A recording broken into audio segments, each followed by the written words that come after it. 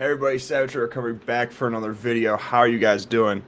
So recently, it's not recently, but there's been a lot of talk about swirling and divestment, and I honestly think that that's a very bad situation. I think that it's being used against men in general, and I am going to make a case of why I have no problem with interracial dating, but I do have a problem in the sense of the divestment community and the swirling community because it is not, I don't think it's good for the communities, for the black community or the white community on the way it's being used. Because it's being used as a weapon against black men and white men. And it's doing a whole lot of belittling black men and bigging up men or giving too much credit to men that aren't asking for this white knight credit. Like, you have a lot of pandering that's going on right now. For example, let me get this video up.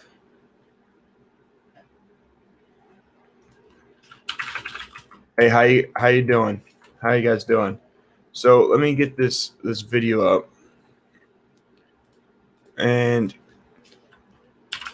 yeah, I just don't think that it's very helpful. And I think when it comes to men,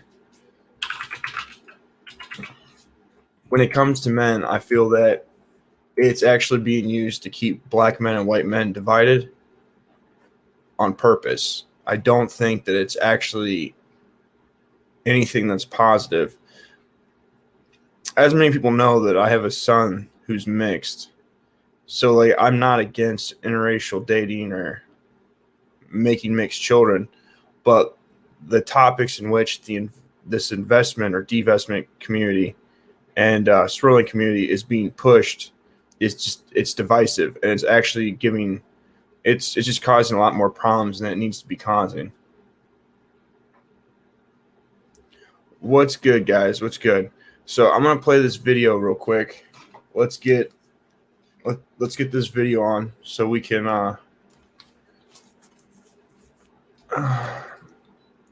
like this is straight pandering. Now this isn't necessarily the community that I'm speaking about here, but this is been DMing me and asking me why I prefer black women. Let's break it down. If you see my account, you'll know the stuff I like to talk about. A lot of sociology. In my experience, I have better conversations about that with black women. That's because it affects them. It doesn't affect white women as much. They don't think about it. 90% of the time I see somebody really talking spicy on this app saying something I really agree with, it is a black woman. Also, black women don't have an issue with my friends. I've had multiple white girls be like, why do you hang out with so many black people? That's because black people don't ask me dumb questions like that. Also, I was a criminal for a long time. I think a lot of white girls like drug dealers because it's cool. They don't really care about you. This is just like a game for them. White women will let you self-destruct. Told a lot of my friends that. They didn't listen to me, and that's exactly what happened. Black women seem to genuinely care and want me to do better. Also, this is a little newscaster voice. It is exclusively for job interviews, court, and talking to girls when they're mad at me. So I don't feel that comfortable around white people. I feel like black people laugh with me and white people laugh at me. So a lot of people have been DMing me and asking me. Okay, so that right there just has been getting a lot of attention on, obviously, the Shade Room. Even O'Shea Duke Jackson decided to make a video about that. But there's a couple things in that video that people don't realize. If you're not white, you won't catch on to it because obviously you probably don't know. Now, the fact of the matter is when he says that white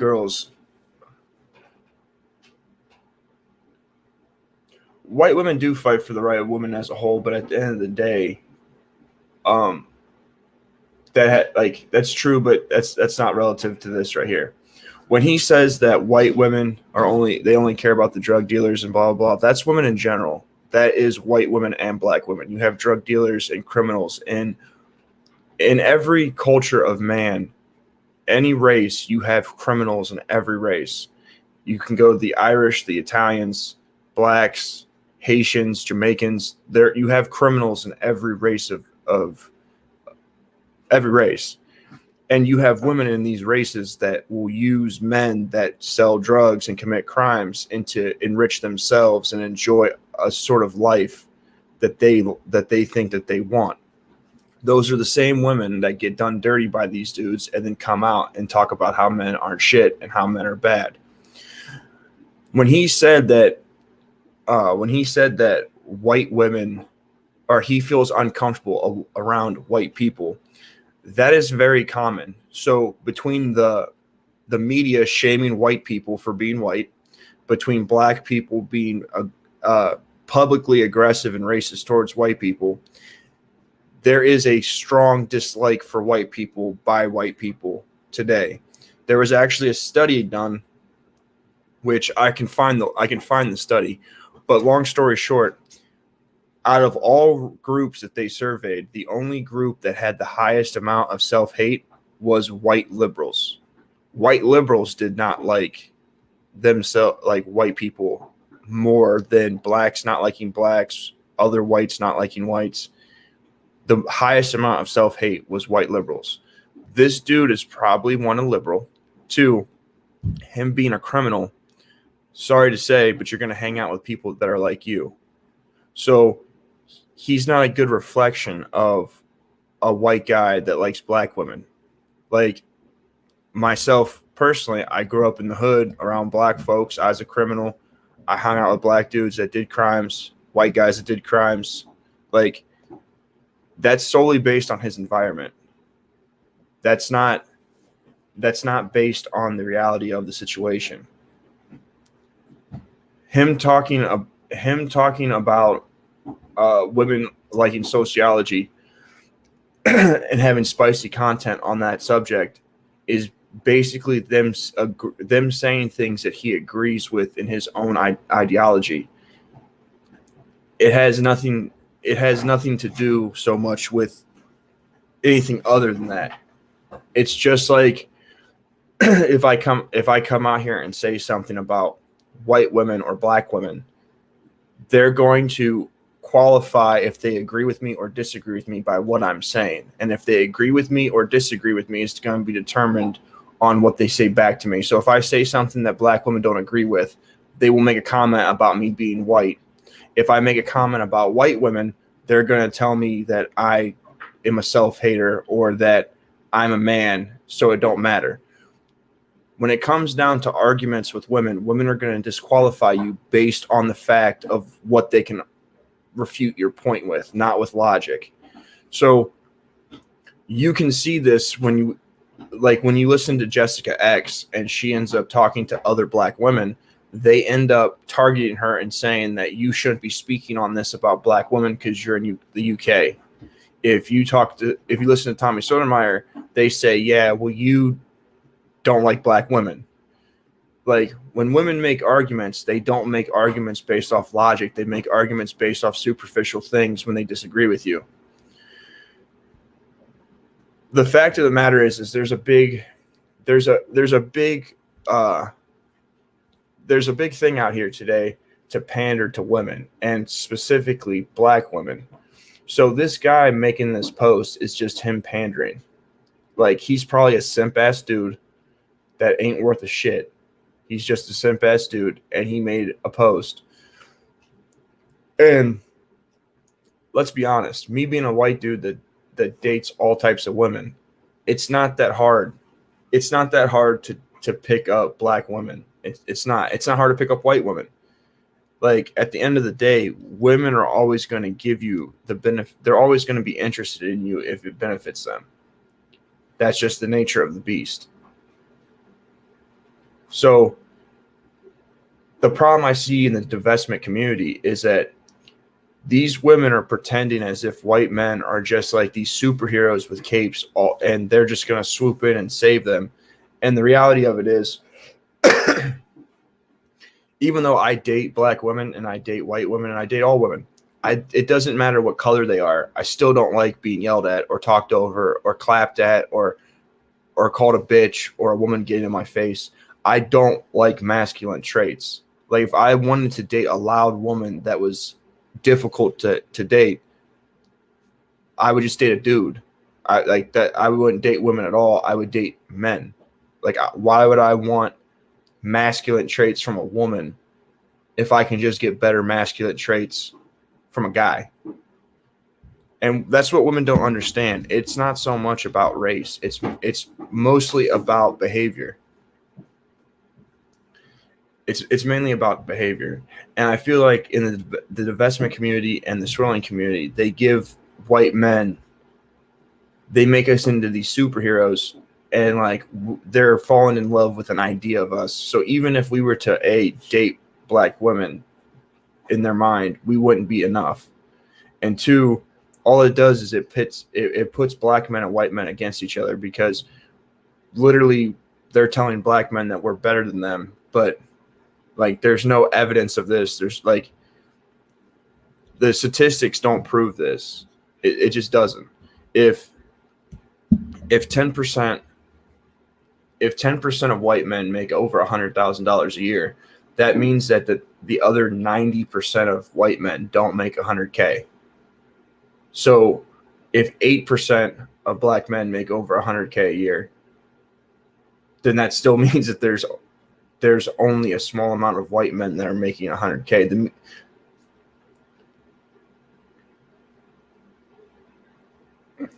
No, like attitude with women is not, it's not good. Like you're going to have dudes that are young that see their mom be aggressive, and they're going to date women that are similar to their mom because they don't know better. But at the end of the day, men really don't like that. Like when you're 20 years old and you're out the house and you're starting to date women, you're going to date women that are similar to your mom, or you're going to date women that you can date. But as you get older, as a man, you're just going to put up with less shit. Like when I was in my 20s and I was newly sober, I liked a loud ghetto chick. Like I was a street dude. Like all the negative traits of a man I had as a street dude. So it didn't matter if the woman was white or black. If she was loud and combative, that's what I was into, because that's the kind of arena that I happen to be in. But now that I'll be 32 in March, I don't want a loud chick. I don't want to be fighting all the time. I don't want that drama in my life. I don't want to come home and not know if my clothes are going to be outside on fire, or if we break up, my tires are going to get slashed. Like there's a mentality that's in women, regardless of race, that they act like this. So when people are talking about they don't like masculine women, these black women they're making this argument that it comes down to the sole idea that it's because they're black and that white men will treat them better. But at the end of the day, of course, there's different things when it comes to race. There's like when I met my son's mom, his family used to make fun of me for eating green bean casserole, because green bean casserole is like a super white thing. Like white people love green bean casserole. Like I'm not gonna lie to you. So there are some cultural differences in that sense, but men as a whole are, regardless of race, aren't gonna put up with fuck shit. Like we're just not. And I just don't like. I really feel that women need to stop with this divestment thing, because at the end of the day, it's setting up women for failure. It is.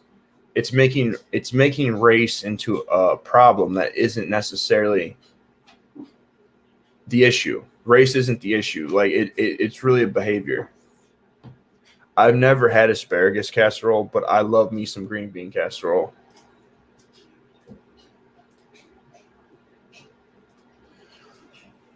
Like, not even that, but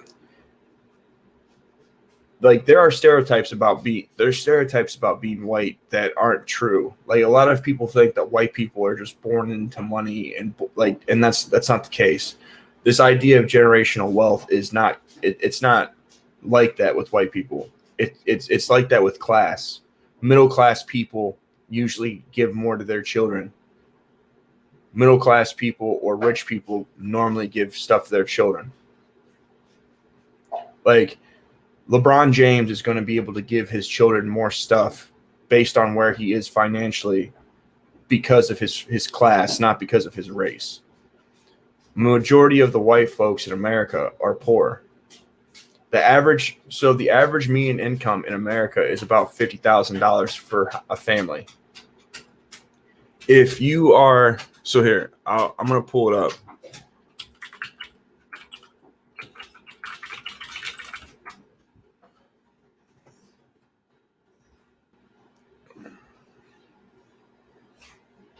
Okay, so I'm going to share this screen.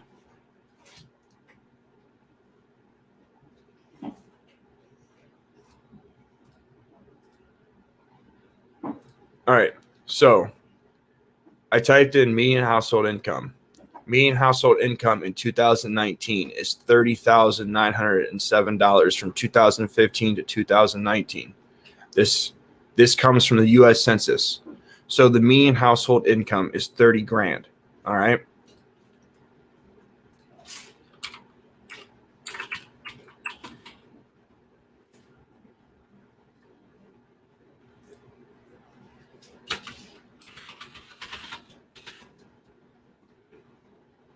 Okay, so right here,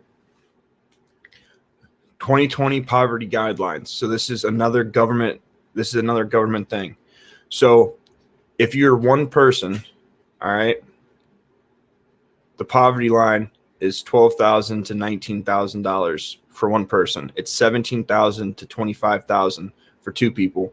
For three people, it's $21,000 to $32,000. For a family of four, $36,000 to $39,000.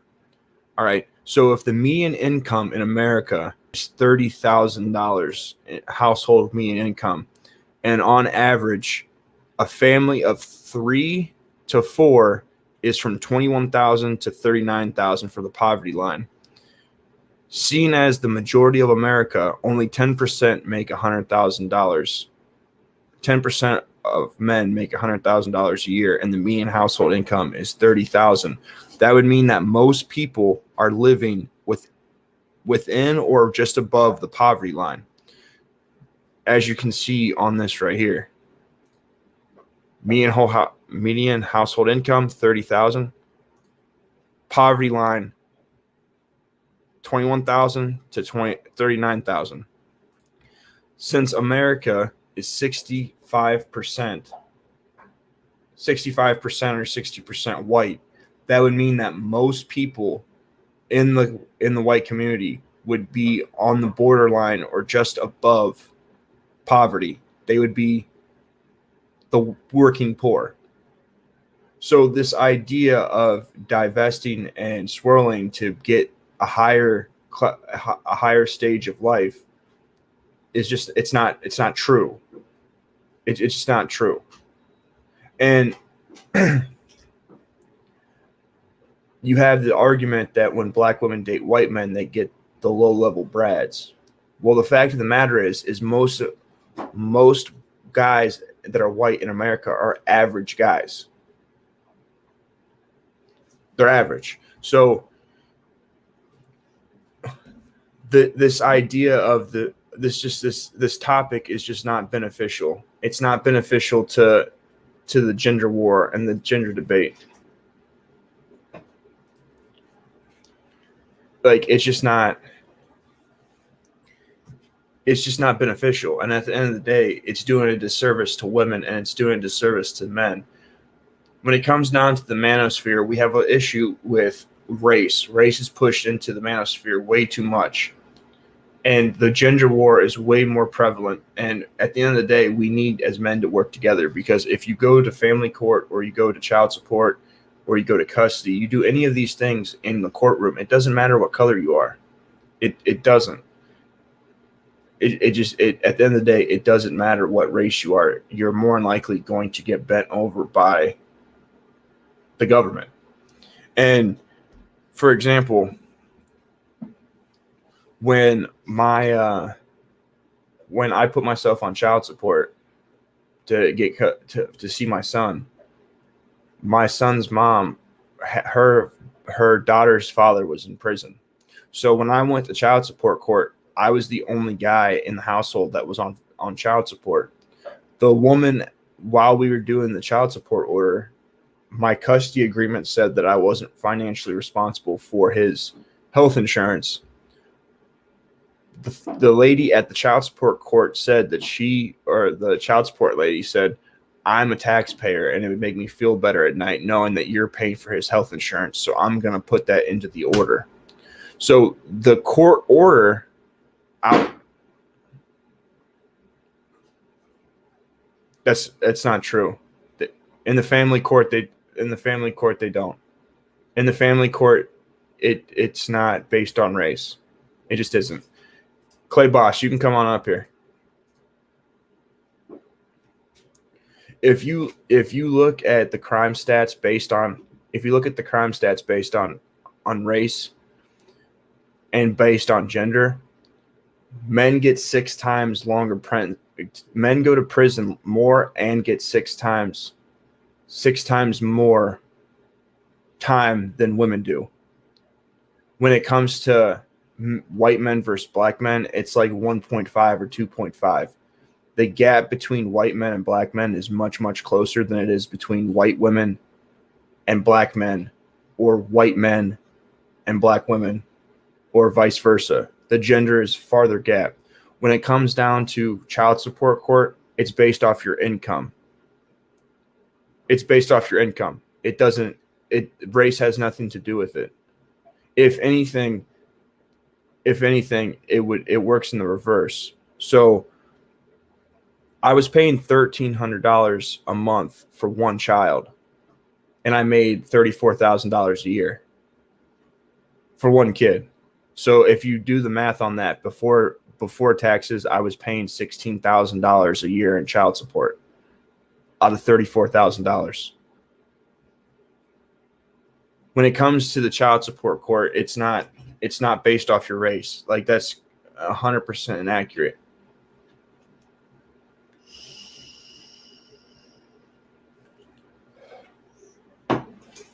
But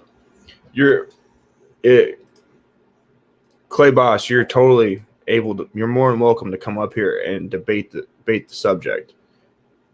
But I really do feel that the divestment and swirling movement, like, I don't think it's good I just don't think it's good in general.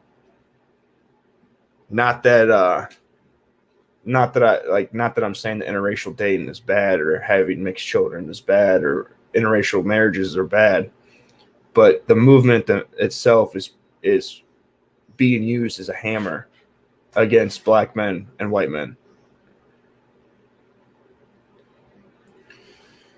And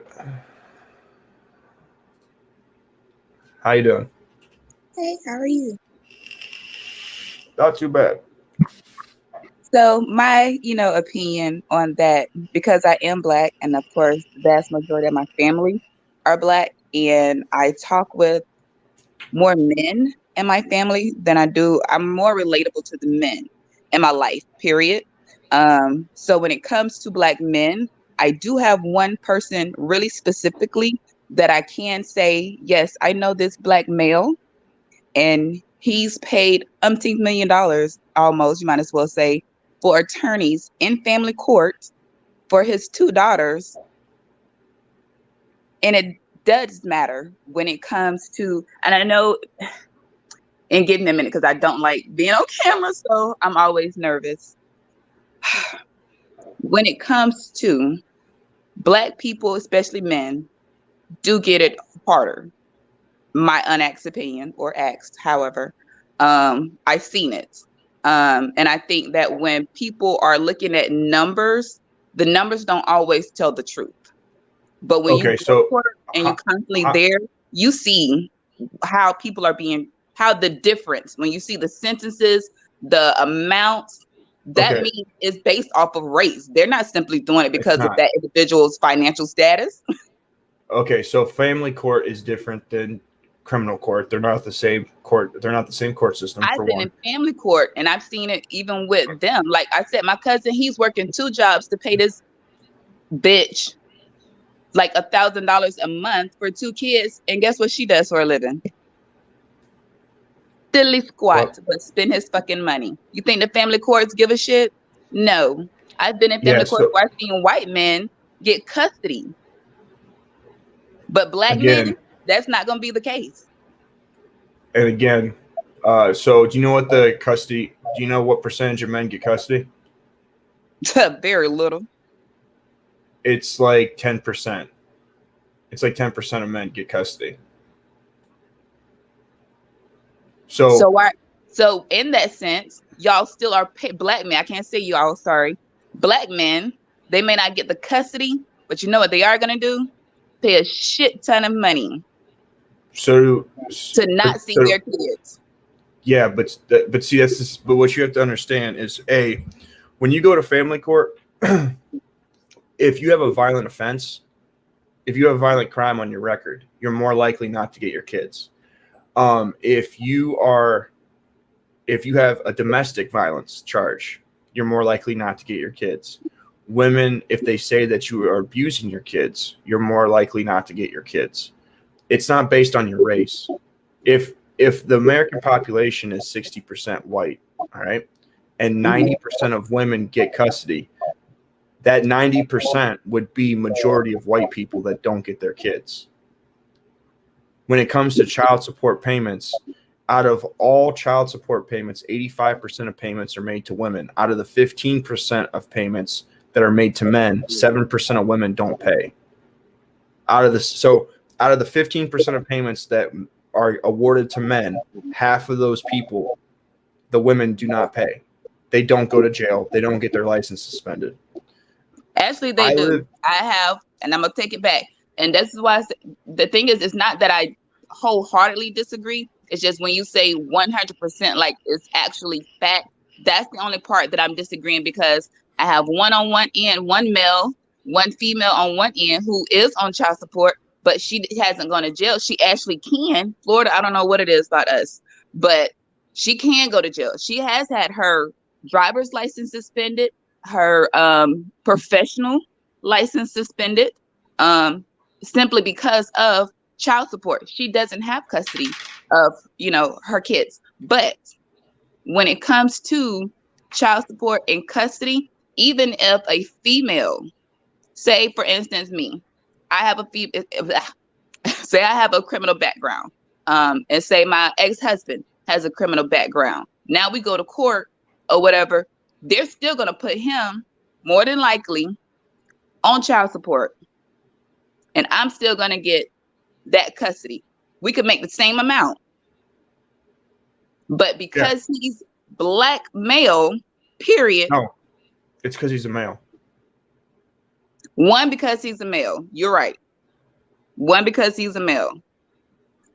When it comes to race, I will say it's not the entire system. I will say, depending on who you have in front of you. Do you live in a big city? I'm in Florida, Tallahassee. Yeah, but is it a big city? We're the capital. Okay, so is there a lot of black people that live in that city? Yeah. Okay, so I live in Cleveland. Huge population of blacks. Oh, yeah, you might have more black people there.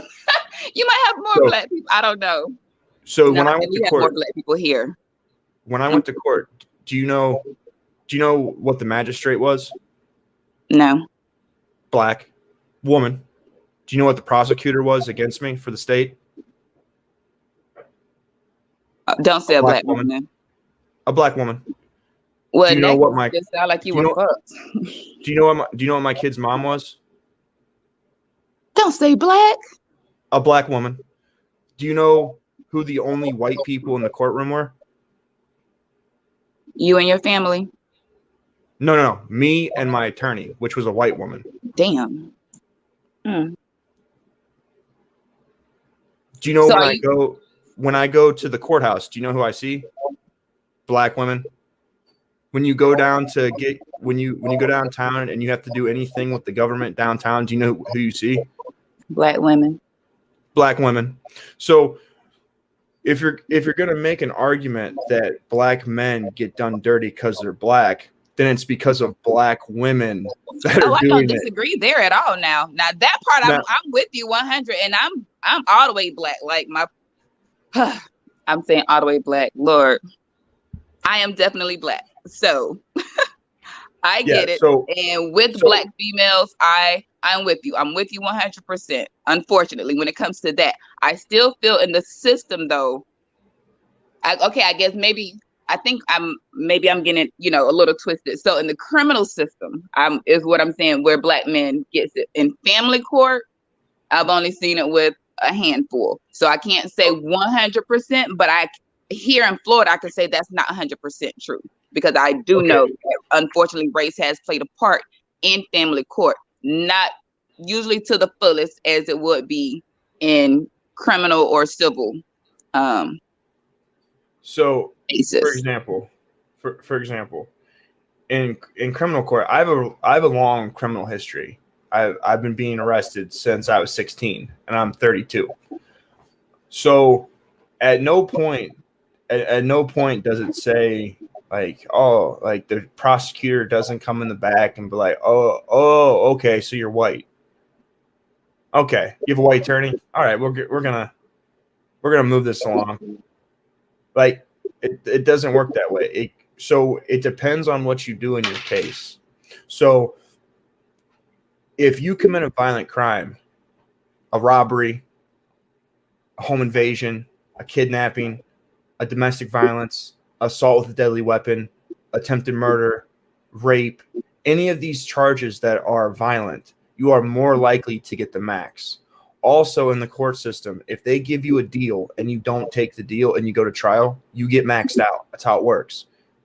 They tell you that even if you're white, if they have a case against you, they say, all right, so you have an attempted murder. If you plead guilty to attempted murder, we'll give you 10 years. But if you don't, your attorney will tell you, if you don't take this deal, it's your best option. And if you go to trial and fail, you're going to get the max, which in Ohio, I think you can do 20 years on attempted murder, 25 years in attempted murder. So when it comes down to the statistics, it's not simply based, when it comes down to court numbers, it's not. Well, can I just interrupt you on that, your scenario real quick, just because I do watch court TV, and for whoever watched this, I just enjoy people knowing. So with the scenario that you just brung down, if you commit a crime, whatever it is, your attorney is going to tell you either plead out or take it to trial. You take it to trial, you may lose. The thing is, that is your choice. At the end of the day, your attorneys are there to give you the advice, right? Correct. You have to make that decision based on what you know, whatever that crime is, whether you robbed the bank, whether you killed your baby mama, whatever it is. If you know you're guilty of it, then yes. If you're not guilty, it shouldn't matter what they say. Oh, if you take it to court or take it to trial, you could lose. So what? You could win also. The system isn't really set up for you to So win. what? The system isn't also set up to take on everybody who pleads not guilty. That is why attorneys push so hard for those people to get pleas. If everybody who was really not guilty or even halfway guilty said, no, we're going to court, trust me, our judicial system would fail. And you could ask many attorneys. They will tell you that in any case, because there's more of us than it is of them. Yes, but the issue here is the court system is set up to give out plea deals, because that's what they're set up to do. That doesn't mean we have to accept it. I get that, but you're arguing a point that I'm not making. The point of it being race-based has nothing to do with if the system is set up to give you a plea. If you don't take a plea, you're going to get a harder sentence than if you did. So automatically, if you look at cases where one group is getting longer sentences than other groups, it depends. Did the group that's getting a lesser sentence take a plea deal, or did the other group that's getting longer take it's a trial. So there are multiple variables that are inside the court system that take away from the disparity. Just like if you look at the FBI crime statistics, 51% of all violent crimes in America are committed by African American males from the ages of 15 to 45.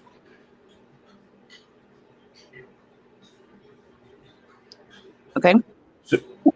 So you have a small group of people that are overrepresented in the court system because they're committing majority of the crime. So like if you have, like I said, when it comes to violent crime, you're going to get a longer sentence than if you did longer crime. So long story short, if you're looking at overall cases, you have judges so you have individual judges. So not every judge is going to rule the exact same across the country. You have circumstances in a case that allow the judge to give you a different deal, a different amount of time based on the evidence. You have the type of crime, violent crime compared to non-violent crime. You're going to get less of a sentence. If you go to trial, you're going to get more time. There are multiple things. If you kill a woman, you're going to get the max. Like killing a woman, you're easily going to get the max. Like so let me just and I'm gonna let you go in just a few. So the way I'm seeing it in my head is about choices and options. And I know we've been around the board, we've gotten a little off topic. So I'm gonna use this just as a scenario.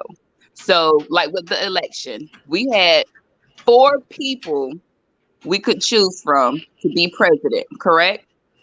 However, the vast majority of the world said if you go against Trump or Biden, you're picking for one of the other, as if we didn't even have the option to choose 3 or 4. While the small people, there was a small number of people said, guess what? We have other options. Y'all are giving me 1 or 2, but I have 4 total. There are always options, and you have to go with whatever is best. That's just a list there. That you have to go with what's best for you. Everybody's situation isn't going to be the same, correct? But at the end of the day, whatever individual, be it a black man, white man, black female, Asian female, whatever, at the end of the day, you have to make whatever decision is best for you, because at the end of the day, you're going to live with that decision. So unfortunately, when we go to court, and I know, unfortunately, I can't apologize for the black women who's done, bullshit, but I see it and I don't like it either. And I despise the foolishness. But at the same time, it's like, okay, we put ourselves in certain situations. We put ourselves there. Now let's accept that we've done it. And how do we correct it? So we can complain. We see the problem. We can complain about it, but that doesn't resolve anything. It's like, hey, here's the problem. How do we fix it? I don't want to hear about the problem. I don't want to hear about the labor. Show me the baby. That makes sense? It doesn't, because I'm not sure where you're going with your point. Like what you're addressing. So when it comes to courts, right? Mm-hmm. And let me think, because I ain't been up all that long. I came on YouTube to clear my head looking at stuff and seeing that you were live. So when it comes to court, I just don't feel like I get what you're saying about, I still feel like race plays a part. It may not be that way in Cleveland, but for me watching court TV, watching documentaries, and personally being at court with other people and just to be there before COVID, I would see certain things. So at the end of the day, like I was saying, we put ourselves in there. We had the options. We had choices, right? In the beginning, we made those choices that led to where we are now for you to be in court, correct? Correct. Okay. Now that is we know the problem. What is the solution? Well, the solution to not go to family court is not to deal with women. But well, good luck. But the reason that, like, so, do you see me on camera? Yes. The only reason I'm not on camera is because I don't need Tommy seeing your show and seeing me with my Jiffy Pop bag on my head. So no, that's fine. Okay. I'm not making a comment about you being on camera. Okay. But okay. So, but you can see that I see you. I see you. You see, I don't have hair, right? Correct. So, if I feel that I have hair, does that make it true? No. Okay. So when it comes down to logical thinking and problem solving, you can't go based off of your feelings. The fact of the matter is there's either statistics and facts that back up your claims, or there's not. A lot of the time when it comes to documentaries and it comes down to stuff about race, at the end of the day, race is a huge moneymaker. It's a huge moneymaker. And you'll never be able to prove, though. You say when it comes down to it, you can't go by what you feel. You can never really prove anything is based off race. It's going to always be your word versus my word. So, okay, so even in that sense, we can't say that it's fair to say that the judge or the courts don't judge people based off of race, because we don't know that. You can't. That's not something you can see. I can see that you're white, and let me see if I can turn my camera on. You can see that I'm black. So I got a question for you. What percentage of single-parent households are in the Black community? Probably about a good 90%. It's about 80%. Do you know that 80% of children 80% of people that are in prison come from a single-parent household? Yes. Okay. So that is a fact that those are facts. Okay, so then that going back to it, that's all the more reason for the system to look at Black people in a negative. No. So but in a way, that's not purposely, but in a way, that's what you just voiced. 80% of people that's in prison come from family households, Blacks. Yeah, so you have white people that are in prison that are from single-parent households as well. What's the percentage? 40% of all children in America are born out of wedlock to single mothers. What's the percentage of Blacks? The percentage of Blacks that are in prison, let me look it up. From single-parent households, though. Like the vast majority of people that are Black, that we were seeing, single-parent household, what is that percent? That'll probably still be about 9. That'll probably increase to about 90%. All the more reason, and I'm not saying that is right, but I do understand it, and I don't know anybody who wouldn't. If you have 90% of Black people that are in jail come from a single family household, why wouldn't I look at you in a negative? Why wouldn't I be judging you? Okay. I am Black, and I ask that question. Why wouldn't I judge you if this is what's going on? 90% you're going to do fuck shit. In 2010, inmates in the adult facility by race, ethnicity, jail, and state federal prisons. 64% of the population is white, non-Hispanic. Percentage of the U.S. incarcerated population is 39%. Hispanic is 60% of the population, and they are 19%. Blacks are 13% of the population and 40%. Right. 5.6% and 1.5% in prison. So now I'm going to bring up. Right. We are 13% of the United States with 40%, almost half, with a low percentage. I'm just simply saying, I want you to see, like, damn, maybe I'm right to some extent. Like, damn, I see why they look at it. Like, I'm Black. Come on, I'm not, and I'm by far not prejudiced. I love my people. I know the bullshit that we're doing out here, though. I've seen it. I've been part of the fuck shit. And white people see it. Asians see it. And the world sees it. So yeah, unfortunately, we get judged because of our color. Sadly, No. but it's because of what we do. That's the thing. It's not just because of our color. It's because of what we as Black people do. And that's the thing that I wish white people would just accept. We as Black people, we do this fuck shit to ourselves. Oh no, I totally accept that people do their own bullshit. But this is what you have to understand. Do you want to move to Chicago, South Side Chicago? Fuck no. The hell? Why I'm not? trying to live. That's why I live in Florida. So why not? Why don't you want to move to South Side Chicago? Motherfuckers are dying early. I have kids. I love my kids, and they But not going. why? That's why. But why not? But why not? Okay, I'm gonna come down to a little professional level because sometimes I get excited.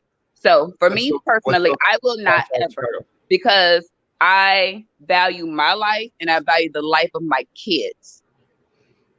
And from what statistics, from what I've heard, from what I've seen, it is not a safe place to be.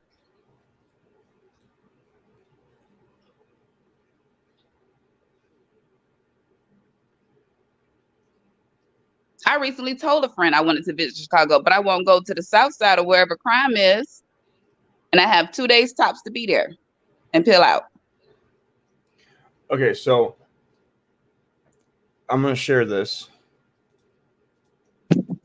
So I am having trouble finding how many, like I know 80% of people that are in prison, but it doesn't break down by race, what percentage of each race doesn't have fathers that are in prison. But I can tell you the vast majority of them will tell you of the 40%, of that 40%, I guarantee you 35% of them either didn't have a father or whose father was present did time. So here's National Fatherhood Initiative. This is from their website. It says that there is a crisis in America. According to the U.S. Census Bureau, 18.3 million children, 1 in 4, live without a biological step or adoptive father in the home. There is a father factory in nearly all of the social ills facing American today. Research shows when a child is raised in a fatherless, absent home, he or she is affected in the following ways. They are 4 times greater risk of poverty, 7 times more likely to become pregnant as a teen, more likely to have behavioral problems, more likely to face abuse and neglect, 2 times greater risk of infant mortality, more likely to abuse drugs and alcohol, more likely to go to prison, 2 times more likely to suffer obesity, and more likely to commit crime, 2 times more likely to drop out of high school. So without a father being in the home, all these things, so drug abuse, teen pregnancy, poverty, committing crimes, all these things are more likely to make you go to prison, correct? Yes. So if 1 out of 4 children in America are born without a father in the home, is that a race issue or is it a different issue? No, that's a different issue. Okay. So if this is a different issue and 80% of children born in the Black community are not having fathers, is it a race issue that they're not having fathers, or is it a other issue? Both. How is it a race issue? When it comes to Black people, and I'm speaking from my Black experience, okay, the vast majority of us didn't grow up in a 2-parent household. So when that's not something you are around consistently, you don't know better. You're going with what you do know. That is why it is that way. When you grow up in a 2-parent household, whether it be with your grandparents, your auntie, your uncle, that's stable, when you get older, you want that. So you're going to strive for that. But when you're not around that, that's not what you're looking for. Why? From what you know, that's TV stuff. That's a different world. That's the Cosby Show. That's Family Matters. That's stuff that's not real life. I can say that because I literally was that child. I grew up, the most stable time of my life was from 4 to 9, living with my grandparents. Outside of that, it was all kind of weird fuckery. And when I talk to people in my community, it's the same thing. Their stable life was with a family that had male and female and had strict rules and regulations. Unfortunately, that is not the case.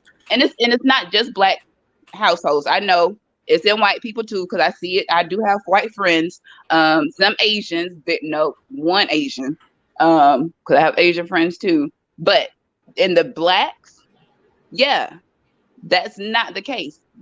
When you don't see it, you don't know it, you have to learn it on your own. And a lot of times it's not until later in life that we learn it. Okay, so so this is the 1930s. Never married, 5 years age groups. So this is the 1930s. So it goes 100. Oh wow, we're going back there. Yeah, and it goes up at 100 and it goes down. So this green line represents the target value.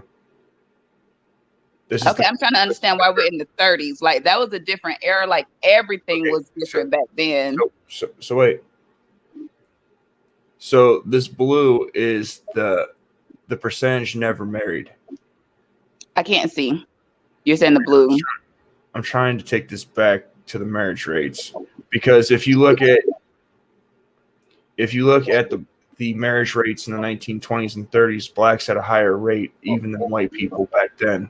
It started to change in the 60s, and I'm trying. Wait. Do you know why that is though? Do you know why that was though? You have to think about where Black people came from. We had no choice but to stick together.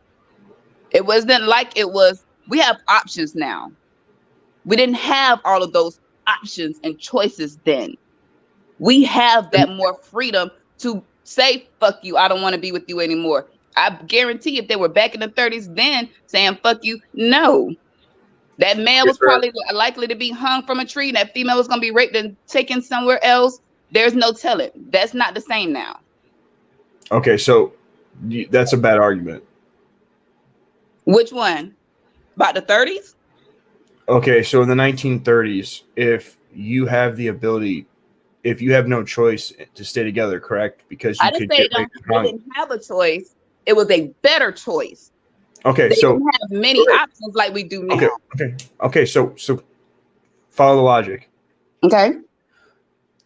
So if you were going to get hung and raped in the 1930s, so it was a better option, okay, because of death. So now that you don't have hanging and raping en masse, which you didn't have in the 30s anyways, but let's just say you did. That was a good option. But now that isn't prevalent, that isn't a problem, it's not a better option now. What's not a better option? Just to get married and have children and stay together. I'm saying getting married. I've never said getting married was not a better option. To me, being married, staying together is always, if it's best, if that's what's best. That's not always what's best for the couple, and it's damn sure not always best for the kids. However, if a family can be married and make that work, yes, it is better for them to do that. However, because we have more options now than they did in the 30s, that is not what we're worried about. And because we didn't grow up in the 30s, 40s, 50s, a lot of us younger ones, we didn't see people sticking it out. That's what I'm saying. We didn't see them sticking it out, regardless of the bullshit. I have families that was born in the 40s. And as you know, you go to a family reunion, you find out you got other sisters and brothers because people done stepped out, but that family still stayed together. We don't see that anymore. So my son's mom, her grandmother and grandfather were married for 30, 40 years until her grandfather died. So she's not married. Her sister's not married. Out of the four grandchildren, only one is married. Not out of her uncles, out of like 4 or 5 of them, only 2 of them got married. One of them couldn't get married. But their mom and dad were married. Grandma and grandpa were married. I asked when I got my son's mom pregnant, I asked her to marry me because that was what's right for our kid. And do you know what she told me? What? No. She said that getting married was a big deal. That was a big step.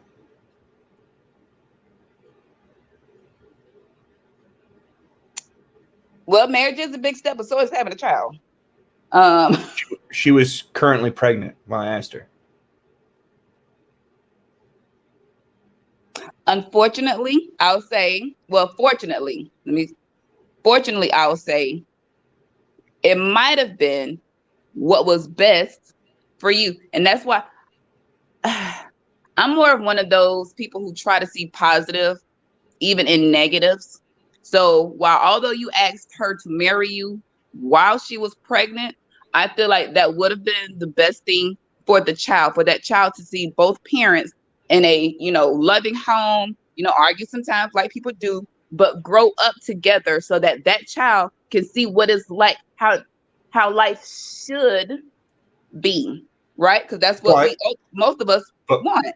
But when you lay down with someone prior to talking with them about that, then that means you made a decision that you can't go back on, unfortunately.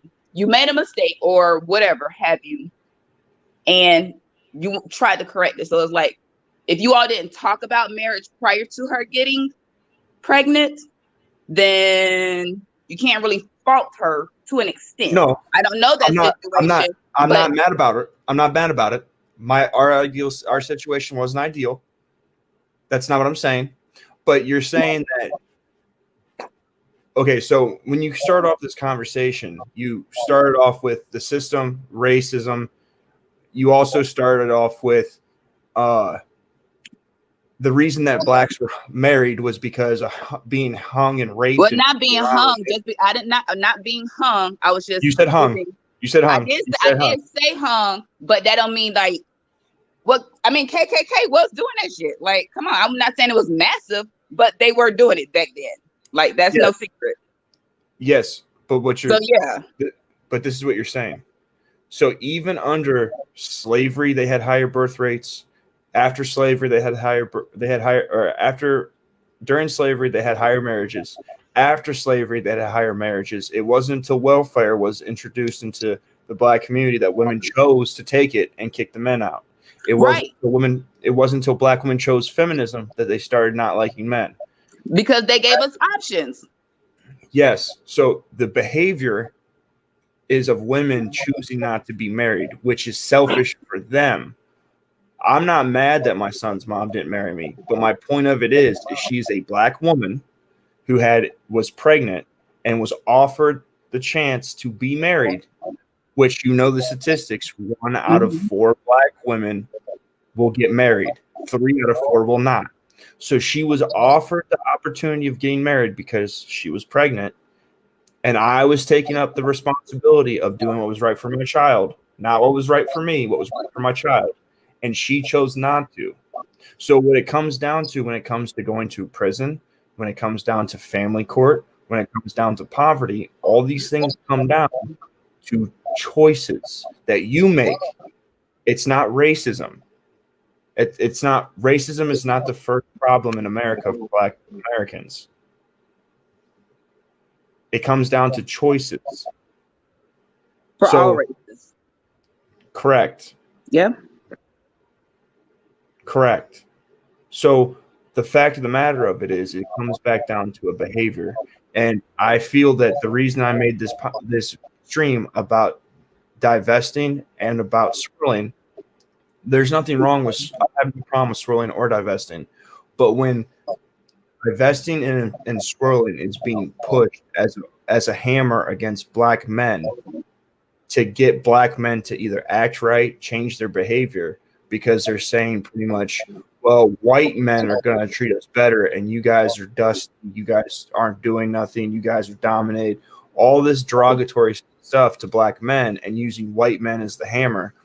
It only escalates racial tensions. That's That's all true. it does. I Because agree there. I do. you're now pinning black men against white men in a fight that, like, us white men weren't even trying to be a part of. Like, I literally get what you're saying. I get what you're I'm saying. going to work trying to feed my mixed son, and I all of a sudden got black men that see me with my kid's mom. They're, oh, that's one of them swirlers. Like us white dudes are just normal average dudes. Like, when you listen to the black community, when it comes down to wealth, when it comes down to wealth, when it comes down to all these things, we're stereotypes of people. Like, black people stereotype white people way harder than white people. Like, we have generational wealth. We all are born with a silver spoon. We all have good jobs. We have all these things, but we don't. We just showed in the beginning of the stream statistics. The average median income is $1,000.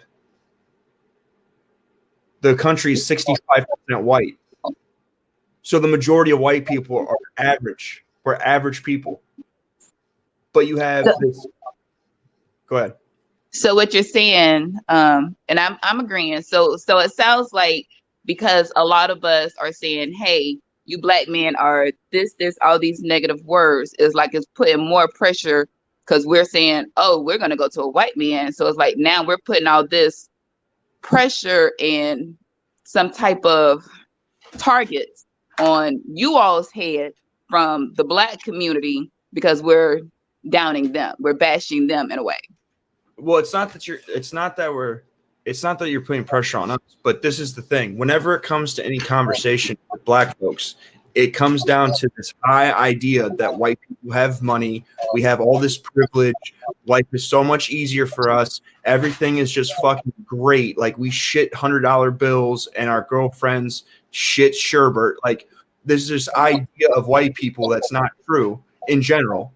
And then when you use this idea that it's going to be, the grass is going to be greener when it comes to white people, it's unhealthy expectations.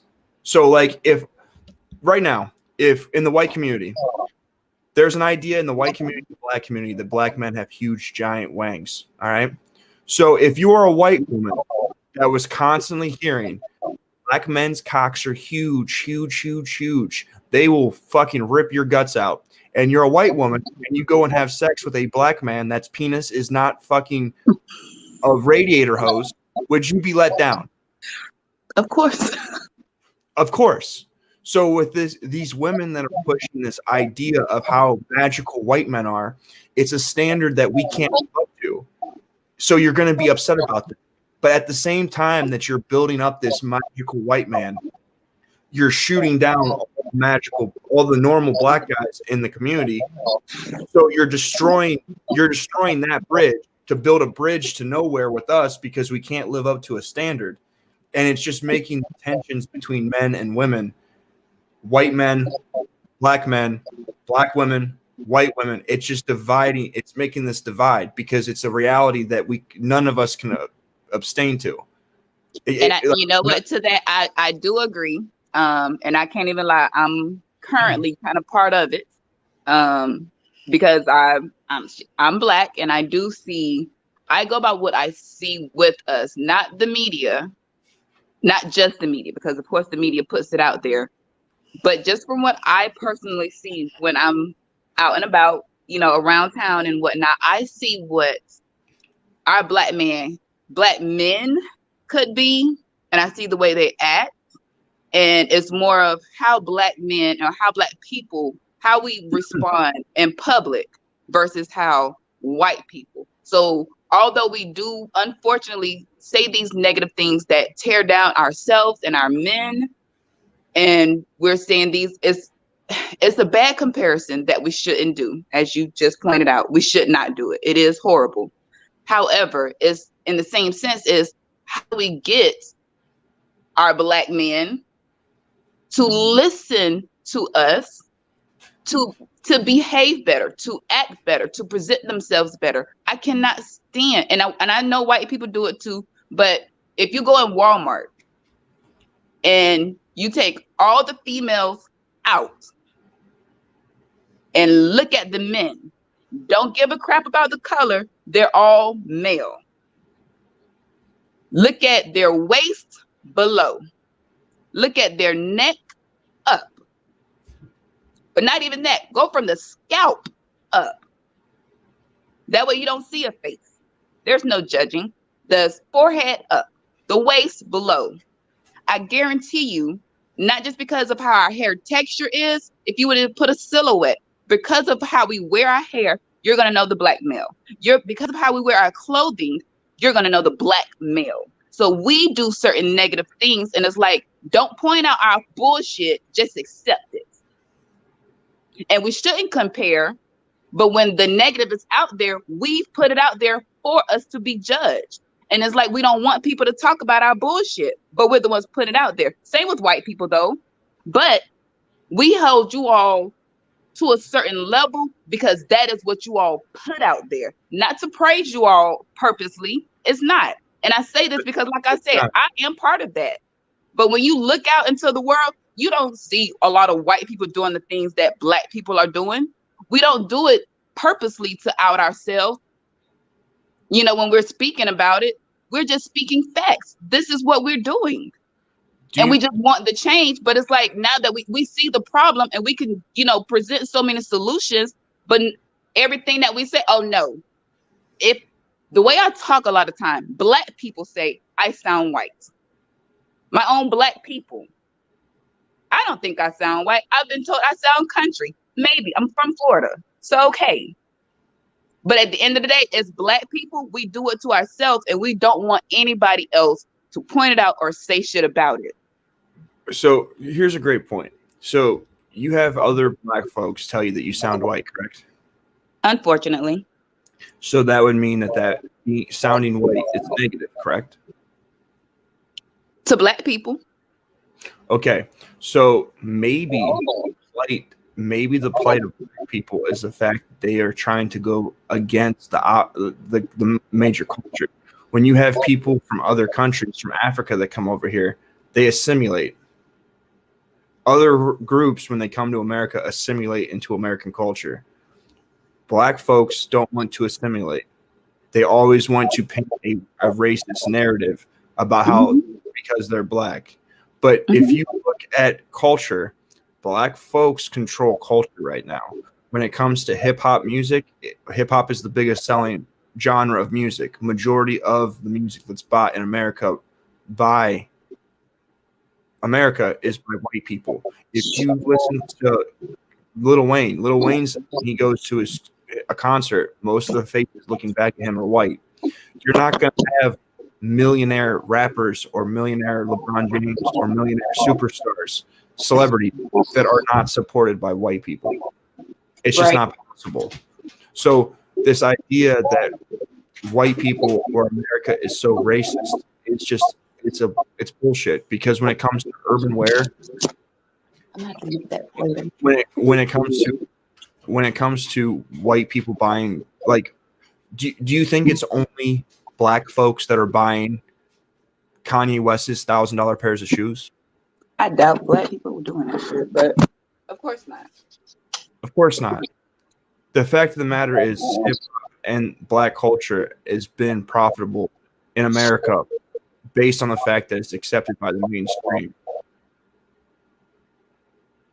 So this idea that is being painted is not true. I'm not saying that there aren't racist people, not saying that there aren't cases of racism, but the idea that everything comes down to race is just, it's not true. And it's an excuse to sit in bullshit.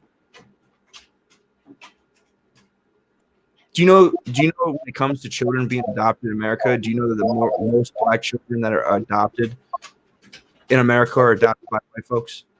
Uh-huh. Yeah, I do. So if America was so racist, like, for fun fact, my sister could not, she couldn't have kids. She had like 7 or 8 miscarriages while her and her husband were trying to have a child. So my sister did what she could do, and she decided to be a foster parent and adopt children. So she took in a family. There was 4. She adopted 4 kids. The oldest kid is mixed. The youngest 3 kids are white. They're all brothers and sisters. They're all from the same mother. All right. Mm-hmm. But she adopted all of the kids. When the oldest child was first placed in the foster care system, they put her into a black household because she was mixed. The woman that took her in would not let her bathe, did not spend money that the state was giving her on that child. Whenever she would come over to my sister's house to visit her siblings, the other siblings my sister had, the first thing this 10-year-old girl would ask for was if she could do a bath. Every time. Eventually, my sister ended up advocating for that little girl with CPS to get her away from that household, and ended up taking her in and adopting her. So this idea that racism is what's holding people back is not true. It's behavior. Just like as a white guy with face tats, I'm looked at differently than a guy that's white that doesn't have face tats. True. So at the end of the day, personal responsibility is always going to be the first issue.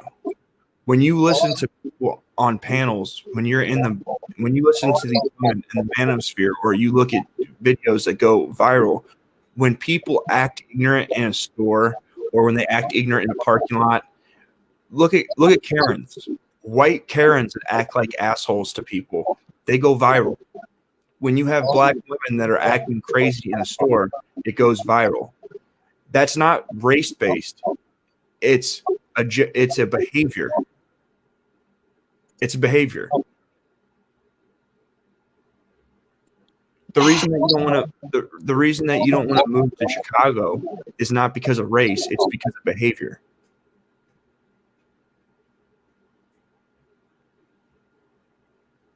I'm just thinking because it's a number of things I was wanting to address on that. But you're right. At the end of the day, it is a behavior, but a lot of it is race.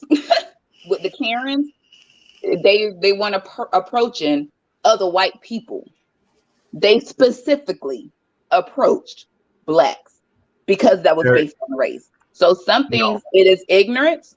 Some things is based on race. When I've seen white people say they see a black male and they start clenching their purse or they move closer, it is not because that black male has done anything. Racism, the thing is, it does exist. Some people are racist. Some people are ignorant. It is oftentimes hard to tell the difference. I know this because I've had tons of patients that I thought was racist. They were just being ignorant on that day because they came back all kind of loving. Absolutely love them to this day. But there is a difference between ignorance and racism. And some of them, it is ignorance towards the race. Question. If you're walking down the street at night and 3 black dudes are walking on the same side of the sidewalk, are you on the same side of the sidewalk, are you going to cross the street? No. If 3 white men are walking down the street at night and you're walking on the same side of the street, are you going to cross the street? No. But I'm not white. And I'm not scary. No. Are you going to move away from 3 men at me night? Me personally, no. Because of how I am, because of where I'm from, how I grew up. Me, I would not. A lot of people may say yes. Me personally, no. As a man in Cleveland, if there are 3 black men or 3 white men on the same side of the street that I'm on, I'm crossing the street because I'm outnumbered. What am I fearing though? That's the thing. I don't walk in fear like that. So if I see 3 people, it's okay. I'm gonna walk my happy ass on. It's not about fear. It's about survival. But that's the thing. I'm going to survive. I'm walking, so I'm not seeing why I can't walk. You were still walking if you walk across the street. Do you think men should carry condoms on them? Yeah. Why? Protection. From what? They're not having sex. You said guns? Condoms. Oh, condom. Wait. Who said they're not having sex? They might have sex within an hour. They might have sex later that day. They might have random sex. So yeah, carry it. But they're not walking out the door having sex. I'm not going to work with sex. I'm not going to the store for sex. You might. So it's better to have the condom and need it than to not have it and need it, correct? Correct. So then why would you not walk across the street when you're outnumbered by 3 people? Why would I? Is the question. If I'm walking, the thing is, if I'm walking on the sidewalk, I guess because of where you're from and where I'm from, we're not seeing it. Where I'm from, if I see 3 people, I don't give a fuck, excuse me, and I'm going to keep going. I don't see why I need to move. If I need to be on this side of the sidewalk, why am I moving? I can't walk a sidewalk? That's wrong now, to walk a sidewalk? Again, you're trying to interpret the question into being as if you're wrong. It's not about that. No, I'm trying to understand, like, you're saying survival. What is correct? These aren't lions, they're humans. Okay. I can't walk past 3 humans? So I got a question. So should you get into a car with a guy you don't know? Why would I do that? Why wouldn't you? Based on what you're saying, then no. Because your first thing was a sidewalk. If I'm walking on a sidewalk, I can do that. But if I have my own car, and if I don't have my own car, I'm not going to go in with a stranger. That's getting in a vehicle with a stranger. I'm walking on a sidewalk. It's a different comparison. So I'm just trying to figure out like where we're going with that. Because the fact of the matter is if you're walking, it's a bad option to get into a car with someone you don't know. It's a bad idea to walk into a group of 3 people that you don't know at night. Because if they end up having ill will, you're surrounded by 3 people. If you cross the street, it gives you distance. Just like if a shooting happens, you're supposed to give yourself distance. Like the idea of survival is seen like as humans, we read what could be dangerous and we acclimate to that as a survival. It has nothing to do with race. If I'm walking at night and there's 3 black dudes walking on the same side of the street, I'm going to cross the street because they might not have ill will for me, but if they do, I'm going to be walking into the middle of them.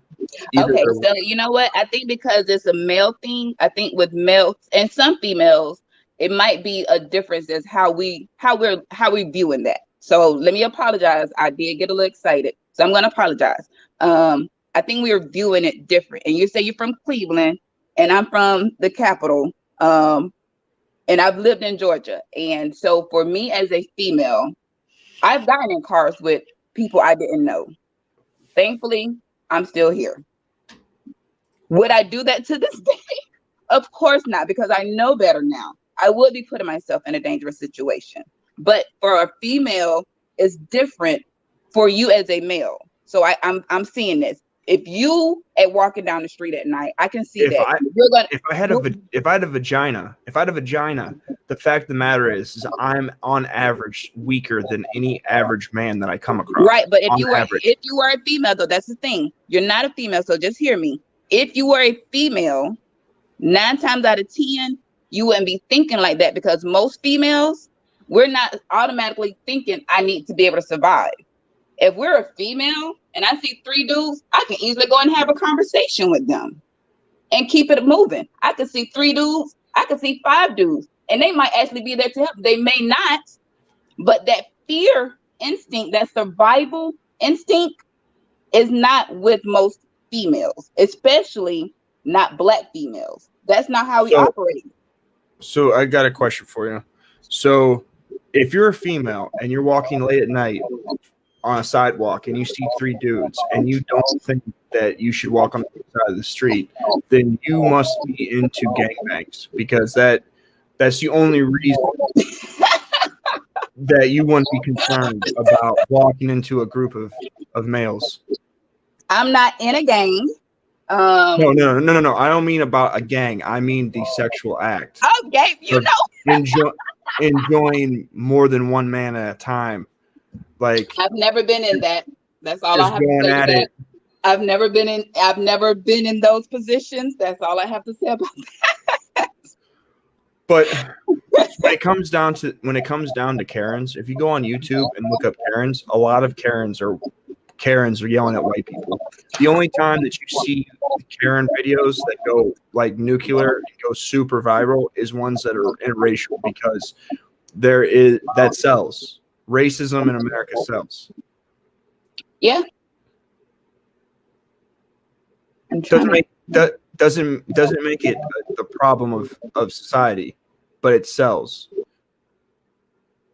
I'll give you a great example. So if you look at what was his name? The kid that got shot down in like Florida. Trayvon Martin. What race was Zimmerman? White. He was Hispanic. Yeah, look like a white boy. Zimmerman wasn't white. Okay. I didn't follow it. I just seen him and kept it afloat. Okay, so he's Hispanic. But again, it was pushed as white man kills black teen. Yeah. Huge. Okay, look at Michael Brown. The cop that shot him, what color was he? I don't know. I didn't follow that. Huh? He was white, but guess what they said about Mike Brown? What? He was a teddy bear. He wasn't doing nothing. That cop just killed him because he was black. But the fact of the matter is he fought with the cop and tried to grab the cop's gun. The cop shot him. He wasn't shot in the back, walking away with his hands up. That was a lie. But it got so much media attention because it painted the white-black narrative. If right now I walk down the street... Okay, but that wasn't the case with Trayvon Martin, though. And that wasn't the case with a lot of black men.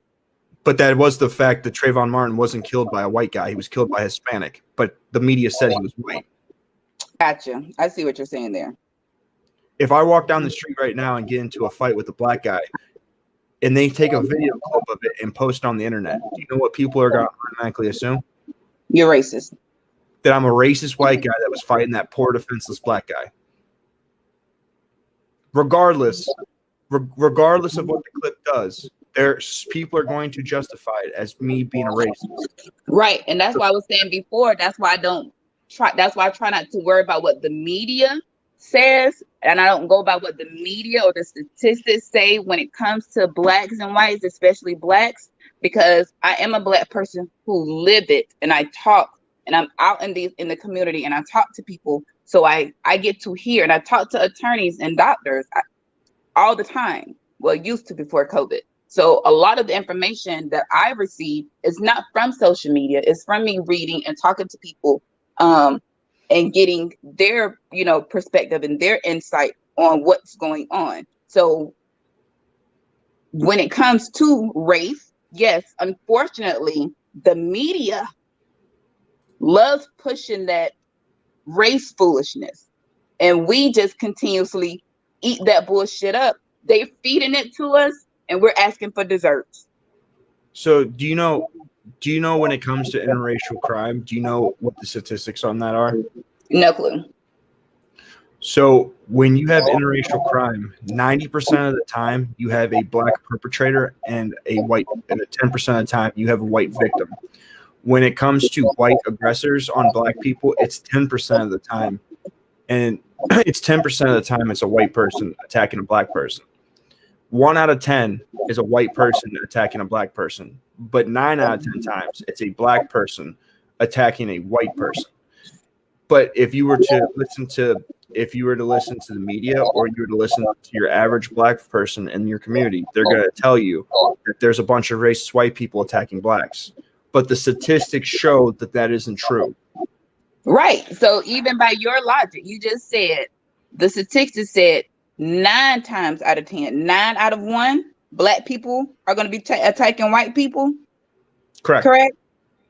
Right. So there's that negative again with blacks, regardless of what we say, You just proved it. Black people are XYZ, and it's the negative. We are negative.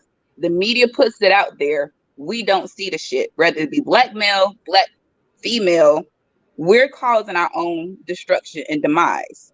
And unfortunately, like you said you're before, wrong. we're praising you all, but you just read it. You just read it. But here's your problem. So if you watch the media, all right, the media shows you when black men are the victim or black people are the victim. When black people are, they'll clip a video of right. They clip it to make it look like we're the victim. Correct. But the statistics prove that it's the opposite. Not. So the media is actually doing the opposite of what you're saying. So if you look at the statistics on how many unarmed black men were killed in 2019, the statistic shows that it was 11 unarmed black men out of all the police interactions and 19 white people. The media is actually making black people the victim when the numbers show it's the opposite. If you ask any average black person, they will tell you that systematic racism is real, and black people are just getting gunned down by the police, and that's not the case. Okay, news media is making black people look like victims, but when we're posting our bullshit on there, that is our media, and we're not making us look anything but worse. So while news media clips things to make us look like the victim, it is hurting us because white people see it and they're seeing this negative picture of something that's false. Because when the truth comes out, we were really wrong. So now it's like white people now have more reason to hate us. White people don't care. I'm not saying that y'all should. I'm just saying, like, I get it. If they were, it's like because it's out there, it's like, dang, why did they have to lie about this? This is what really happened. We don't care. Some don't say y'all, because some do. We don't. Yeah, but some is the minority. And that's all that matters. All you need is a few to stir up enough. The same thing with black people. All you need is a few of us. That's not how it works. If we both say that black men have big penises and I go and show you two black men with small penises, that doesn't disprove the idea or stereotype that black men have large penises. You cannot make a rule based off the minority. When you say that black women, that's okay, but we can't line up all men and show the damn dicks. But we can line up a lot of foolishness and show that. Dicks, that's one thing. We can't show that. But they're showing us our bullshit. So again, if I say that 80% of men in prison come from single parent households, and you show me your one friend that's single mom put them through private school and they became a lawyer at a top education, that doesn't disprove the statistics. That's an outlier. The fact of the matter is most white people don't care. Most white people have the exact same problems that everyone else does. We go to work. We try to take care of our kids. We're getting fucked over at our job by someone above us. Like, we got car payments to make. Our car got hit in the street. Like, we have to take our trash out. Our dog shits in the fucking living room. Like, our kid is pissing on the floor for no reason in the middle of the night. Like, we have normal problems just like everybody else, and we don't have the time to be placating to hating black people. We barely have enough time to live our own lives.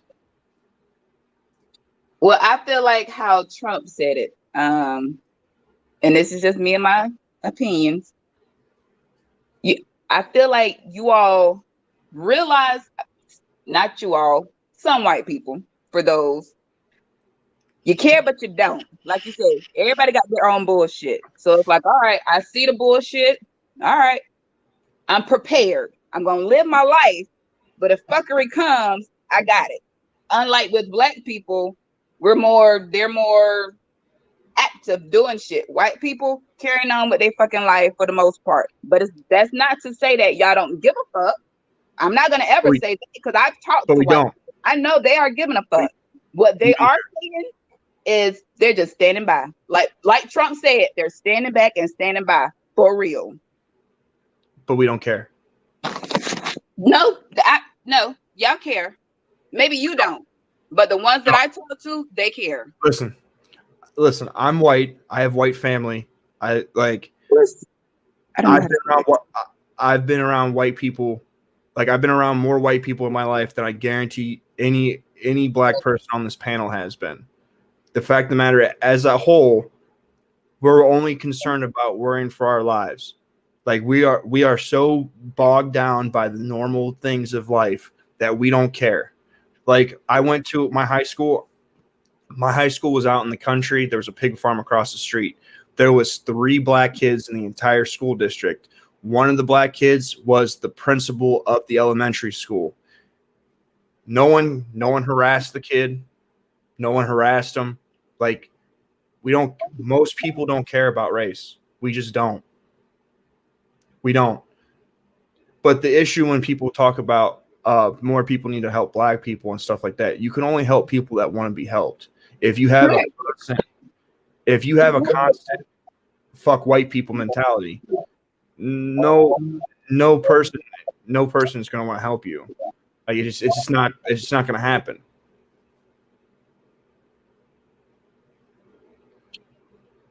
The reason I say white people care is because huh?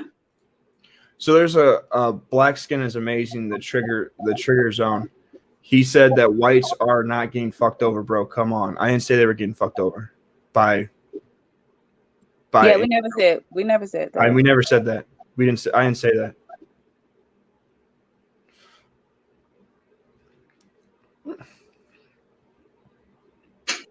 Because hell, in my opinion, everybody getting fucked over. Shit. Yeah, but the thing of it is when you go to a business, you're gonna have people in a company that don't like you, and they're gonna try to fuck you over, even if you're white or black, you're not gonna get along with people. Like I work in the trades, and there's definitely white people that try to sabotage other white people's careers. Like, white people have the same problems as black people. Like we're normal people living lives. Like we don't shit gold. Like we don't go to our fridge and open it and food appears in it. Like we're trying to feed our kids just like everybody else is. Like no, I hear you. Black skin is amazing. It says okay, there you go. There you go. What happened?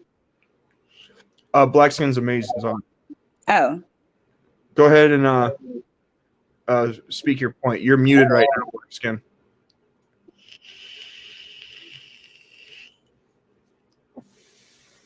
Does he realize he's muted? Was he gonna say something? I'm not sure. I'm not sure if he realizes or not. Black skin, your mic is not connected. You're gonna have to connect your mic. It says that now that your devices are not connected, Black skin. But go ahead, Clay. Go back to what you were saying. I just feel like, period. When it comes to this whole race thing, it really is more of ignorance. The media, in my opinion, news media makes things worse. So unfortunately, I have to say I was never a Trump supporter before, but I honestly believe the media presents fake news for this purpose. Black people, we just have to get our shit together, period.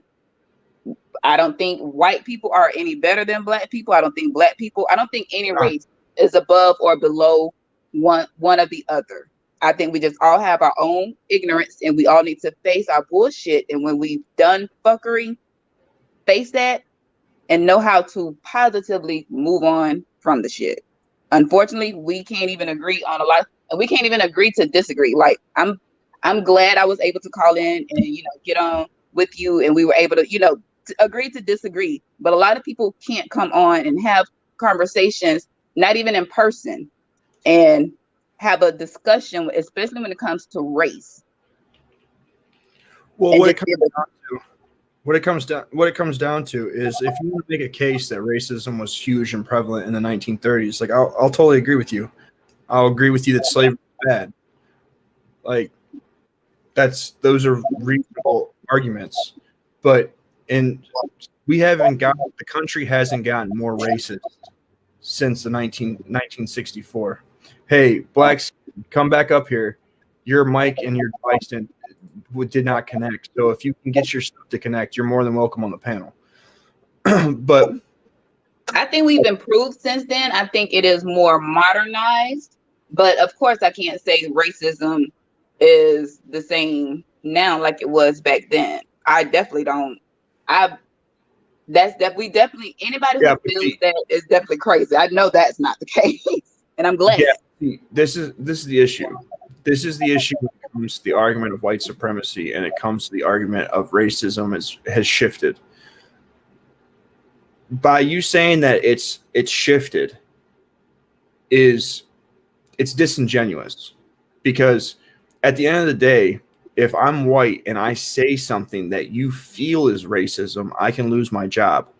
But as a black person, you can say racist shit to me out loud and it's not a problem. Like this idea that the white man is holding you down. One, only about 5% of the country runs the country, 1%.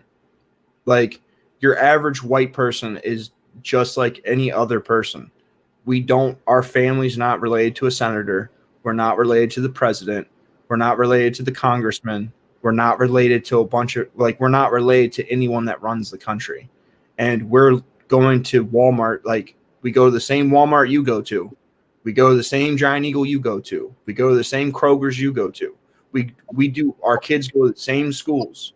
Most white people do the same shit that black people do.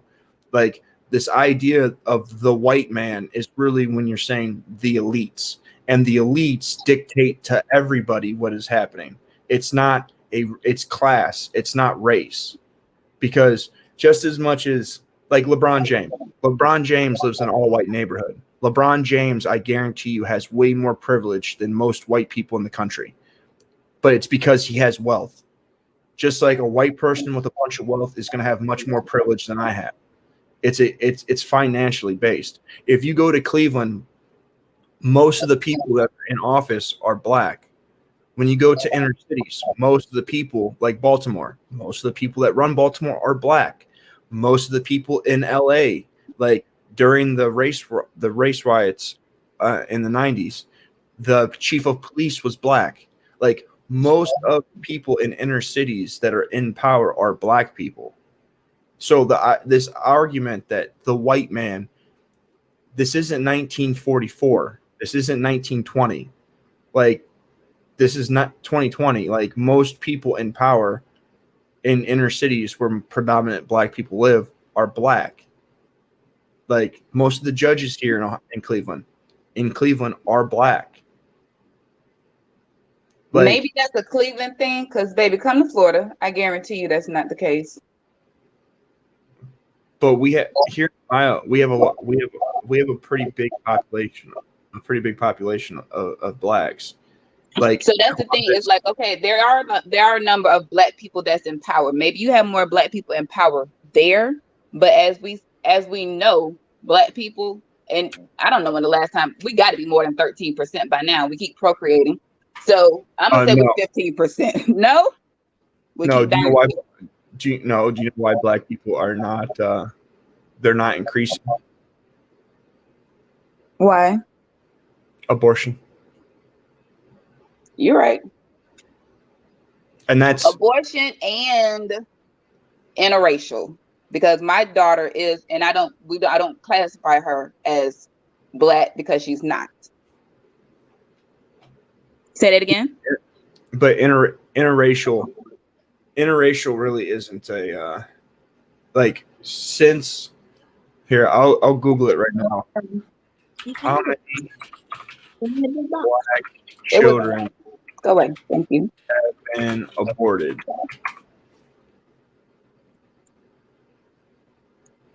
Okay, so I'm going to look at how many black Americans. Okay. Well, while you do that, I'm gonna be talking. But okay, so even still, 13% of us or whatever in the United States. So in Cleveland, where you are, that small amount, what is that? Maybe 1 or 2% that's in power?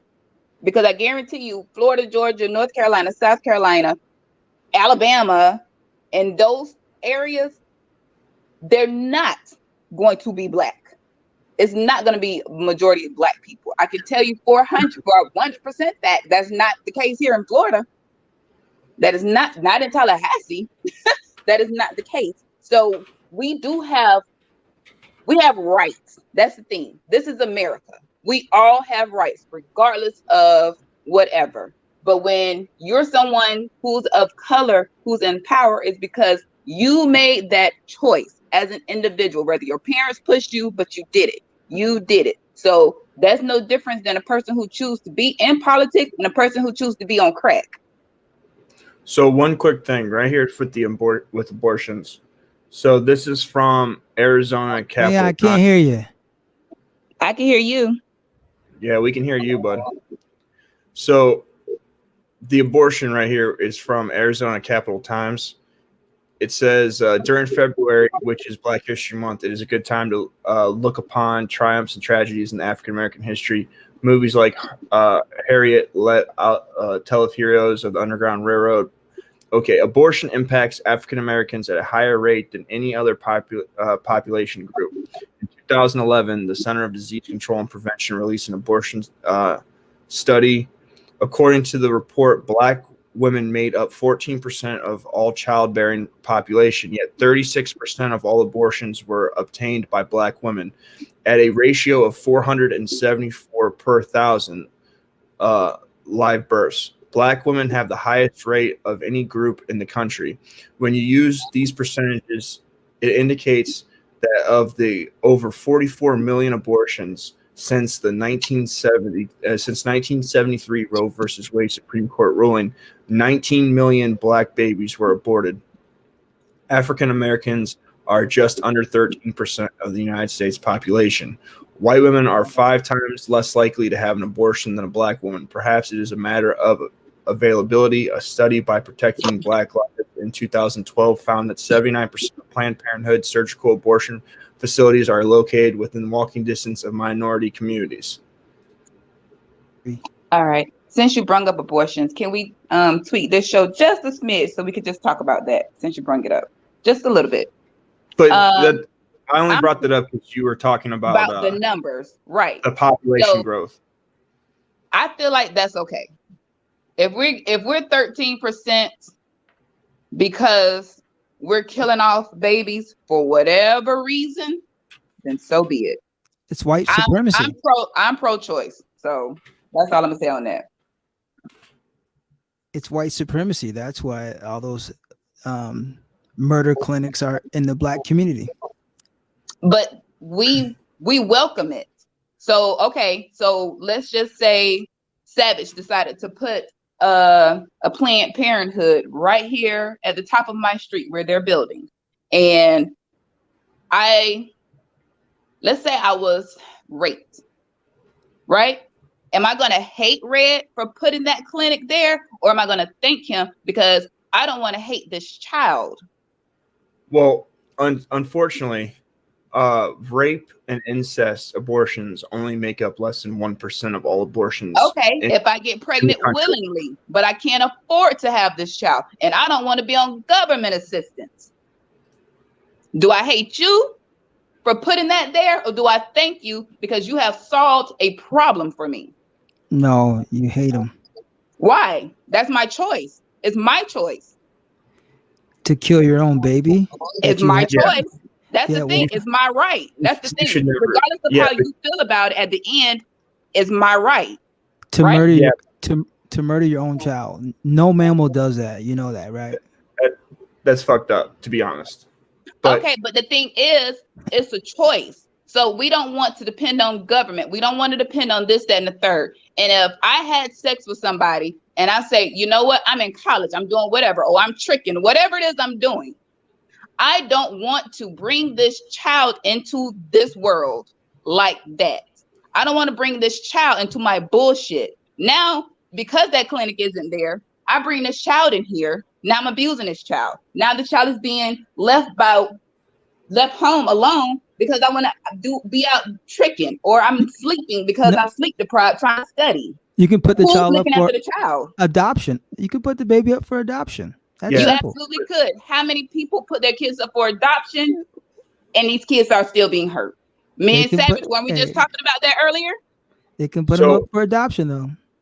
yeah, but that's a bad argument because one, that is you not having personal responsibility with what you're doing, and then you're justifying killing the child off of your lack of personal responsibility. Okay, Two, say I give my child up and that child is up for but, adoption, and I wait, found out but that wait, child is killed later by that adopted family. but, You know how I'm gonna but, feel? Guilty. You're gonna feel guilty having an abortion. Not really. yeah, Yeah, You don't you but, feel do. Studies yeah, prove that women who have abortions have a lot of psychological problems. That's a fact. it. yeah, You Okay, can't but you can't, that's their choice.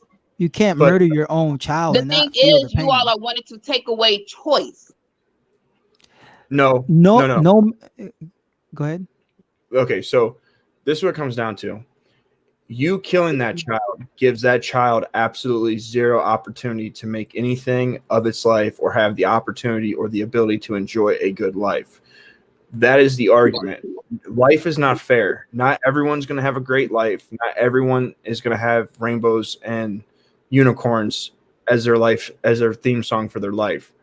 But the fact that they have the opportunity is way better than the ability to not at all.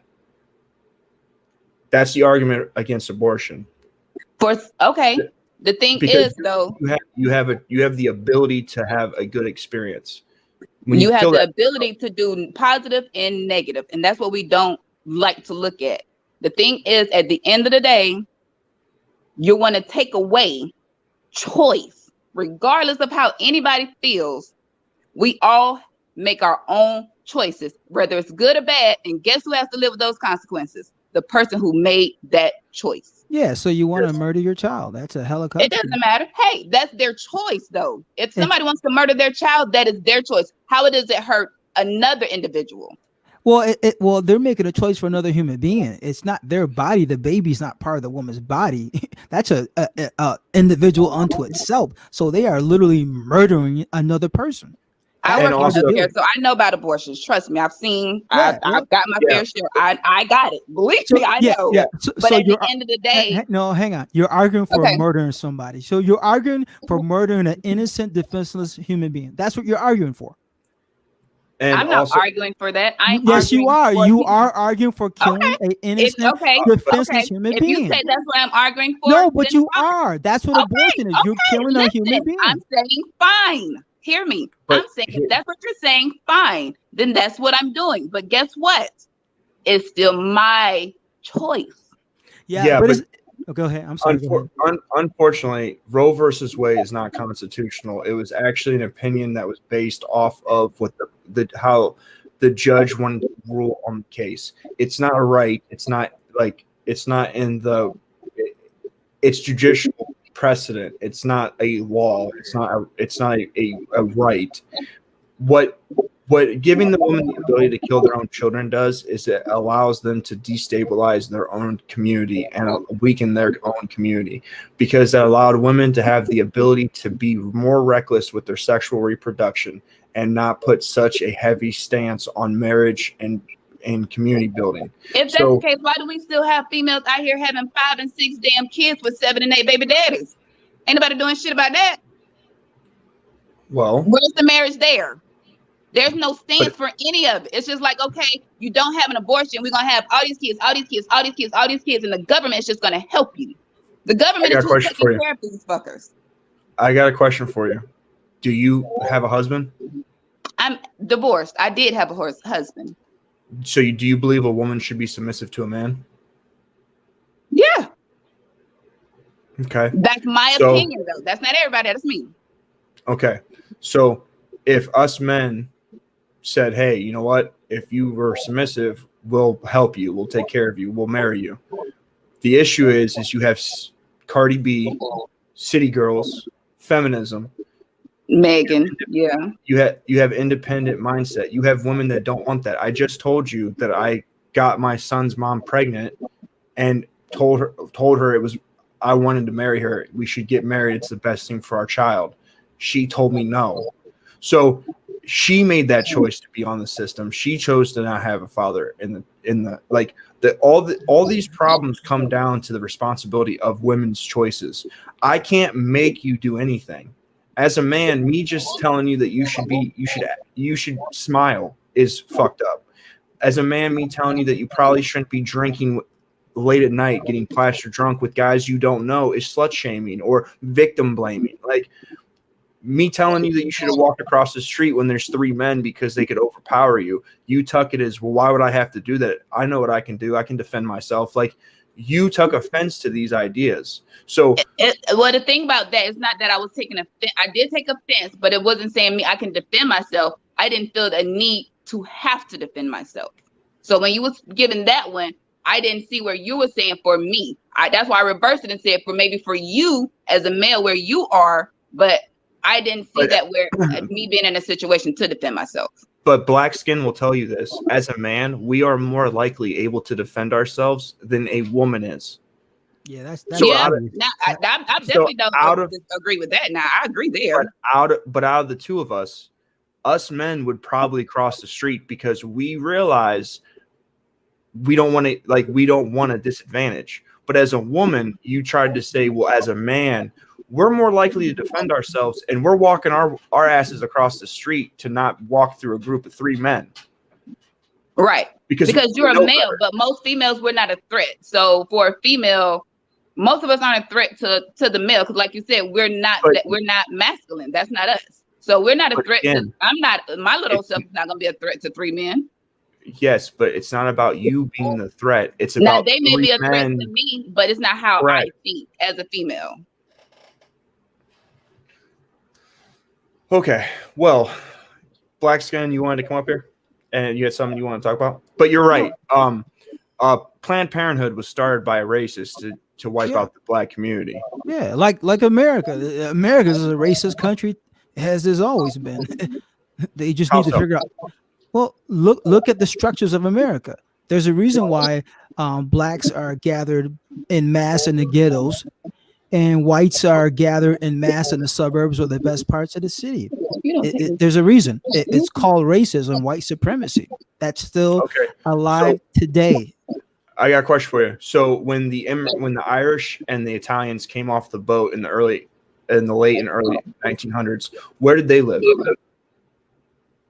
Oh, you got to remember, during Jim Crow and slavery, blacks and whites lived amongst each other. Segregation is a new thing. So blacks and whites lived amongst each other.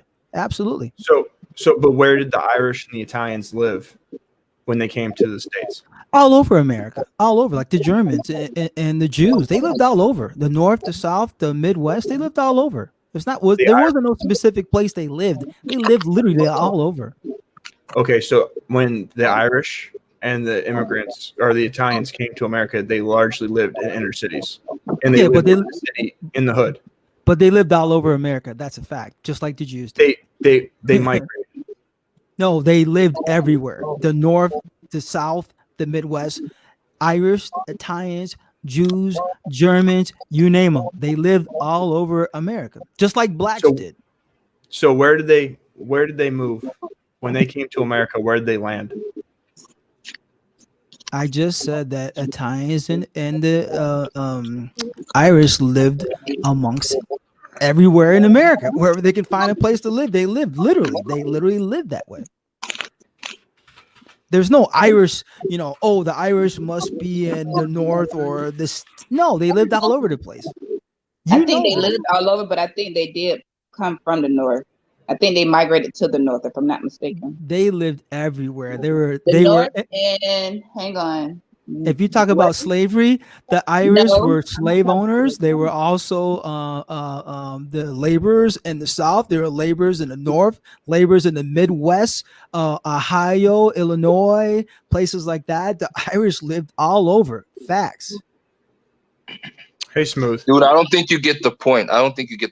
The point is that it's not the fact that they lived all over. Where did they live? Okay, when they lived all over, where did they live? What parts of the cities did they live? No. What did I just say? They lived all over. They did not just live in cities. I swear to God, Savage. They lived in the country. Savage. They lived in the states. Are you going to listen to this? Dude, we're not. You can laugh. Wait, I'll go on mute. I'll go on mute. Savage, you got it, bro. The truth is the truth. Go ahead. That's a fact. So right here. So when did the Irish immigrants live in America? It The says Irish immigrants were here since the 1600s slavery, bro. What are you talking about? It is estimated that as many as 4.5 million Irish arrived in America between 1820 and 1930. Between 1820 and 1860, Well, the majority of the Irish that immigrated here were in the 1800s and in the 1930s. That's not the question you asked. Hang on. You said where did Irish live? All over. You have not disproven that fact. You're Dude, you didn't even answer the question. Hey, I did answer the question. They lived all over. That's a fact. Listen.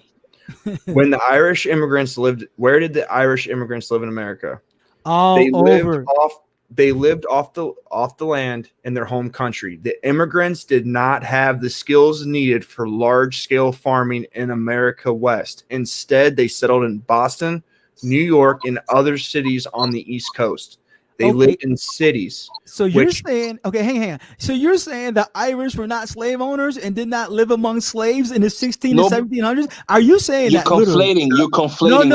No. I asked you a question. Right now. No. Answer the question. Are you saying that the Irish that did not live in the South, were not slave owners, and did not live among slaves as indentured servants? Are you saying that?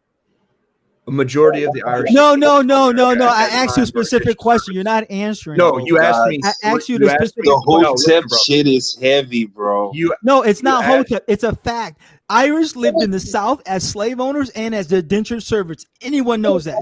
Any historian would tell you absolutely that's a fact. But that's not even what we're talking about. Like the question was The question was where did the Irish live? I just told you. That's a fact. Don't change the goalposts. That's what you're doing. He's asking a different question. I answered the original question. He says, where did the Irish live? They live throughout the South and the North. Black skin. You see, this is the problem I have. No, you didn't. Listen, can you listen? Do you know how to listen? You know how to listen? No, let me tell you how you did not answer the question. You see, everything just flew by your head right now because you were focused on all over. First of all, the whole reason why you were asked where the Irish lived was not to say that they lived all over. You were saying that white people predominantly lived in the suburbs. No, that is not the question. Hey, no. I'm not going to let you get away with that. He asked me, where did the Irish live? Please finish what I'm saying? No, please finish my sentence? No, because you're changing the question. You see how they do this? They don't let you finish your sentence because you're about to get them. No, because he asked me the question, where did the Irish and Italians live? I answered it. Oh my God. Can I please finish what I am saying? No, can I finish what I'm saying? I was talking. You can't be talking over me all the time. Let me finish what I am saying. Let me finish what I am saying. Finish what you're saying, but you're asking what I am saying. Go ahead. Let me finish what I am saying. You're asking it. I am recapping. Let me finish what I am saying. Thank you. Again, before he asked you about where the Irish lived. You had stated that most black people live in the ghettos and white people predominantly live in the suburbs. And because of that, he asked you, when the Irish came to this country, where did they live? The point was that they lived in ghettos in the inner cities as well, just like black people today. But you were so caught up with saying they lived all over, and then you started talking about they were slave owners. Hey, you know what? You totally missed the question. The question was, once again, where did the Irish and Italians live? You just changed the question, Smooth. You just changed the fucking question. That's what you just did. I just changed the question. No, you did. Because why don't you just rewind? Why don't you just rewind the stream? I think what happened was you all were looking for more a detailed answer, and that's what I think that's what he was saying all over. But you all were asking more detail, and so you were giving more detail. The problem is that Savage was trying to get to a point by asking that question. It was leading up to somewhere. But obviously, because black skin is caught up with all over, it can't get nowhere. No.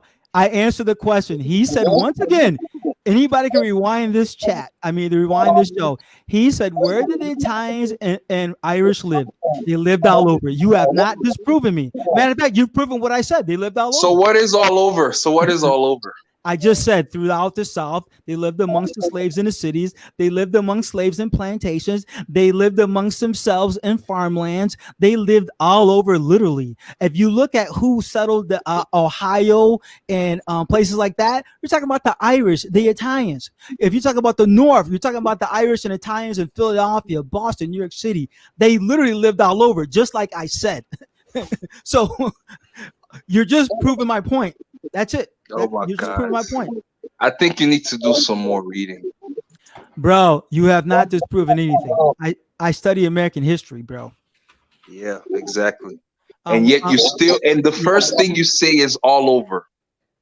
When we know for a fact that when the immigrants just came to America, the main places they lived in was all over the Northeast. New York, Boston. I mean, like, oh, no. Savage, you got it, man. I'll be on mute. Let me go on mute. It's all right, black skin. So you're Fight saying, the power. so you're saying no Irish lived in the South throughout the 1600s and 1700s. No, that is not what I'm saying. No, that is not what I'm saying. Oh, so you agree with me? You see that? That's exactly not what I said. You agree with me then? You agree that the Irish lived all over? I said the majority. I said predominantly. Everybody knows that majority of them lived in the Northeast. Oh, okay. Then answer my question. So you agree with me that the Irish? What's all that feedback? Probably me laughing. Hey, so you agree that the Irish lived all over America? Am I correct? Just answer that question. Forget about predominantly. You're saying the Irish did live all over, as I said, right? Yes, they lived all over. Okay, thank you. Yeah. Next question. Okay. Next question. Yes, they lived all over. Okay, yeah. Exactly. Next question. You get an A. Savage, Savage. Jump in. I'm waiting on you to jump in, Savage. Yeah, but Savage, America is an extremely racist country. And it's always been that way, from slavery to Jim Crow, mass incarceration. America is an extremely racist country today, and you have white privilege. What is all that feedback? It's not laughing. It's something. You hear all that feedback? Yeah, somebody has to mute. I heard it when Savage, when you were talking with the lady. I heard it a lot as well. I think somebody's got YouTube in the background or something. Well, I don't have my YouTube going on. Y'all still hearing it? Okay, it's better now. Yeah, it's better now. It's gone. Heater I keep in front of me. Oh, okay. Yeah, it's gone now. Okay, go ahead.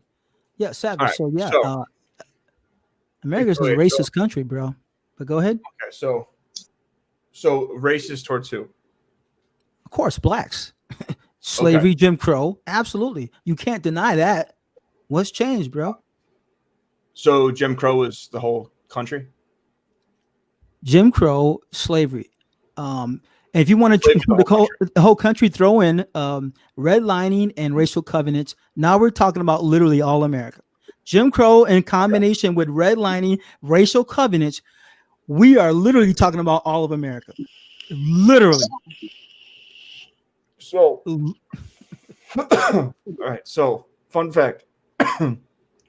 Redlining was predominantly in the South with Democratic policy, for one. Jim Crow was a Democratic policy in the South.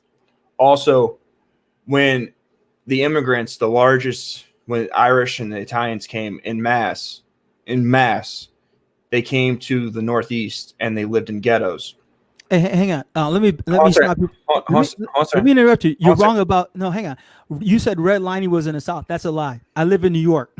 Every city in the North was redline and racial covenants. Literally, if you go in the West, the same thing. So you're absolutely wrong by saying that the North was not redline. Yes, it is. Every major city, Buffalo, Philly, Baltimore, New York City, Boston, Providence, Rhode Island, you name them. They're all, matter of fact, you can go online and look at each city and they have these websites where it shows like, yeah, these cities were redlined, every single one. And they had racial covenants. Racial covenants was when white people bought a home, they had to sign a document, legal document saying that they could not sell to black people, period. And that racial covenants was all through America, from California to the Midwest to the East Coast to the South. Racial covenants, Red Crow, Jim Crow. You got all America racism. Now continue. Hold on a second. Go ahead with your point, because I'm actually looking into that. Yeah, my point is that you said, well, what about, you said shadow slave, what about Jim Crow? Was all of America racist during Jim Crow? Yes.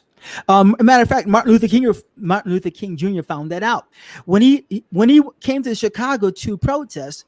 He thought that he was going to be met by a bunch of white liberals that was on his side. And I watched a documentary last year when he said he was shocked that the whites in Chicago were more racist than the whites in the South. He said when he protested in the South, you might get a few hundred of racist whites. When he went to Chicago, he said 10,000 racist whites showed up.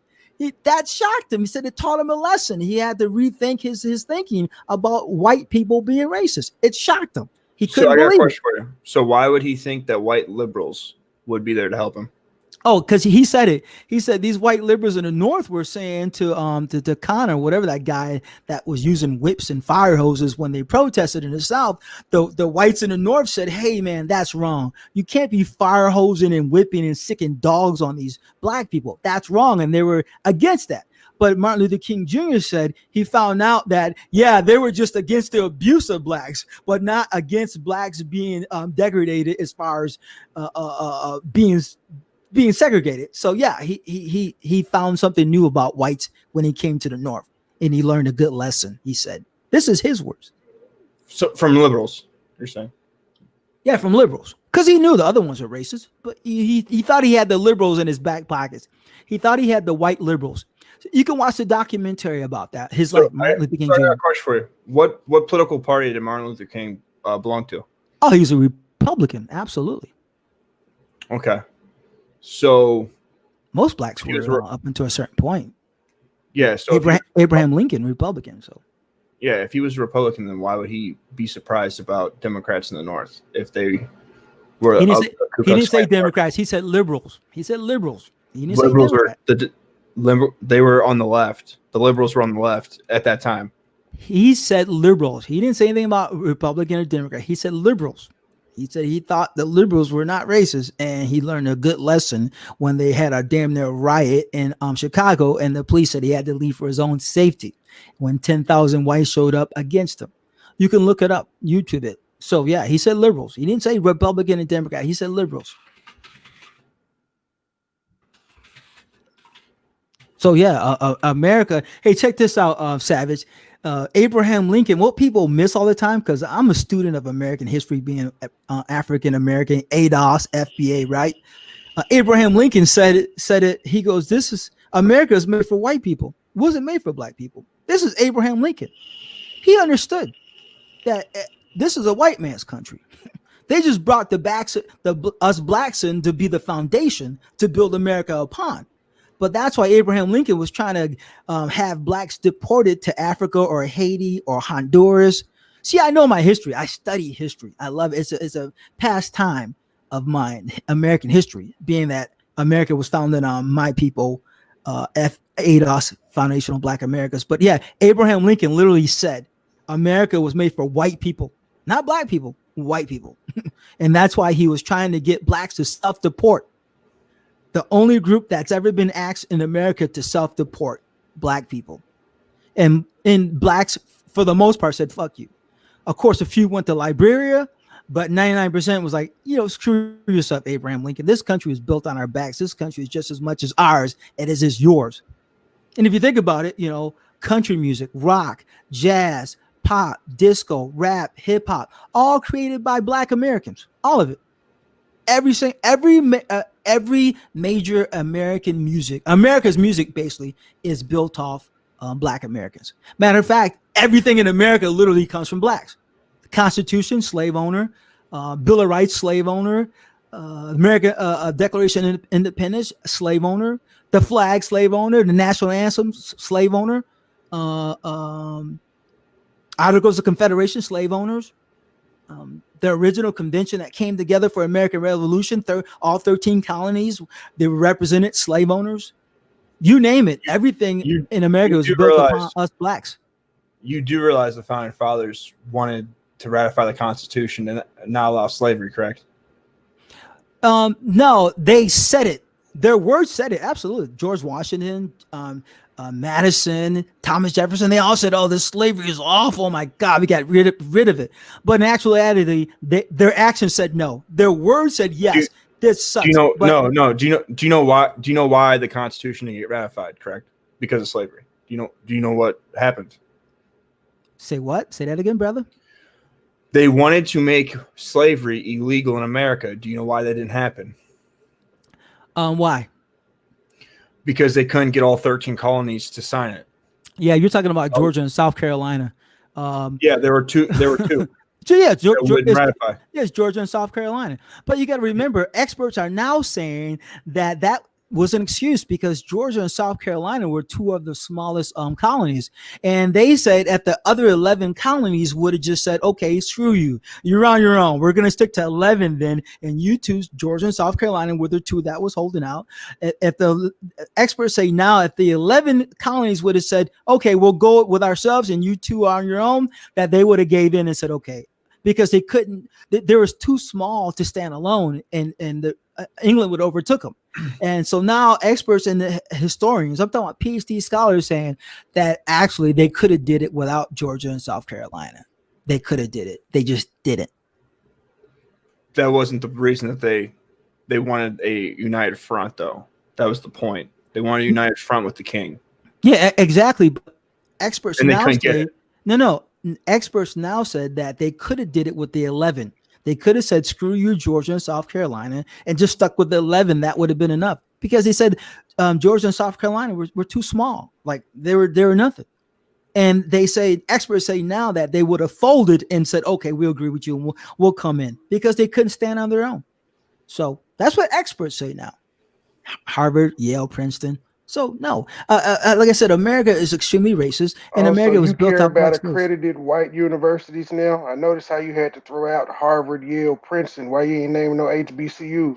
I don't need to, because you got to remember Harvard, Yale, Princeton, Dartmouth, Columbia, UPenn, all of them were built upon black slaves. Not only built, but built by and on the backs of black slaves. All so the you're saying white people outside of had Cornell nothing. University. So you're saying white people had nothing before they got slaves to build shit for them. This is your logic. Did I say nothing? I said everything major in America. Everything that you've been exactly. So you're saying these people were living like shit before they decided to get slaves. The same people that were smart enough to have ships to go get slaves didn't build shit prior to niggas coming over here. They didn't have blueprints. They didn't know how to do any of this shit. Yet Africa didn't look like America. Okay, you made a great point. You just said, were they eating shit, right? That's a great point. No, I said they were living like shit. No, but that's okay. That's okay, because if so you they study, lived like shit at home, but they came over here and built shit that they couldn't build at home. This makes no sense. They couldn't read or write. Hold up, they couldn't read or write, but all of a sudden they knew how to build roads and skyscrapers. Sir, they were the fucking workforce. They didn't buy anything. They were the workforce. They didn't plant any crops. The crops were already there. They simply tilled to them. They didn't build the fucking plantations that the plantation brought them to. The plantation owner brought them to. They were already there, sir. You're giving them too much credit. Okay. Are you done now? I guess, but I mean, shit. You've been talking the whole show. Can somebody else get something in? Okay, I'm answering your question right now. You said what was here, right? Study anyone can Google the starving time, 1607 and 1610 in Virginia, Jamestown, Virginia. Google it, the starving time. White people, you talk about shit. White people were literally eating their own shit, eating their own leather shoes and jackets. That happened in Africa as well, sir. 95% of the immigrants that came over to the Virginia colony died within the first 3 years.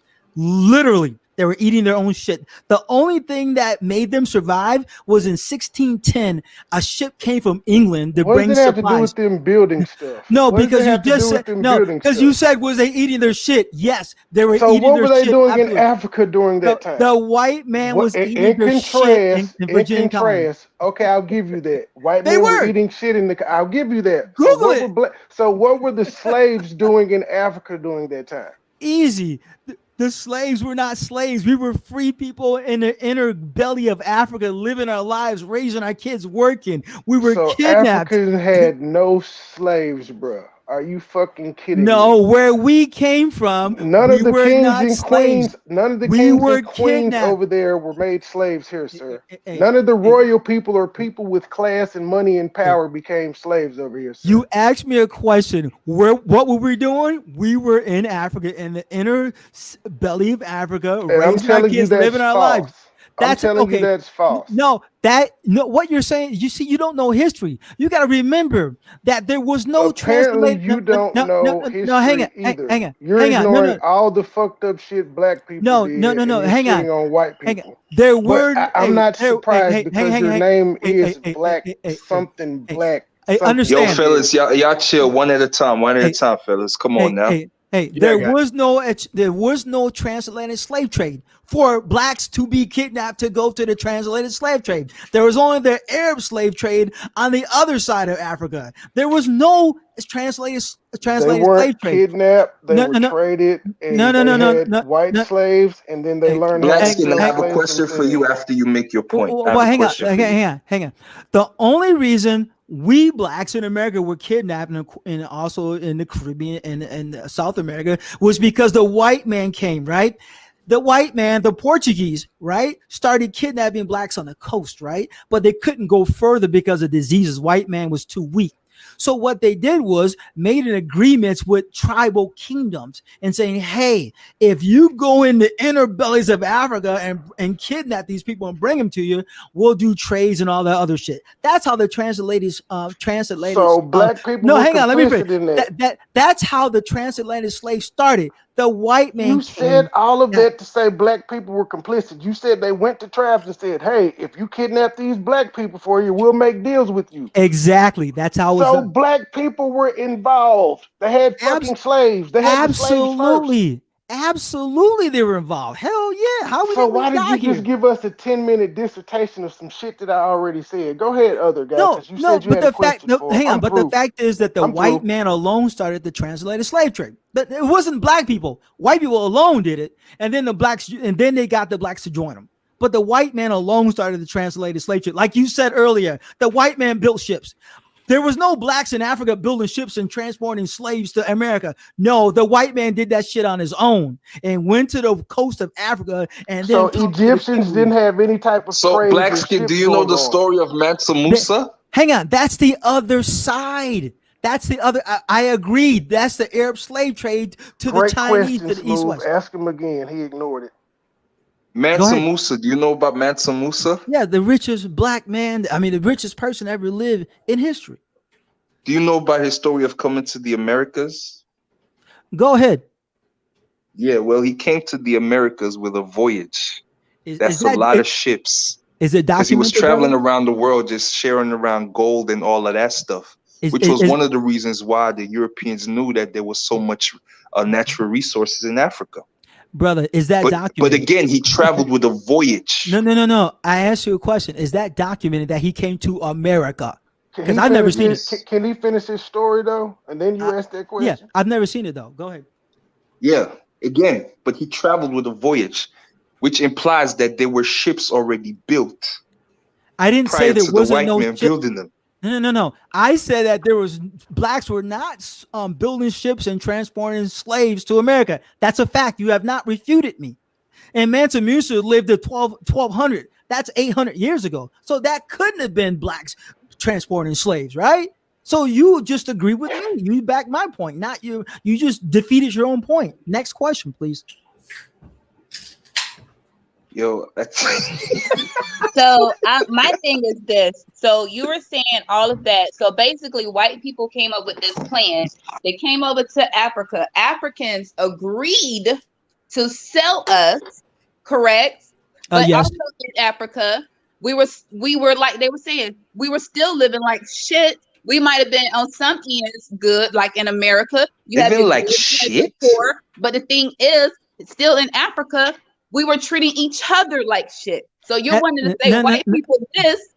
No, that's not true. If you study the record books, so black people weren't being raped in Africa by if you study apparently not, ma'am. He says black people did nothing. Like they built the pyramids without a slave force. The pharaohs didn't have any slaves. None of that shit happened. It's just Black If you people study were the just all history, living So in it's fairy harmony. tale. we I were don't know kidnapped. shit. We were So it's fairy kidnapped. tale. I don't know shit. You Huh? said we were Yep. kidnapped. They had no Are you sure it weapons. was Oh, okay. kidnapping, black skin? Okay. Then I'm gonna just mute my mic. What's that you said? Are you sure it was kidnapping? Because you just said that a deal was made with other blacks Oh to. yeah, the blacks Thank you, kidnapped us sir. It blacks can't in be the center of kidnapped. Africa. Absolutely That wasn't a kidnapped. kidnap. That So was That's white people didn't kidnap then.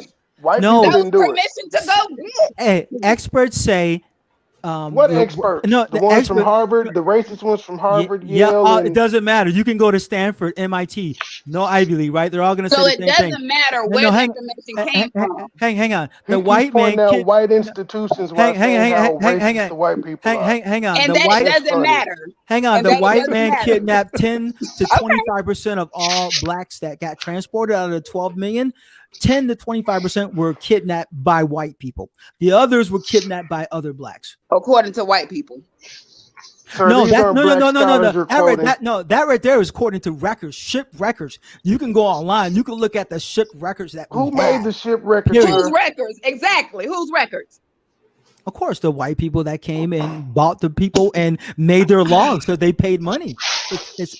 That was big And all business. those records by Black these skin. white people are Black accurate. skin, you study, you say you study American history, but have you like tried studying world history as well? Because I think if you do look into that more deeper, you will come to find out that slavery was the order of the day.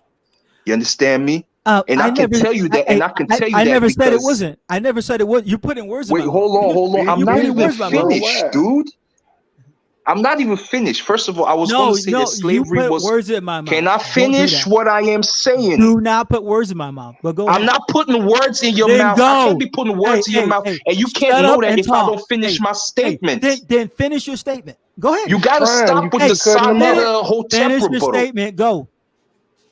and you don't tell me when to go and when not. Don't Shut talk up when I'm and go, talking. dude. First Shut of up and all, go. Shut up and go. Go. Black all right, skins, I'm not I'll about to talk say, to no remedial black as a skins, retard, yo. I contend that the quarters on the Ivory Coast were no more than administrative buildings, sir. That's where they traded goods and services, No, not no, exclusive no. to The white slaves. man did it, Trey Quavius. The white man did everything. He I'm did just saying everything. those He were built the administrative ships. offices. He built the ships. He invented the gold that they stole, put it in Africa, and then went back there and stole it too. The white man did everything. You You know what I'm haven't saying? said any. Like See, it, that's Is that why. the it diamonds did it too? did just happen. Notice you didn't spit any facts. All you're doing is pontificating and doing ad hominems because you're defeated. Absolutely. Because No, you don't know nobody history. likes you, black You black can. Absolutely. skins. Yeah, no. We're I Nobody using ad don't likes you. hominems care. and we pontificate. You Yeah. That's what we're don't doing. speak facts because you don't know history. I'm gonna mute myself for a Absolutely. We second. don't I'm know gonna drink of history. water. Absolutely. We don't know history. Yeah, they were kidnapped. Exactly. In the slave trade. In the slave trade. Yeah. Even though he Yeah. said the white people You know, made a deal with the he just black people to admitted get that them. there was a deal made, but at the same time they were kidnapped. You know what I'm saying? So But the white people, he was blaming the white people for the kidnapping, even though all the white people did was pay the money. they It took just the paid the niggas to money. go round them up.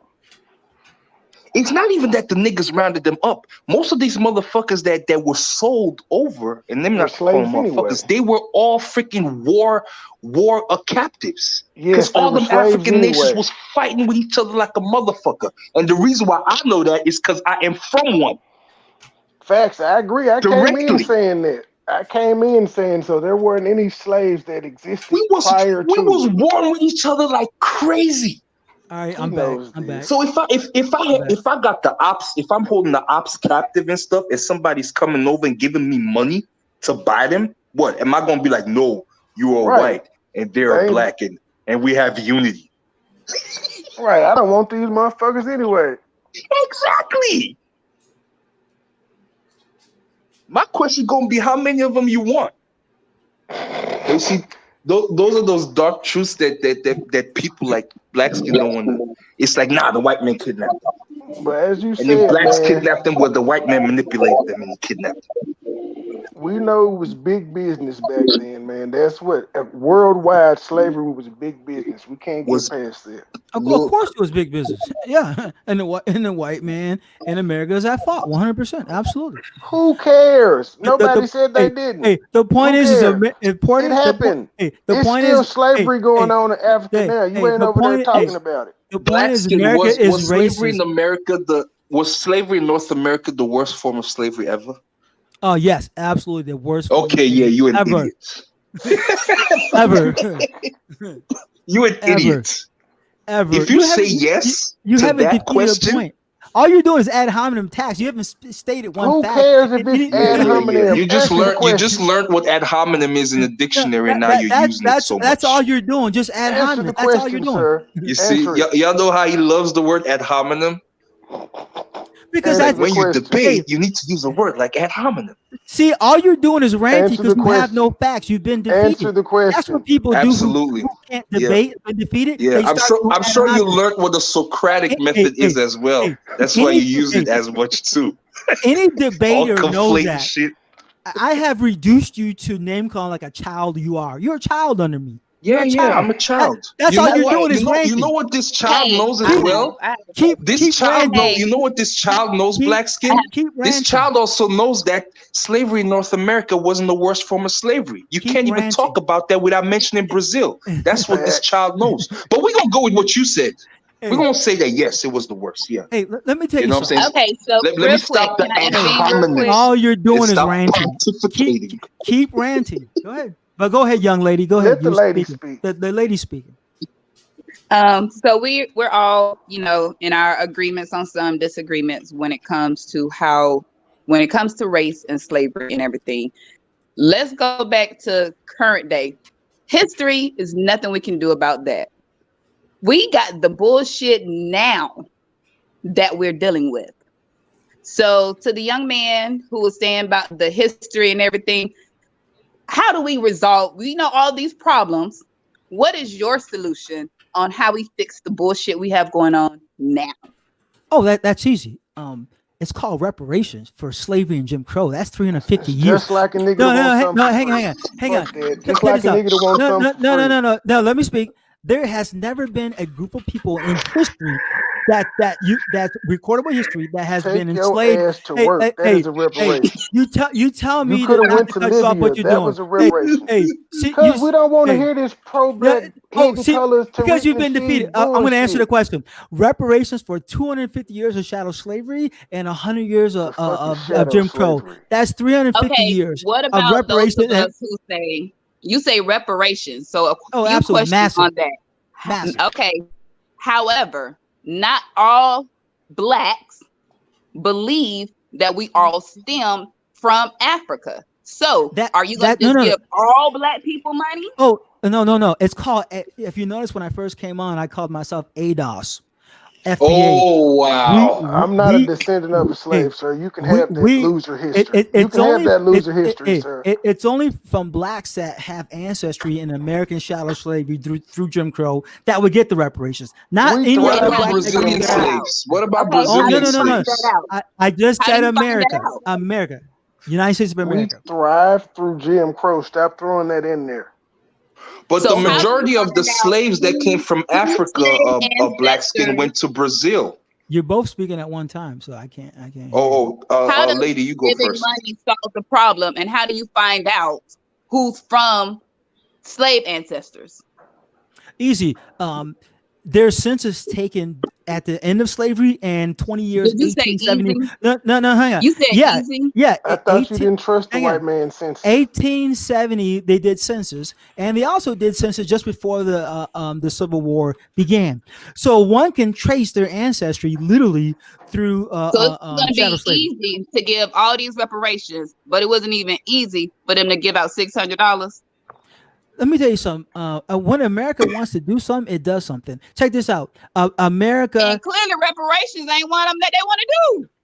Exactly. That's so stop bringing that up as a solution. You keep asked me saying for a that's the solution. So, Hey, you right, know but that's a not a solution. solution no, because hang, that's hang not on, what hang they on. want to do. No. Your So that's main not on the solution. table. No, hang on. You asked me, did I have a solution? You know Yes. that's a dumbass Reparations. solution though, because you know it won't happen. You just said, I know they won't give us reparations, so that shouldn't even be on the table. No, I take that back. No. They say reparations because they know it's not attainable. Like no, that. it is. Go ahead. Because Tell me how you go about it. Oh, easy. Okay, so No. Go ahead. Black Skin, after you go, let Fiona speak because she hasn't spoke yet, I don't believe. Oh, snap. Yeah. Let me mute up. This is why I do believe reparations will happen. Because of this. During slavery, right? Black slaves were worth more than all the banks, railroads, and manufacturing companies put together in America, right? In 1860, there was no asset worth more than black slaves in America. None. And I challenge each and every one of you to refute me, because every historian says for a fact there was no single asset that was worth more than black slaves in the South, right? And yet still, those black slaves being worth that monumental amount got the tobacco crop was worth more. So against all odds, those slaves got free. No one thought in 1860 that slaves would be free. So just because today no one thinks we get reparation doesn't mean we're going to get it, because we've been down that road before and we got our freedom, and we'll get those reparations one way or another. You So instead of educating our people, we feel like throwing money at them is the solution. Hang on, what's that? Instead of educating ourselves, throwing money is the solution. Oh, easy. What did the white man take from blacks for 250 years? No. If you ask me a question, no, the white man stole black bodies for 250 years in America through chattel slavery and then Jim Crow. That is not only our lives, but it's also money that was stolen. Literally, experts say no money was stolen from you, sir. You don't deserve any reparations. Hang on. The experts say if you calculated the work the black slaves did for free, that it would be between $50 trillion and $100 trillion stolen from blacks. What experts? So I just told you. Who's going to pay the reparations, Black Skin? Who's going to pay it? For paper statements? Anybody's who's going to pay it? That's easy. The same place that came the money from stimulus comes from the government. Just print it. Just like this. No. So you're saying the white man's going to pay the reparations? The government, all the government has to do is print it. Just like the stimulus. The government doesn't ask you about the stimulus plan. Like, hey, let's take a poll and vote on should we give a stimulus. No, the government decides on its own within its own unit and say, okay, we're going to give 1.9 trillion, Biden says. Before that, 1 trillion. In March, it was like 2.1 billion. What trillion? Fiona, what did you have to say? So no, the people doesn't matter. What matters is the people and the government. They make the decisions, and if they say we get reparations, we get it. Doesn't matter what white. We got you, bro. Let Fiona go. Okay, go ahead. Go ahead. I was just gonna ask, what does this have to do with the question, anyway? None of it does. Great question. He's deflecting. Are you talking to me? Well, I have another question. If nobody opposes, let me. Hey, Savage, get in here, man. You seen all these black folks arguing amongst each other. You just sitting back there. How do we move like forward the white devil you are, watching us, laughing in the background with your goatee? Hey, it's not an argument. This is a teaching. You're wearing red and black. That's symbolic of the devil. Why you sitting back there, Savage? You Mason. The tattoos on your face. Look, my bad, Savage. We need to take over. Come on. No, go ahead. Go ahead. So how do we move forward without government help, without government assistance, without depending on white people and blaming white people? Well, okay, you say blame white people. Who shadow enslaved us in Jim Crow for 350 years? Blaming white people and no. Answer this question, lady. Who shadow enslaved? Who made 100% of the laws for shadow slave to exist in America for 250 years and 100 years of Jim Crow? Who made 100%? I'm asking a lady. Americans. I'm asking a lady. Are you a lady? Americans. Okay, you're a lady. Okay, ma'am. I'm sorry. I'm talking to the other man. Ma'am, hey, ma'am, shit doesn't bother me. Ma'am, Americans, lady, and the black people that were in Congress and Clay, answer him. Lady, ma'am, I'm talking to the other ma'am, not you, lady, the other lady. Go ahead. But actually, didn't he just talk shit about you, Smooth, lady, for calling names? lady, Yeah, of course. lady, That's how they lady. do, bro. They gotta Hey, have lady, a fight when they're hey, cornered with hey, logic. where's So that? I was Hey, like this guy. I hey, was just like, it's like I'm looking at a past version of myself right now when hey, I'm Facts. listening to excuse Black me. Skin talk. I'm So asking go that ahead. one lady. You Dude, answered you the got question. the No, no, no, answer. no, no, no, no, no. She needs to hear. She asked the question. I answered it. I asked her a question. Yeah. Who made 100% of all the shadow slavery laws and Jim Crow laws for 350 years? You say, well, why blame the white man? I asked you the question. I answered. For 350 years, who made literally every single one without fail? Who? Americans. No. The lady. Where's the? Unless you're the lady. Why does it the matter lady. who you get the White I answer was from? Americans did present it, in the Black room. Skin. Go ahead. No. Who's the lady? Answer the Why does question. it matter who you get the answer from? No. She I because was she was not talking to you. present in that You. era. I asked you, so you don't know who made 100% of the laws for 350 years. Let me tell you, it was the white man. Were you there? He's at fault. The white man did it. So Black Skin, is it safe to say that the white man is the one that owes reparations in a nutshell? Oh, absolutely. What about the black people that So own slaves, so Black if Skin? you say So again, absolutely we're to that blaming white question, people. So Okay, if you say again, no, the absolutely, answer is hang blaming on. I white want to answer people. her again. Yeah, blaming white people, but you just okay. Who made 350 years of shadow slave and Jim Crow law? Black people Who? own slaves in No, America, Black I'm Skin. asking her the I was question. just going to She say keeps that, saying Trey. black. You took it from me, man. No. Hang on. Black people Trey, I own No. was just slaves in gonna say She America, that, asked man. the sir. question. How many who made 100% of the laws? The black people that owns No, black Do the slaves I'm black in asking the families America. that lady. own slaves owe See, reparations as you well? won't That's what I answer wanted to know. hang on. You won't answer the question because you I got answered it. now The I'm move not black on. people answering that because I don't own like talking slaves. over people. No. Okay, everyone be quiet. Let her answer. The black people that No. own No, everyone slaves be in quiet. No. America. Everyone be quiet. Let her answer. She said she doesn't want anybody to talk. Go ahead. Everyone's quiet. Go ahead. So Answer. I just try to be respectful and I just let you all talk. But No. as Answer the we question. as we all assume white No, people, but answer the that means you're question. blaming. I'm answering, so let me. As we just answered, white people, which means you're Thank also you. blaming white people. So my question was, how do we move forward without blaming them and without their help? Reparations. What That's how we about the move black forward. people that own? Reparations. But what about the black Which people would that own come from slaves in white America? people. What was that you said, What lady? about the Reparations black would people that come own from white slaves, Black people. Skin? What we do about them? What do we Hang do on. about them? The lady said something. Go ahead, say it again. Oh, okay. He He didn't You ain't hear said that. doing us on Lady. reparations, but that comes from white people. But my thing is, how do we move forward without their help? Without their help. What do you mean We're without not their going to help? get reparations. So That's how do easy we help each without their help. other? No. You can never say never. They said that about slavery. They said the South He says slavery just, would never but end. still, the You question said is, Yeah, slavery just would have never how hope. end, and can it we? ended. So you can't Clay, say the no. answer is hope, okay? You just need How? the hope. Thank you. Hope and Just pray, like you because did with Hope and Obama. pray. Just hope. Amen. Wait, 1860. well, Obama, that 1860. shit failed. Hope. 1860. Everyone said slavery would never end. but It she Yeah. ended. clearly asked you, Boom. how do we move forward without their help? And you keep Why saying, do you think well, slavery ended, Black Skin? it's not possible. I wanna know why you think slavery ended. Or Shadow what you've read. slavery ended. Shadow slavery ended. You know What what the shadow? fuck is shadow Hey, slavery? Yes. Why did it end? Don't ask me, don't tell me what it is. Why did it end? hey, are you from Brazil? Your fam. Yeah, no, I asked you a question. Why Are you did from chattel Brazil? slavery end, please? Hey, hang on. Are you from Brazil? No, I'm not. I'm from Nigeria. Oh, you're the motherfuckers that sold us, bastard. Yeah, that's why Nigeria is a poverty capital of the world. The world, motherfucker. Shut Y'all up. the Poverty one Probably that's because fucking. you capital have of Yeah, no the morals world, Nigeria he is because said. you fucked rather up. But insult Nigeria Nigerians is people are. So fucked what instead up. of about You Ghana? encouraging fucking What about people. shit. Ghana? You What in about Ghana? America? Fuck What you, about Congo? Nigerian. You fucking sold us, man. Nigeria is a poverty capital of the world. Nigerians are China, shitting on China, American blacks, sir. China is your daddy. Look Nigerians it in up. China America. is your daddy. You Nigerians come to America to beg off our civil rights, to live off our work, what we built, because your country is shit.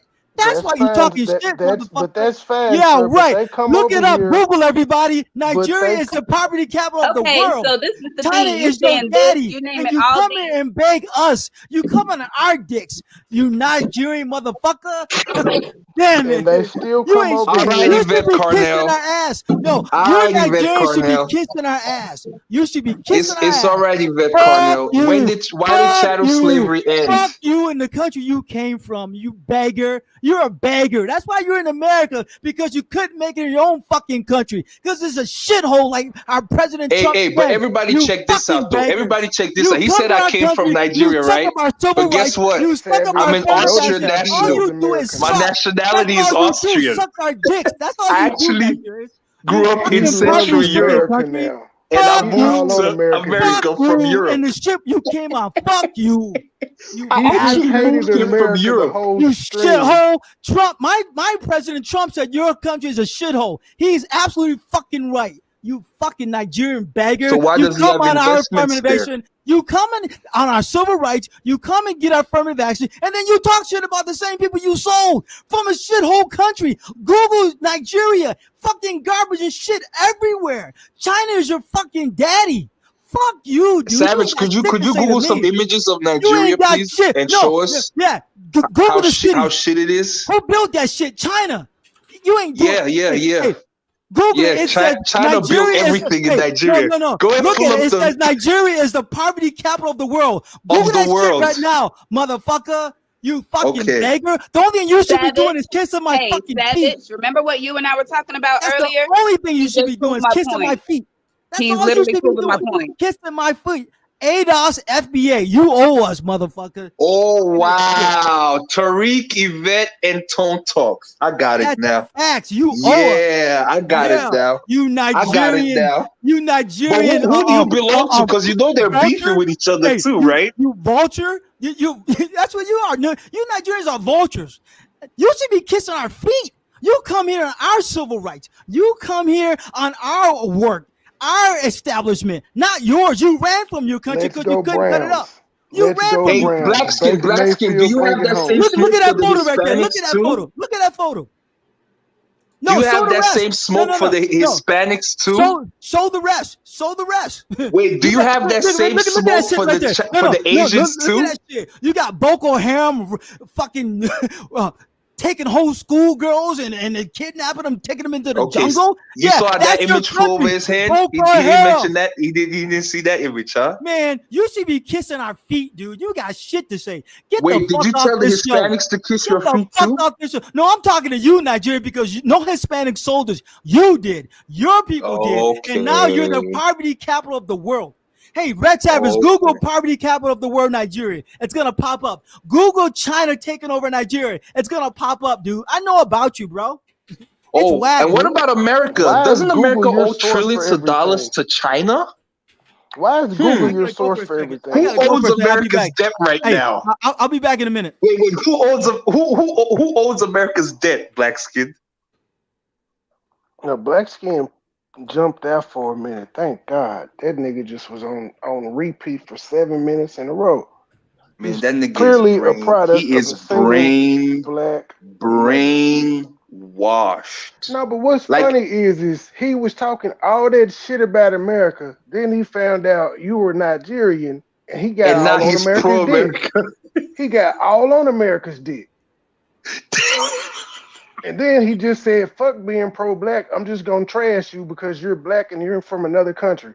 But then he trying to tell us back then it was peaceful as fuck. Yeah.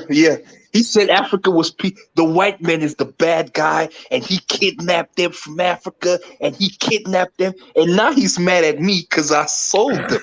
You know what I'm saying? So who's the bad guy? Is the white man the bad guy? Is the African the bad guy? Who's the bad guy? And he You kept sold ignoring us, motherfucker.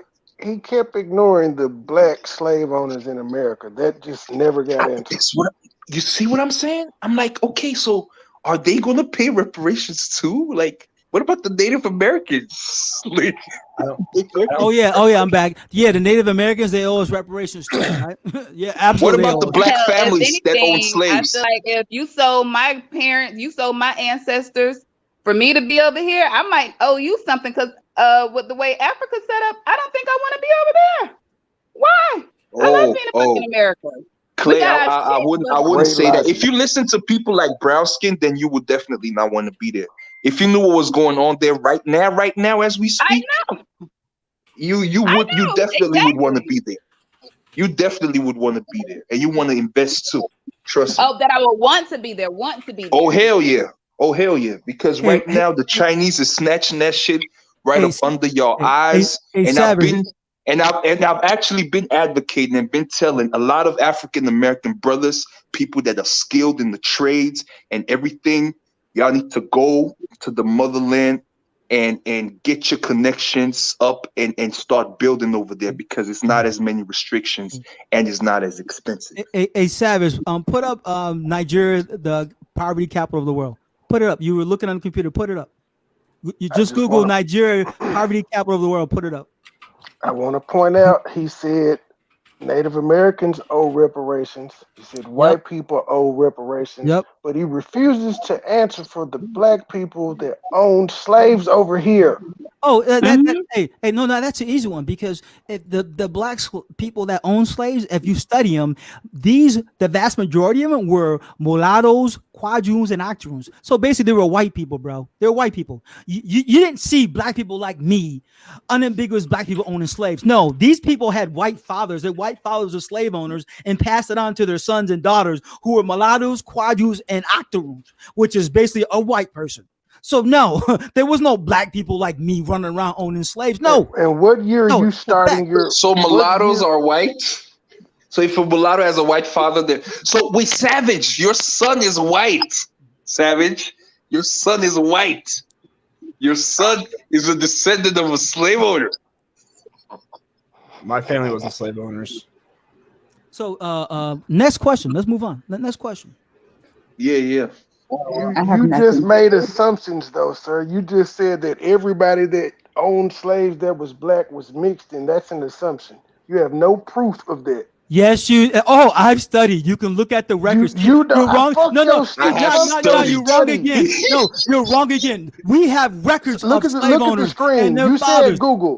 We said Google. proof. Look at the screen. Look at the fucking screen. Does that look like a mulatto to you? Who? I don't know who's talking, brother. Look at the fucking now screen. He can't see. Now he don't know what's happening. Look at the screen. Yeah, and I see a slave. Yeah, go ahead. No, that's not a slave. Read it. You see, read, nigga. Read. No. See what you don't understand. First of all, that's not his fucking picture, you dumbass. That's just somebody they pulled and said Anthony Johnson. That's not Anthony Johnson. Second of all, we can say that about all the slave pictures. No. By that logic, we can go back that on all the slave not logic. pictures. That's Those aren't fact. slaves. Those aren't slaves. Those are paid actors. And second of all, now Anthony Johnson, he went to the white man that had that man enslaved for life. The white man did it, not Anthony Johnson. The first time Anthony Johnson went to the white man, the judges, they said no, and the man went free. The Anthony Johnson did. Then he went back a second time and begged the white judges, and the judges said, okay, black man, you got to be a slave for life. Anthony Johnson had no power. He was the tool. The white man made the black man a slave, not Anthony Johnson. All he did was beg the courts twice. The first time he said no, that was no. The second time he came back, they said yes. That's a fact. And check this out. In 1670, it was one black guy there was only one black guy, and that was done through the courts. See, you don't know history. You don't know. If there was only one black guy, you can't say there weren't any. You're talking about Anthony Johnson. We're talking about Anthony Johnson. Black skin, where majority of the slaves here in America. Say what? Were the majority of the slaves brought from Africa here in America? No, the majority of the slaves went to Brazil and the Caribbean. Everybody knows that. Only 400 to 800,000 blacks actually came to America as slaves. The vast majority, 94% went to the Caribbean and Brazil and South America. Everybody knows that. Next question. The one drop rule. Wait, but I asked you before about Brazil and you had no idea. I didn't, dude. I was answering 1,000 questions at one time. Okay, really? Do you believe in the one drop rule? Are you saying that there were no black, just regular black slave owners in the U.S.? every study that I've seen, right, there were always That he has seen. hang on. Okay. And Every there's study that he has seen. no. Okay, let's look at the facts, right? In 1830, they did their But only you said no. studies. That's not facts. Listen. So you got to pick one, but No, you got to no, pick one. no, You no, said no, from no. what you study, Hang from on. facts. Listen, in Damn, 18 if somebody want the link, let me know if somebody got to drop down. Hang on. In 1830, they did the only study of black slave owners, right? And out of that, there were like 6,000 that owned something like 12,000 slaves. So when you look at about in 1830, it was a little over 2 million slaves. So the blacks own literally 0.00% of the black slaves. And you got to remember, either way, we're saying blacks own slaves. No, hang on. Thank you, ma'am. No, Thank you. And you got to remember, we're done. We don't need to hear shit else. We don't need to hear shit else. Blacks own slaves. No. He knows history, Trey. He knows history. Let him talk his history. He knows it. I'm explaining history. And experts would tell you that vast majority of blacks that did own slaves, those were owning their own brothers and sisters and mothers and fathers as family members, because if they makes it better because the mom owned the slave. Because you don't know history, because if you did, you don't want to go there, Trey. Together, we were slaves. Hang on. Trey, that's a whole different section right there. Because you don't know, because people owning slaves, sir. They had to own. So it wasn't black people running a business together; they were slaves. No, check this out. They had to buy their mothers and fathers and brothers and sisters because they were slaves, right? And if they didn't buy them, the white man would buy them. So the vast majority, they were family members. They were black because you believe in the one black. You believe in the one drop rule. So the mulattoes are black, sir. No, I don't believe in the one drop rule. Hell no. Yes, you do. No, I don't. Because if the one drop rule was true, then the opposite, then there would be no blacks, because every black in America has 15 to 25%. So do you denounce Frederick Douglass? Do you denounce Frederick Douglass? So if we reverse it, right? If we reverse it, denounce Harriet Tubman, then we would be white. No, Frederick Douglass. Denounce Frederick Douglass? Because he was a mulatto. No. Frederick Douglass said he did not know who his father was. Look it up. You can Wikipedia that. But he was a mulatto. He said he didn't know who his father was. You can't prove that, bro. He himself said he didn't know who his father was. No, he wasn't. Nobody knows. He said he didn't know who his father was. Do you denounce Malcolm X? Then you can't say no, he wasn't if nobody. Do you denounce Malcolm X? Oh no, of course not. Malcolm X is the man. Mulatto. Oh, but he has a mulatto background because his mother was mulatto. Yeah, but his father was black. That doesn't make him mulatto. So what? But yes, it does. You gotta have a white parent. You gotta have a white mother and father. No, that was a mulatto, not white. So those slave owners were still black, sir. Thank you for proving that. They had a black parent. They had a white parent, and most of them had a white parent and a grandparent. He had a white parent and a quadroon or octoroon mother. And a quadroon and an octoroon. Well, you would not denounce Malcolm X, right? But I just told, his mother was a quadroon or octoroon, whatever you saying. You just said a mulatto. That's different. You just said a mulatto. And that's not. Okay, so sir, I have a question. Oh, so we're playing semantics now. No, you said mulatto. That's 3/4 black, and then quadroons and octoroons are white. Quadroons and octoroons are white. Mulattoes aren't. Next question. Go ahead. The lady said something. Go ahead. What is mulatto to you? Oh, mulatto. That's easy. You got to have a white parent. You got to have a white parent, mother or father. So real quick. So if one parent is biracial because they have one parent, the grandparent is mixed, the other grandparent is black, so they have a child. That child is what? Say that again. You can go ahead. Say it again. The grandparent, one parent has multiple races: white, Native American, Italian. The other parent, that person's all white. Yeah, that's okay. Okay, but the other parent, the black, the male, we're gonna say is black. They have a child together. Now, what is that child? Well, it's gonna be mulatto because that person is white. Native Indian is basically white. How? Italian, Irish. Do you rep FBA? Do you rep FBA? White, Native American, and Italian. So, do we ignore all of those? Say what? Okay, I said that one parent, the female, she comes from white, Native American, and Italian. Yeah, the male is black. White. Yeah, she's white. Yeah. The baby's gonna be mulatto. Why? Yeah. Why? Yeah. So, but she has. So we count out. So we count out the other races. What other races? What are you talking about? The Native The American black and dad, Italian you that's in dickhead. her. He spoke over Hey, do you. you What rep was that? foundational Black Americans? Do you rep the FBA flag? Black skin? Oh yeah, Tariq Nasheed has one. I don't rock it. I rock the American flag. America was built out of us, man. No, but do you follow what Tariq is saying as far as FBA is concerned? Do you rock with that? Oh, absolutely. I rock with that and ADOS. I rock with them both. Absolutely. Okay, so but then you shouldn't be rocking with Tariq based on what you're saying, because his very wife is a mulatto. Her mother is white, her father is black. Yeah, and what's the point? Yeah, they're not black. Yes, But he's here talking about foundational Black Americans, but yet he's not married to a black person. He's married to a white person. According to you. Quadus and octoroons are white, not mulattoes. I said quadus and octoroons are white. Quadroon means that you got 25% African. Octoroon means you're like 10%. This some shit you made up. No, look it up. Quadroon octoroon. Okay, so a child. So when the child has a black father and a white mother, what is that? Is that 50-50 or is that 25% and 85? What is that? You said a black father and a white mother? Yeah. That's a mulatto. Yeah, that's a mulatto. Biracial. So yeah. Malcolm X and Frederick Douglass.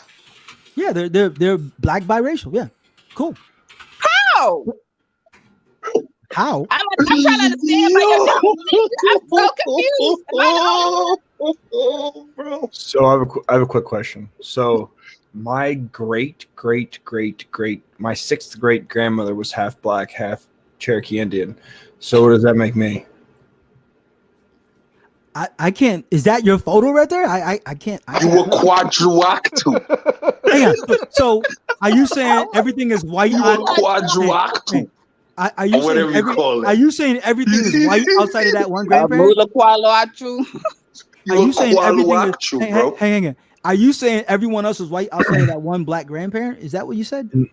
Not on that side of the family. See, Isaac conflating. Go. No, say it again. I didn't catch it. Go ahead. Not on that side of my family. No, say the whole thing so I can catch it. Go ahead. So my sixth great grandmother on my mother's side is half black and she's half Indian, Cherokee Indian. Yeah, and everybody else is white, is what you're saying, right? Not on that side of the family. On my father's side of the family, they're white. So your mother is white? Conflict. You can hear it. Mother is mixed. So based on my mother. Okay. My mom looks white, but we have a lot of Indian and black generations back inside our tree. And then my dad's side of the family is white.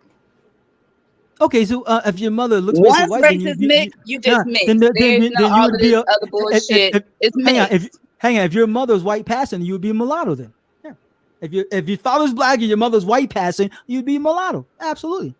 That's what you'd be. Absolutely. Yeah. I just figured it out. It's so easy. Slavery, Jim Crow is the same thing. They'll tell you that if you got one black parent, one white parent, you're a mulatto. If you got one black parent and another parent that was wait a minute. So what is a quadru? What is a quadru again? It's 1/4. A quadroon is someone who has 25% African and 75% European.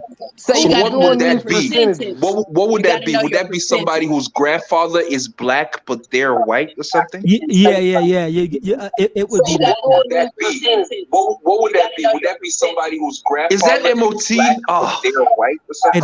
Relief. I can go on mute now. MOT, is that you? Came in and still watching it back on YouTube. That's a bad echo right there. Somebody got a mute.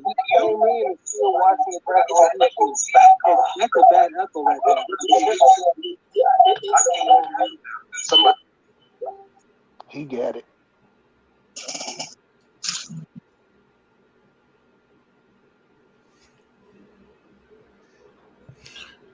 What's up, man? Tomorrow, how are you doing? Hey, what's up, man? I'm trying to figure out which one of these microphones. It's wireless microphones. What's going on, man? YouTube playback. Not too much. But before we get into this, before I let you speak, I just want everyone to go look up a book that's called Black Slave Owners, Free Black Masters in South Carolina, 1790 to 1860. That it was written by a guy named Larry Coger, which is a black man. He is a black man that wrote this book. I know that book, Stan, actually. but he was mulatto. That don't count. I actually read most of that book, actually. and the biggest, one of the biggest black slave owner was Ralph Ellison, and his father was white. And he might have been a quadroon too, because his mother wasn't straight. What is a quadroon? Wait, his mother was what? So he was, Ralph Ellison was the biggest slave owner in South Carolina, right? And his father was white. His father taught him the trade. His father gave him his freedom, right? And he became the biggest black slave owner in South Carolina and one of the biggest in the South period. And he was still treated as a second-class citizen, even though he owned over 100 slaves. He was like 165 slaves. And he said that he feared that he would be enslaved by any white person. And that was the biggest slave owner. You said they didn't exist.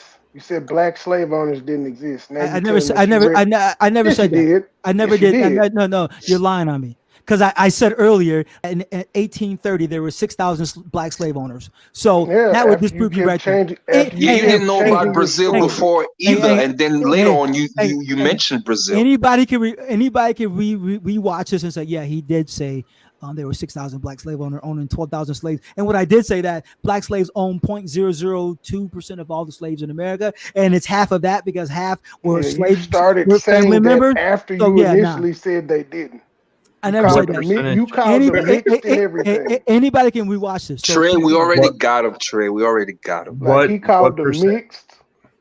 What percentage of people own slaves in America? Well, you can't really look at America because in the North there was very little slavery after the American Revolution. What percentage? Okay, in the South, 30% of all families own black slaves. White families, 30% of all white families. Actually, 395,000. The record showed 395,000 white families own slaves. Hang on, what's that feedback? 395. Yeah, 395,000. I looked at the record books. 395,000 white families in the South own slaves. That's about, they say between 25 to 30% of all white families in the South own slaves.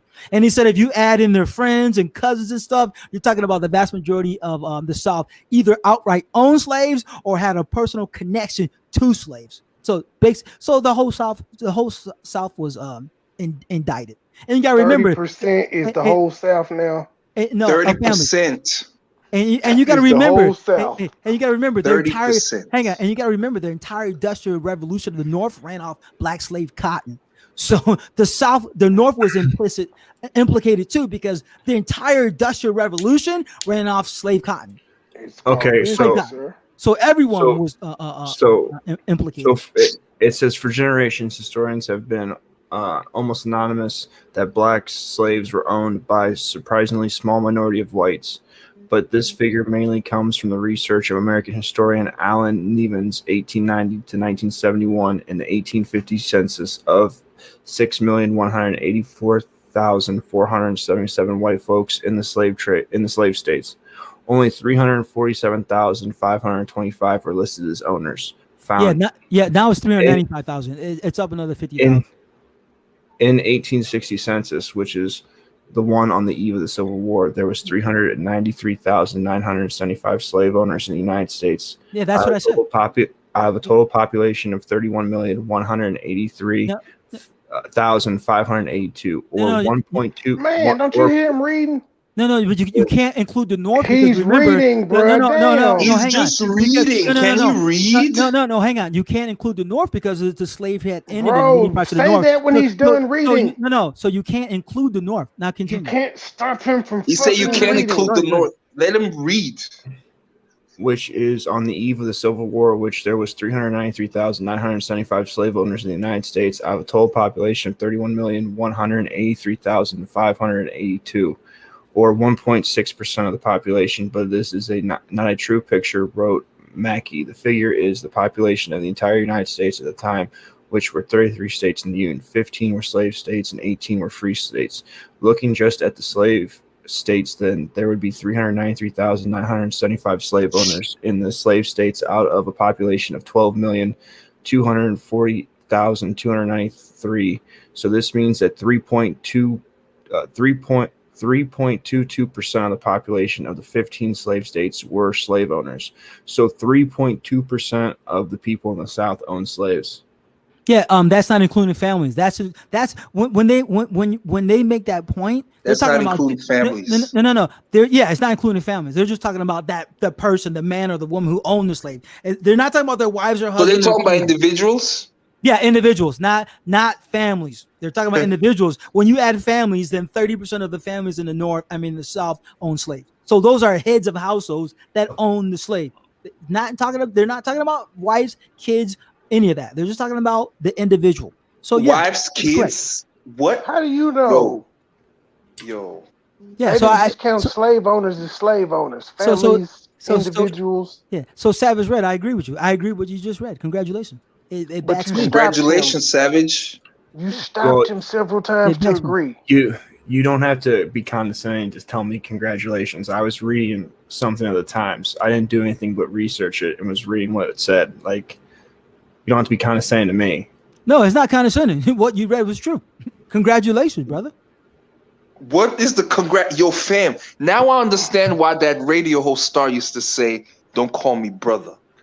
And now I'm starting to understand what it is, yo. Fam. Yo, I can't. You got it, Savage. Go ahead.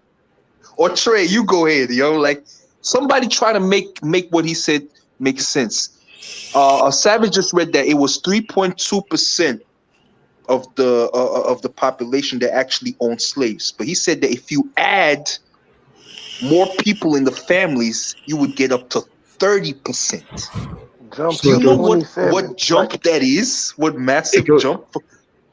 It goes farther. But we have to remember that only free people own slaves and that the total population of slaves include enslaved people themselves. So we have to adjust our numbers to reflect our free people. Therefore, 339,975 slave owners were out of the free population of the 8,289,782, or 4.7%, or 4.75% of the free population in the United States being slave owners. The Confederate 11 states had 316,632 thousand slave owners out of the free population of 5,582,222.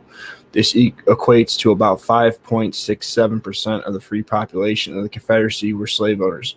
That, however, does not tell us the extent of slave ownership. To better understand the extent of slave impact, we need to realize that slave owners was the one person in the family who legally owned a slave. That person was actually the patriarch. There would be a spouse, a son, and a daughter who directly benefited from the family's slave ownership and who stood to inherit enslaved people, wrote Mackey. So according to the census of 1860, 30.8% of the free family in the Confederate owned slaves. That means that every third white person in those states had a direct commitment to slavery.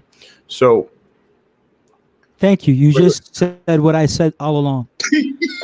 and with that one, hey, Red Sabbath, I gotta get going, brother. It's been real, but you just said what I've been saying all along. You guys need to learn history. And now you run, let him run. I'm out. Bye. Yo, Savage, thank you, brother. Please. And Savage, thank you for backing what I just said. 30% of the South. It's just like a bitch to try to get the last word and run. Yeah, bye. With all those non-facts. Pro-black bitch.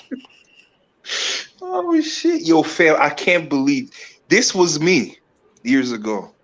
This was actually me. The exact same type of motherfucker, just like wasn't that slow. I was slow, but I wasn't that damn slow. Shit, bro. So again, when they talk about direct benefit, like that's a shit comparison, because if you live on a plantation, you obviously have a family. That's your business. So to say that equates to the son and the daughter and the wife also owning slaves, like that's exactly. It's a stretch. I know. He tried to make it seem like each person had their individual slave. Yeah, Like the dad had a slave, the mom had a slave, The the mom daughter had a had a slave, the slave, kids son had had slaves. one, the granddad had one, 2-year-old Timmy had one. Well, women couldn't own property, so I don't understand how you. That's what. Oh my God, bro. We know, bro. That's the thing. You just gotta let them talk, yo. Bruh. That's why we just kept asking them random questions like, well, hold up there. What about the black people? Are they going to pay? Yeah. Because he never said that the When black Trey people asked had him, to he pay never could answer reparations. that question. He never said it. He said the Indians owed the white people. Then when we asked about the blacks, well, they were mulattoes, so and then they were quadroons. So what about Malcolm X? Well, he was, but that's easy. Yeah. They never want to talk about that. He didn't even want to acknowledge that Frederick Douglass was biracial. So, all right. So here's chocolate and cream. Here's one of them swirl girls. I make $40K a year and have 2 baby mothers. You are essentially useless to any sane woman. Notice how I said sane. Well, invite her up. I did. Oh, that's that chick. So chocolate and cream. I want you to understand something. The vast majority of white men are me. I'm the vast majority of white men. Hey, Fiona, how are you doing? I'm sorry that you got drowned out in that conversation earlier. Yeah, she's chocolate and cream apparently thinks all white people are rich and just have some type of privilege. Yeah, it took a while for me to understand that as well, yo. Because back then I used to think every white person was a slave owner. So I'm going to bring up some stats when it comes to this divestment argument, okay? So the median household income in America, median household income in 2019 is $30,907. All right? That's the median household income for everybody. Now, poverty.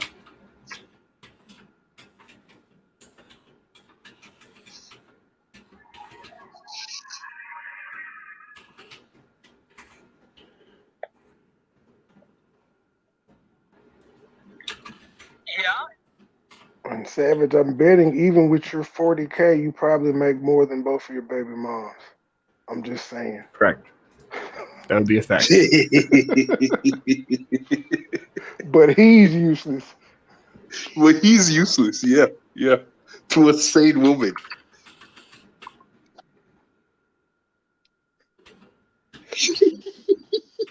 Wait a minute, Sam, weren't you the one that made a video about this chocolate and cream lady and her baby daddy and shit? That was you, right? Yeah, he went crazy in my comment section. Oh, God, this is That's where I know her from. I'm like, I seen that. Chocolate and cream, I apologize. I'm that motherfucker with the chain and shit. I don't want your husband coming all at me. I'm sorry, please. I'm a pussy. I meant nothing. Please don't have your husband e-text me or any of that shit. Please. I'm straight. I apologize. You're right. Savage, you're trash. You're a terrible, horrible man, Savage. You should just stop. I'm not worried slave owner, Savage. You were watching your slaves argue while you were sitting back just laughing. That's what a like good the blue-eyed devil you are. Facts but literally, that other guy, boy, that nigga needs his own show the way he talks. Did you see? Anyway, let's go with the stats, man. So as you can see right here, 30,907 is the median household income in dollars in America. That's from the census. Now, is that Cleveland, or is that just the census? Real median.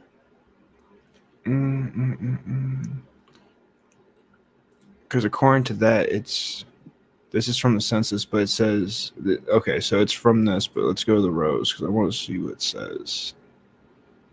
Housing, education, economy.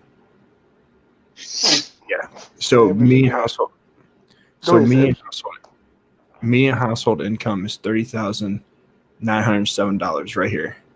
So here's the poverty line. So for a family of three, 21,000 right here is the poverty line. 26,000 is the poverty line. So most people are living just above the poverty line of a family of four. America is 65% white. So the people that would be working poor or poverty, majority of them would be white. No, they would be black, Savage. They would be black, okay? Stop trying to eat off of our struggle. We built this country, sir, and your people owe us reparations. I know you said your great grandmother got some Indian and black in her, Yeah, but but that that ain't does enough. not count. Yastella Karaka. You don't try to eat off our struggle. You owned us. We had steel mills in America. Yo, do you know that about 3 years ago, if I heard myself talking like this, man, I would say I'm the biggest coon on earth. I deserve to die and all of that shit. That's what I would, if I would hear myself now, 3 years ago. Yeah, he gonna play this to his friends, and they gonna swear he won. Oh my God! You say, man, and you know what? At the end of the day, that's what it's all about for them. Man, I slayed. 3 people came at me at one time, and I slayed them all with knowledge. He's gonna throw facts. the white guy I show had in there. facts. Them coons was up there on that panel for the white All those guy. coons. It always be your own people.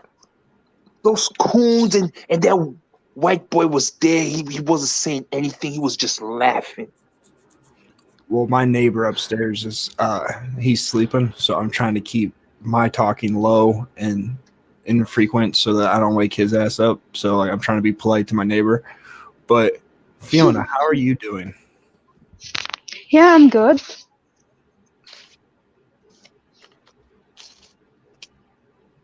Okay.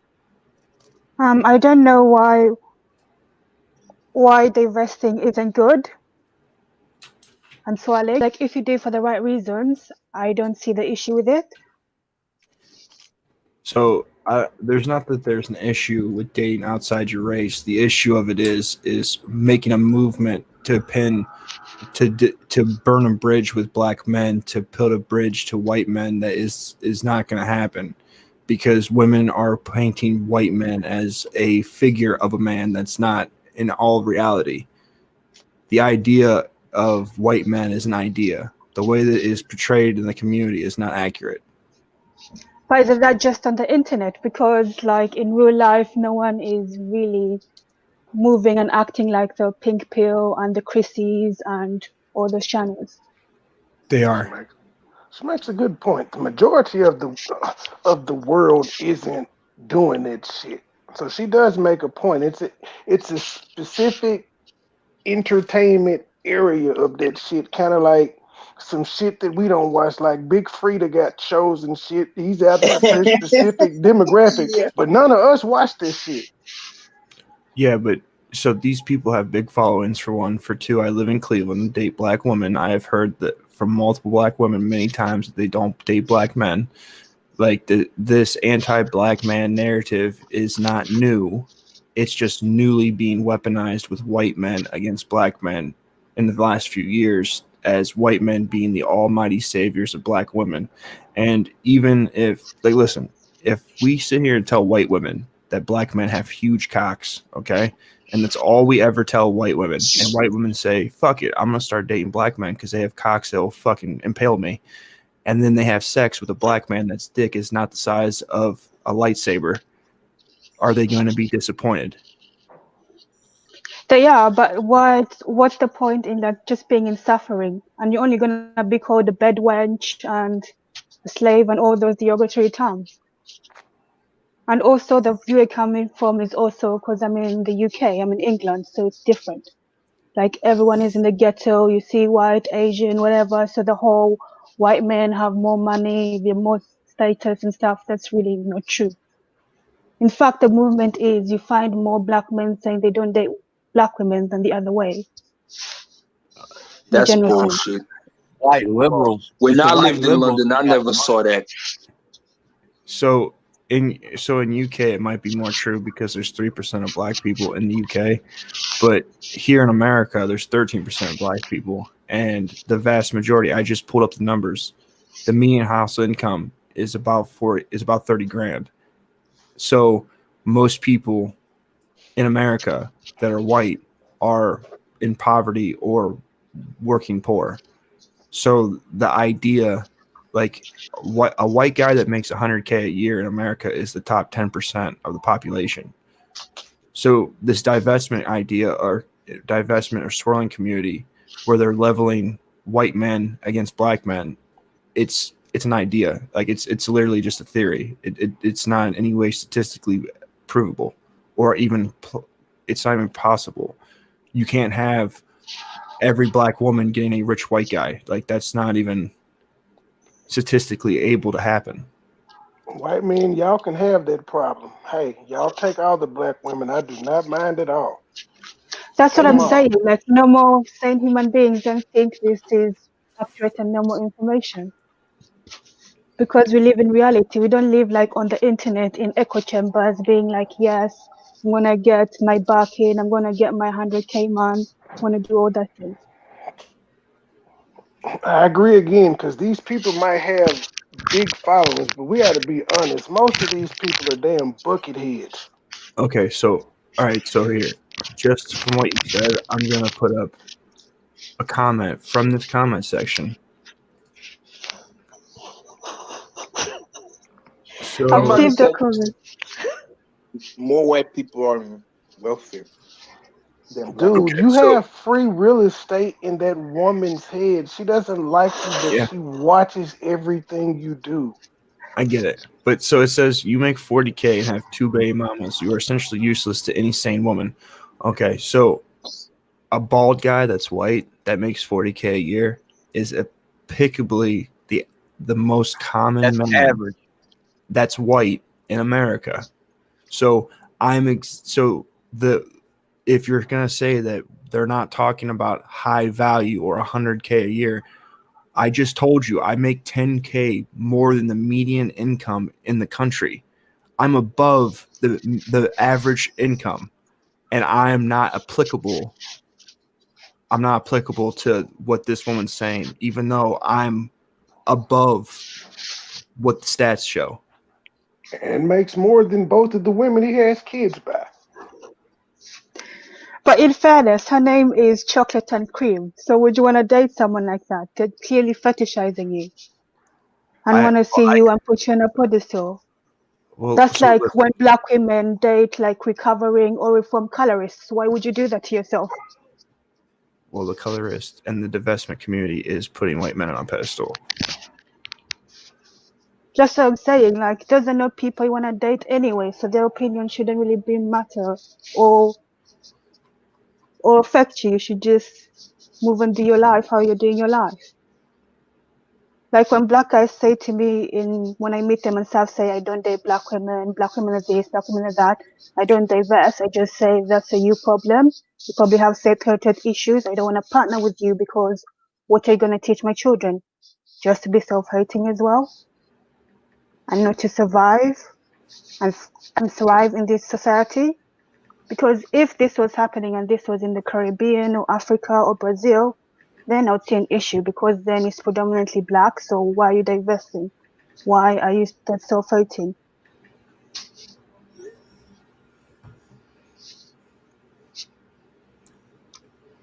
I'm sorry, like I have trouble understanding you with your accent. Like I'm not trying to be a dick. Like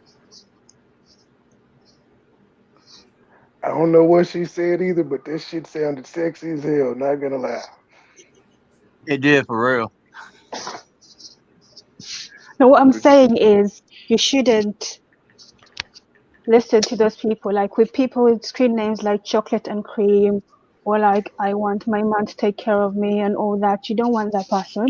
You should have your own set of rules and guidelines of what you want your partner to be like. If they don't fit, then whatever. Facts. She's pretty much saying, "Be a man, savage. Fuck that chocolate and cream woman. Stick to your guns," is what she said. Stick to your Well, guns. Do you? one, I'm making up content. That's what the whole point of this is. Two, you pick a topic. Three, that is what is quite common going on in the manosphere at this point is the divestment and level up girls going in. So like I personally don't care if a woman fetishizes me or not because at the end of the day, most women are fetishizing me for my penis. So like it's not crazy. It doesn't make me feel any less of a person. Like most women are only dating me because I have a penis. Had I not had a penis, they wouldn't date me. So if a woman only is with me because I'm white, it's the same as if she's only with me if I have a penis. But at the end of the day, the issue of it is it's causing like the reason I made this video is because it's making racial tensions worse for one. For two, it's downing black men to lift up white men to an unrealistic expectation that white men cannot live up to. So it's going to make black women angry on both fronts. They're going to get mad when they get with a white dude that doesn't fit the idea that they have, and they're also downing black men that aren't going to want them after they burn that bridge. So Well, it's they just, were angry before they got with white men. that's correct.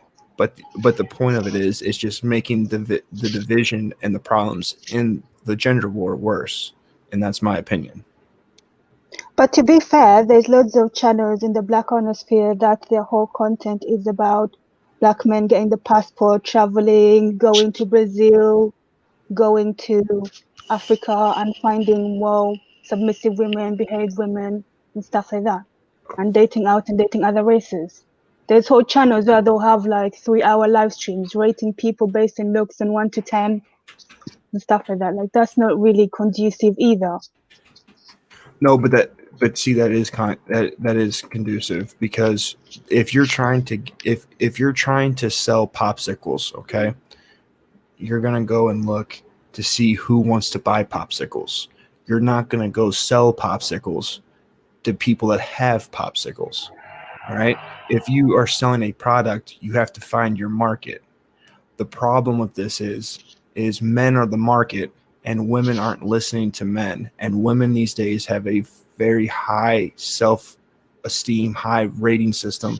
They believe that they are much higher than what they really are. That is why Kevin Samuels does the channel that he does, because most people are average and most women think they're tens. Hey, Savage. Yeah. I got a question. Are the people still on here that were talking about reparations earlier? No, they're not.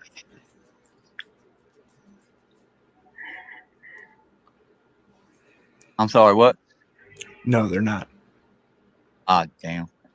Because I was just going to ask questions about the indentured white slaves that came over. Are they expected to pay too? But, no, I don't know.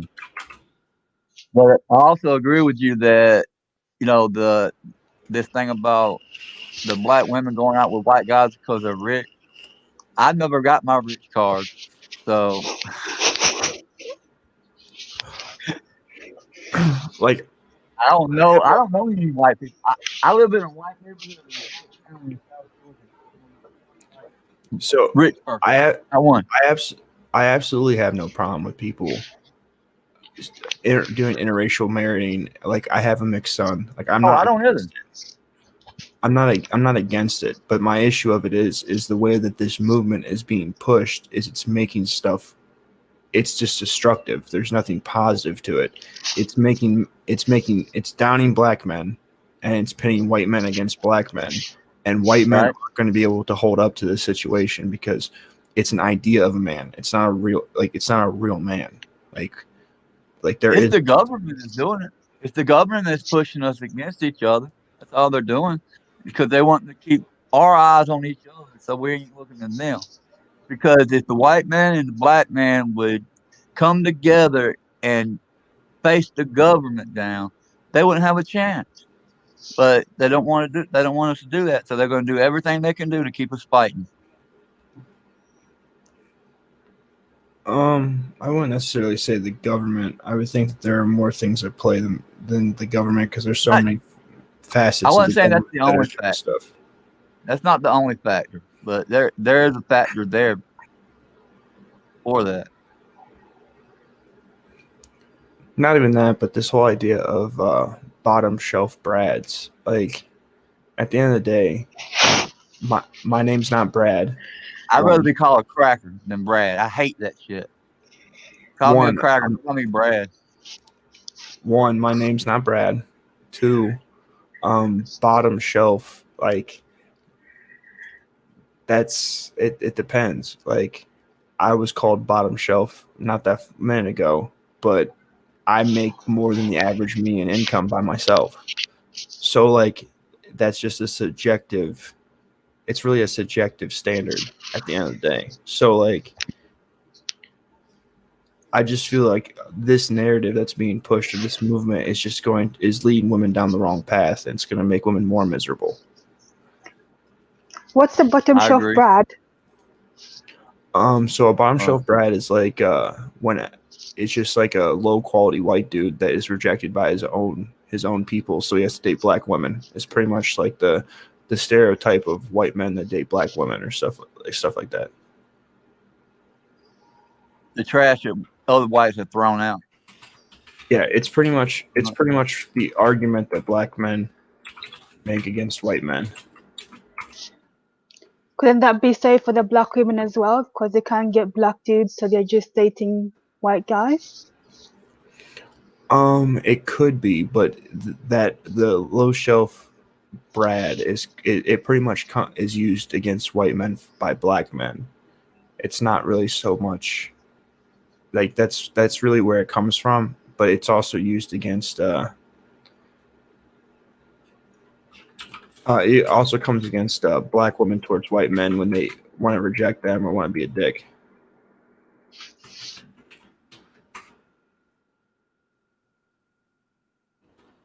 So, are you a swirler, Fiona, or are you a divester, or is that something that you support? No, I personally don't date interracially. Like that's a choice. So I think it would be easier for me in general because if I'm a woman, if I was a man, probably different. But since I'm a woman, I don't think swirling would be conducive for me. So you only date black people, is what you're saying? Yes. So you're a racist? I'm not a racist. My preference would be a black person, but I don't. No, preference is just a dog whistle for racist. So you're pro-black? No. I'm just messing with you. No, my past boyfriends I've dated like everyone. Like my first boyfriend was white, then I had a black boyfriend, then I had an Asian boyfriend. So like I'm open. But ultimately when I see myself settling down, it would be ideally with a black man.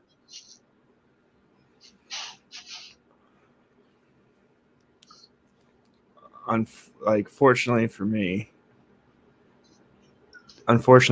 I don't see myself settling down with any man. So I don't either.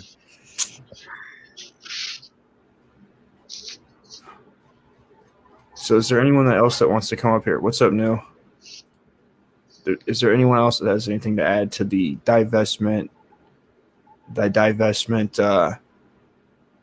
swirling community? Because I think that the way that the women are using it is like a hammer. I think it's a hammer against black men in general. I think it's a retaliation to all like the traveling channels and the whole black women need to do better on accountability and things. Because some people really get all tired and all wound up. Well, I want you.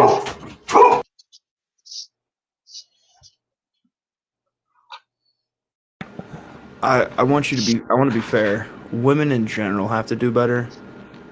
Like in general. Amen. Better, you mean as in what terms? Did you say in what times?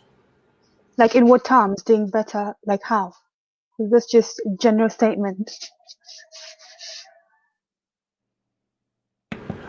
Well, I think that women of the 50s and 40s and 60s had more to offer to the table than they do today. And I believe that the women of today expect a higher price for less effort. Amen. They want to be equal until it's time to be equal. That's it. They want to be equal until it's time to be equal. Couldn't you just argue that's who you're picking? No. Why not? Okay, can you cook? Yes, Do you cook? I do cook. Yes, Do you bake? yes, I do. Are you submissive? When I want to be. So no. No, when I have to be submissive, I'm submissive. When I'm not, I'm not. So okay, so I got a question for you. So tonight, if I was to go out and I sucked a dick, all right, would that make me gay or am I straight?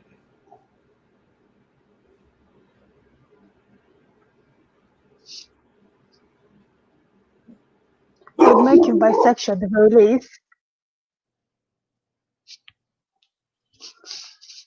I said you'd be gay as hell, man. That would make me gay.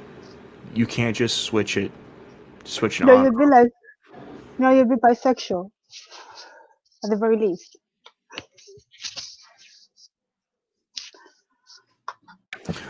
So is bisexual straight or is that part of the LGBTQ community?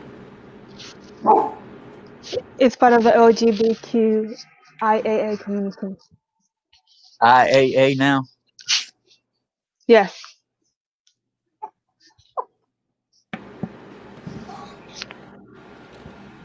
Are they a part of the gay pride parade? Yes. Okay, so it's gay. Question: would you marry a guy that had sucked a dick in his life? I won't say no, but I feel that's very biphobic and homophobic. So Yes. Yeah. So you don't want your man to be able to suck a dick because he's not going to turn you off, right? Question: if that's homophobic, how is it not being racist if you want to date a white guy? I didn't say I want to date a white guy. I said ideally I would want to end up with a black guy. Dating, John, marriage, and settling down are different things. Okay, so John, you're ruining my argument. I'm walking her down a path here. Go ahead. My bad. So if you're submissive when you want to be, and you can just turn it on and off, so then you could marry a guy that has sucked some dicks in his life, but wants to turn it off when he marries you, correct? No, because I would already have seen certain qualities or whatever and decide if I'm going to or not. Okay, so when you're masculine and you're not submissive to a man, they see that, and you can't just turn it off. It's the same logic. The only difference is men are willing to accept that standard. Like we won't be out here saying, "Oh yeah, the guy that sucks dick, he's straight, he's cool. You should be happy with that man." But women will say, "Oh no, I can be agreeable, I can not be agreeable, I can be argumentative, I can talk over you, I can fight with you, I can challenge you, I can do all these things, and you have to accept me because that's how I am." No, I think you and me have different definitions of submissiveness. Because I'm not arguing with no man. I'm not talking over no man. I don't want to get punched in the face. I don't want to. Like, you can have more discussion without being aggressive. What's the point of all the aggression, all the arguing? Yeah, so again, when we talk about women in general, when I said that women are offering less today than they did 60 years ago, that's a general statement. So most women are not submissive. especially in the States. Feminism has stopped that. Feminism is the enemy of everyone.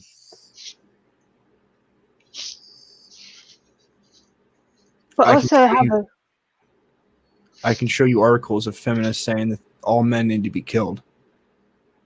I can show you articles of feminists saying that they need to they treat boys harshly and take toys away from boys so that they don't learn STEM skills because they want women to be able to be in STEM, so they make it a disadvantage to men. You've got females that have children that are saying that their sons could be rapists and that they don't want to they wish they didn't have sons. So those are all crazy people. But that's the majority. That's the majority of the coverage in the media, and feminism has slowly creeped into all aspects of our lives here in America. When you watch TV, any show that you watch, the dad is a babbling buffoon. He's a fucking retard. But the mom, she can do everything. She can cook, clean, do his job, take care of the kids, save him from his trouble. Every sitcom is that exact same foreplay. They're even superheroes now. They're even the superheroes, the heroes of the movie. No. So the issue is that women need to do better in general.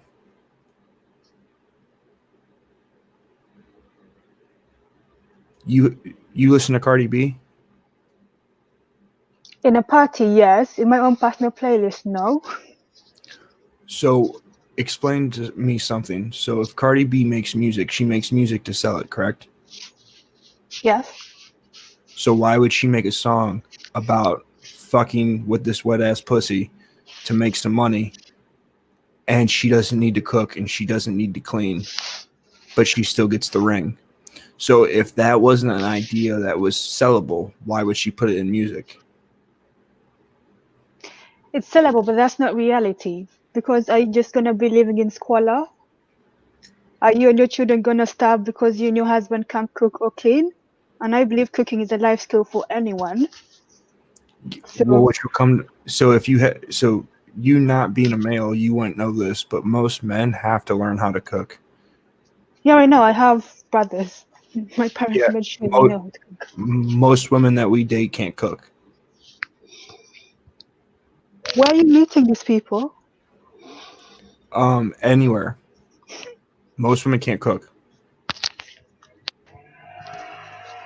This new generation can't even turn on a washing machine half the time. So here, let's do a little chat here. All the guys that are in the chat, have you guys dated or come across women that can cook or can clean? More of the women, could they cook or could they clean? Say it down in the chat.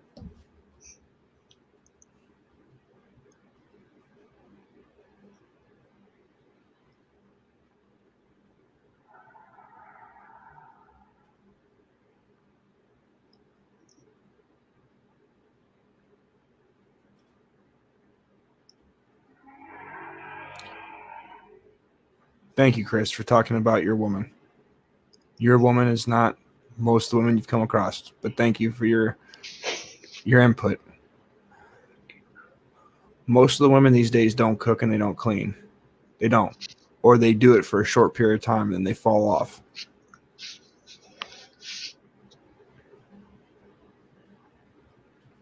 Like my sister can cook and she can clean. She's a stay-at-home mom.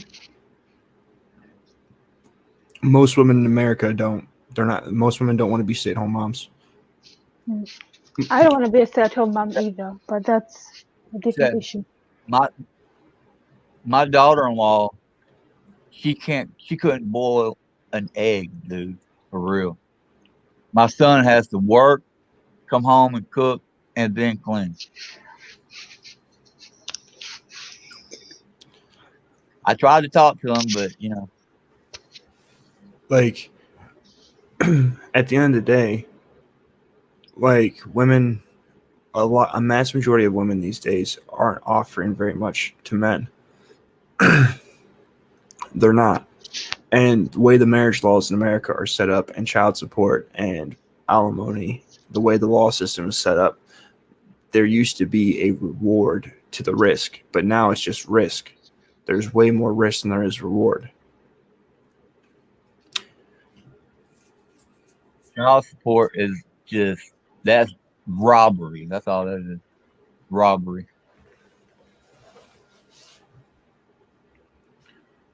Like, at the end of the day, I'm not saying that men shouldn't start their own businesses. Men shouldn't do anything to better themselves. Men are judged based on their finances. But the problem with society is everyone wants to cowtail the women. So if a like, listen, I did a story a few months back where a woman ran her husband over with a car, and while he laid in a pool of his own blood, she spit on him and cussed him out and clapped in his face. I've seen that. Do you know why she ran him over, Fiona? No.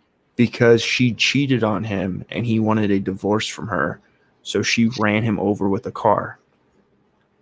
Do you know what people on the internet and what women said when they saw the story? So she belongs in jail? Nope. No, they said that he was the cheater. You got what he deserved. She said that he was the cheater. Automatically, women want to placate to women. When I tell you that women can't cook and clean, your first thing was, well, it's the women you date. What type of women do you date? I've literally dated a doctor from South Africa. She was 28 years old. She was a anesthesiologist. I've dated all types of women. Like, I haven't dated fucking gutter hookers. I haven't dated only women in projects. I've dated cheerleaders. I've dated one of my ex-girlfriends is a model in Pittsburgh right now. Like, I've dated all types of women. And throughout the course of all types of women, I've dated white women, black women, Hispanic women. Most of them cannot cook. Most of them don't like cleaning. Most of them are mouthy. Fiona, you know the actor Johnny Depp? Yes, and his wife was abusing him Right. and broke But his see, that went fingers on and for everything. years. That went on for years. Him trying to tell people every day, she beats me. She does this to me.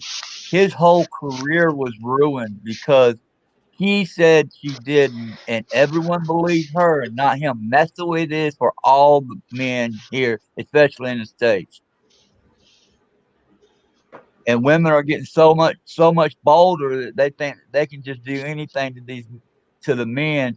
And if the man hits them back, they're gonna call the law. Guess who's going to jail? It's the man going to jail. Okay, so I just want to address this. Hey, chocolate and cream, just so you know. 1, I'm not fat. 2, your dude ain't shit. 3, you're a Irish buddy that wants to drive out to Cleveland and get his ass whooped. You can have him come out here whenever you want. You're dating a dude that is in his 40s that acts like he's 20. Whatever you have to say does not mean shit to me. You probably should tell your boyfriend or your husband to watch who the fuck he talks about, because remember, I'm a criminal with a criminal history. I have no problem going back to jail.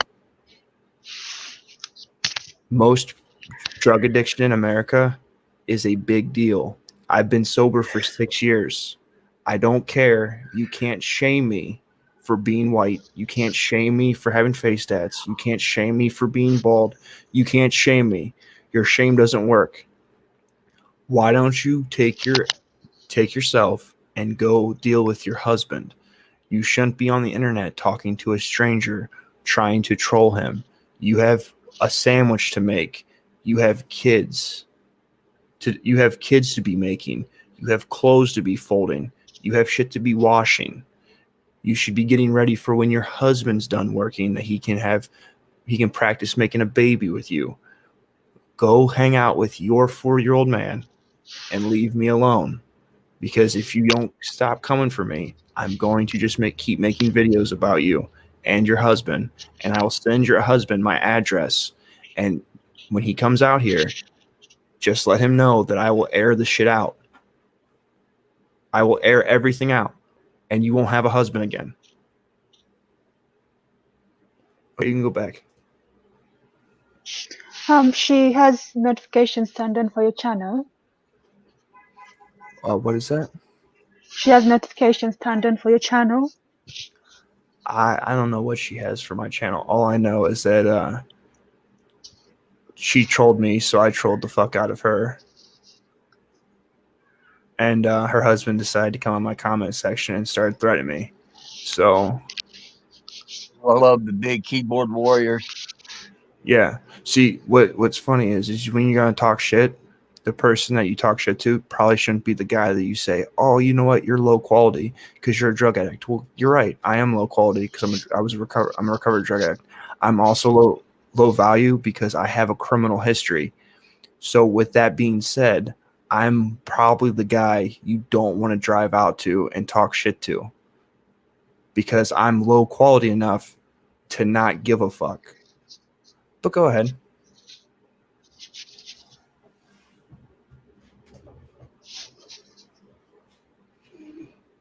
And if that was me, I'd be going to tell my woman, get the hell off the internet. I wouldn't be going telling you no shit.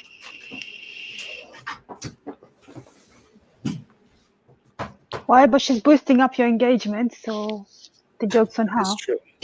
That is true. Listen, lady, I'm not fat. I'm not fat in any way. I'm not fat. Dude, if you're fat, I'm an elephant. What do you weigh, like 130, 140? No, I weigh more than that. I'm like 190. 190. I'm 6. How tall I'm are 6'3". I'm 6'3", 200. Hell yeah, that works. God still sounds fat. I don't give a fuck what she was doing. But so Fiona, you don't think that there's anything that women could be working on? You don't think that there's anything that they need to work on, or it's just men? Like, where's your stance? My stance is everyone needs to do better. Come on, bro.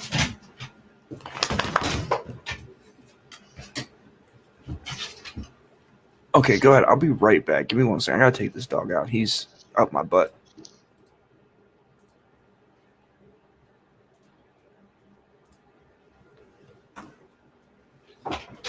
Oh, you still there, Fiona? Yes. You say you live, what country do you live in? Me, England? England? Yeah. Is there a double standard between the white man and the black man? Well, actually, the white man and the black community in England? Like, white men can't say things that black men can without getting in trouble? Yes. Do you But I think that's think that, fair? I mean, if it's racist, then no. But what if But if it's it's, racist against, but blacks against whites can say racist things to whites all day, anywhere, and nothing's said. But you saw a white man say just something that may be inferred to be racist, and they might lose their job, lose their family, lose their freedom. How is that fair? well, I suppose like the racial dynamics in the UK are far different than in America, because most of the black people in the UK are either African or Caribbean. So they were either came to the UK because there was a time after World War II where there were low on workers, so they invited nurses, midwives, bus drivers, and train drivers to come and prop up the working class. So the people were invited, and yes, they faced racism and everything, but people chose to live in the UK. Right. It's not like you came here through slavery and the rhetoric of racism and stuff is beaten into you. It's there, but it's more covert, and you won't really notice it. You'll notice more classism than you will racism nowadays. So the biggest example I was talking about is, say, black guys and black women call each other the N word all day, every day, everywhere. See, I grew up in a projects in Atlanta, in Lakewood. I grew up around black people. No, nothing more. I didn't even know other white people existed until I was like 9. But I can't say that word or I'm ostracized, no matter where I'm at. And that's what I grew up saying to my brother, my black brother. But why is it that I can be called uh, a cracker, a honky, a Brad, and nothing is said? I don't understand.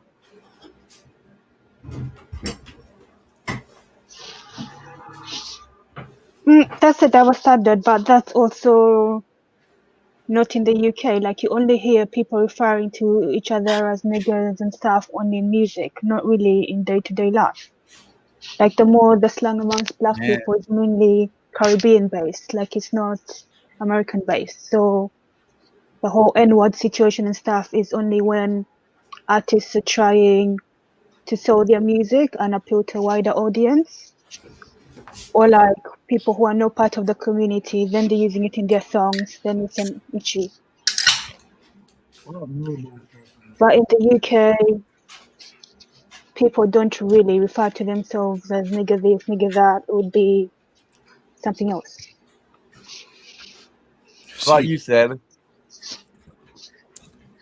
I really don't care if people call me a wigger or a cracker or a honky or any of that stuff because I don't either. it doesn't. But I'm just saying, there's a double doesn't standard. bother me. Well, there is. There's just a double standard. in That's all I'm everything. saying. There's a double standard in everything. That's how life works. Everything.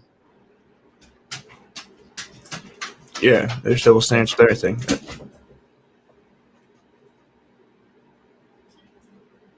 Like that, I don't know why my camera is out of focus. Like, I'm not exactly sure why it's doing that.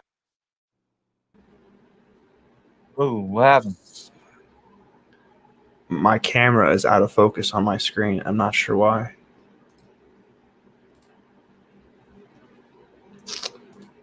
I just don't think it's also fair, just because someone's white, if you're a white guy, you're automatically considered racist. And it's just, it's hurtful more than anything. It's hurtful because I'm the furthest thing from a racist. Like I said, that's who I grew up with. I grew up in the inner city, but I'm still called a racist. Well, let's be fair. Life is unfair. Just gotta get over that. Life is unfair, granted, but some things should not be as unfair as they are. If things wasn't as unfair as they are, we'd be a lot better off in this country. So I'm about to wrap this up, guys. Do you guys have any final points or words you want to make a point to? I appreciate you letting me come on, man.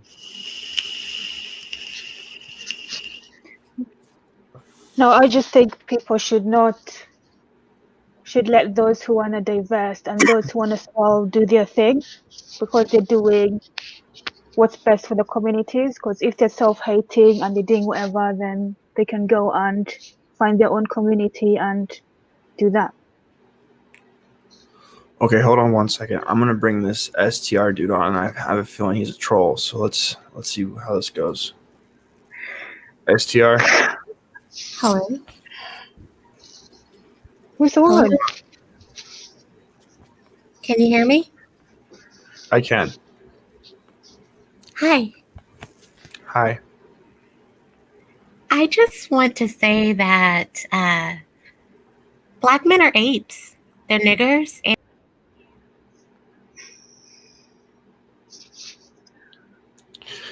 Yeah. Sorry, STR, but I don't think that that's needed.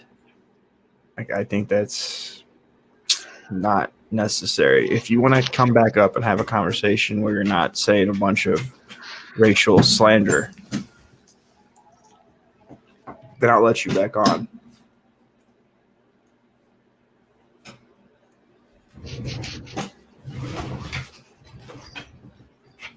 Okay, so we're gonna try this again. Hello? Okay, so can you do that again without saying a bunch of racial stuff? I'm sorry, I get a bit ahead of myself sometimes.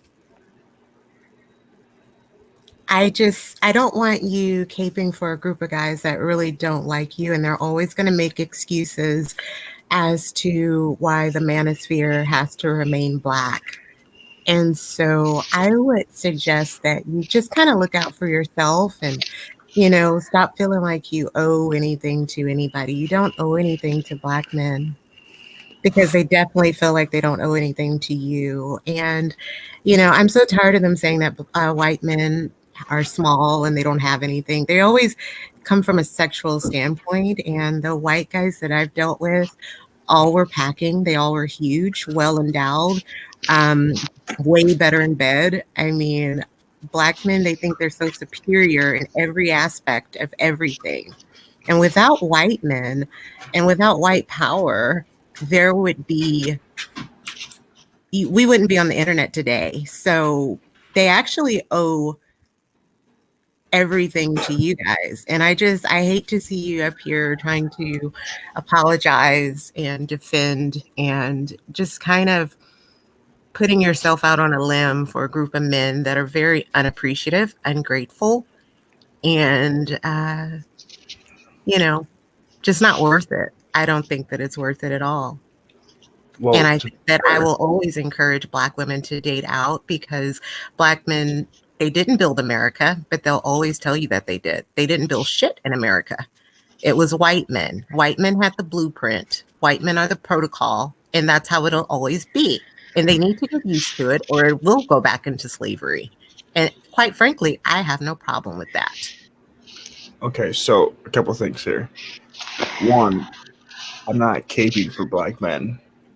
Two, as a whole, I feel that men need to stick together, because the gender war is the real issue. Black men and white men get fucked by the system when it comes to family courts, our children. Mm-hmm. So regardless of the fact, I don't really care if Black men like me or not. At the end of the day, if they don't like me, stuff that you say is also going to make that worse. So you're not doing any service to me by coming on and saying racial slurs about Black men. But also, but it's separate, though. It's a separate, how Black women are feeling about Black men are separate. You have nothing to do with that. White men are innocent in all of this. This has nothing to do with white men. It's a gender war between Black men and Black women. And quite frankly, there's a group that I'm a part of, and Black women talk just like me. They think like me, and they are fed up and they're sick of it.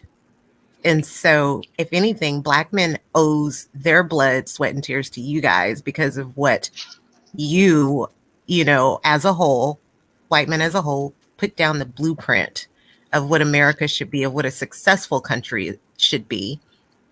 And they act like they're responsible for it. They always say that they built America, and they didn't build a goddamn thing. What the hell did a Black man build? He didn't build nothing. And so he's sitting here trying to tell Black women to lower our expectations, lower our, telling us to not get an education because we're going to turn into, we're going to think we're superior, and we're going to think we're too good for the Black man. So the next best thing, or the best thing for a Black woman to do, is just to go with a white man, even if he's a HVAC, air conditioning, if he owns an air conditioning company, or if he works as a plumber. That's better than the average Black man any day. And that's what I encourage all Black women to do. So, okay, so again, I showed the statistics earlier. The median house income in America is $30,000 a year. The poverty line is above that. White people make up 65% of the population. So the majority of white men The majority of white men are average. Right. And that's perfectly fine. But the average white man compared to the average black man, the self-loathing black man who blames the white man for everything, is much better. That's a better choice. I don't care how you slice it. And I know you're just saying that just to make, just so that you don't have beef with black men. No, but listen, I have no problem with beef with black men. I've grew up in black neighborhoods as a white guy. It has nothing to do with beef. It has nothing to do with that. The issue it comes down to is you said that a white guy that owns an HVAC company, again, that would be a small minority of men. Majority of men do not own a business, for one.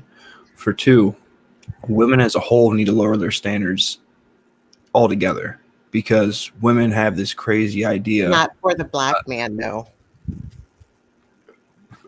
In general, the gender war is based on men and women, not race. White women think the same way when it comes to they're a 5, but think that they deserve a 10. There are white women that believe that they deserve guys that make over $100K a year. When you go into family court, you get raped if you're white or black as a man. It does not matter on your race. Exactly. But if you hear from the average black man, the white woman is God. The white woman is so much better and all of that. But quite frankly, the white man is God. And that's how I'll always think. That's how white men are. They just, even if they are not in the top, 1%, they still know how to maneuver better through life. Even if they aren't, making 40K a year, they still know how to invest. They still know how to, think clearly with a logical mind, and just, they're just better. I'm sorry. They are just better. And a lot of black women are coming to that realization. But even if they are poor or whatever you're trying to say, like, women need to lower their standards. It's just crazy. Okay, so again, the median income of a white man is about 50K. The median income of a black man is about 41K. It's only about like $9,000 to $10,000 in difference. But not really. Every black man I see is, a lot of black men live beyond their means.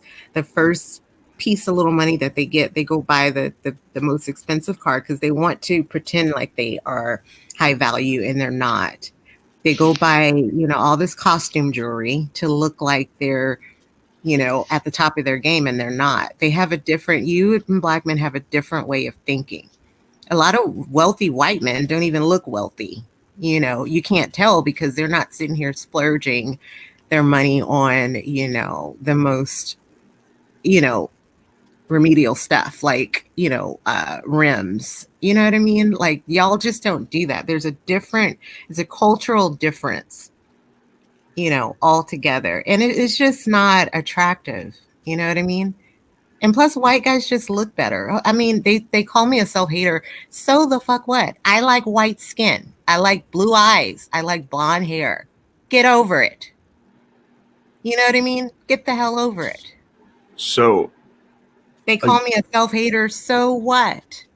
I don't like your black ass. I don't like your big nose. Who cares? Get over it.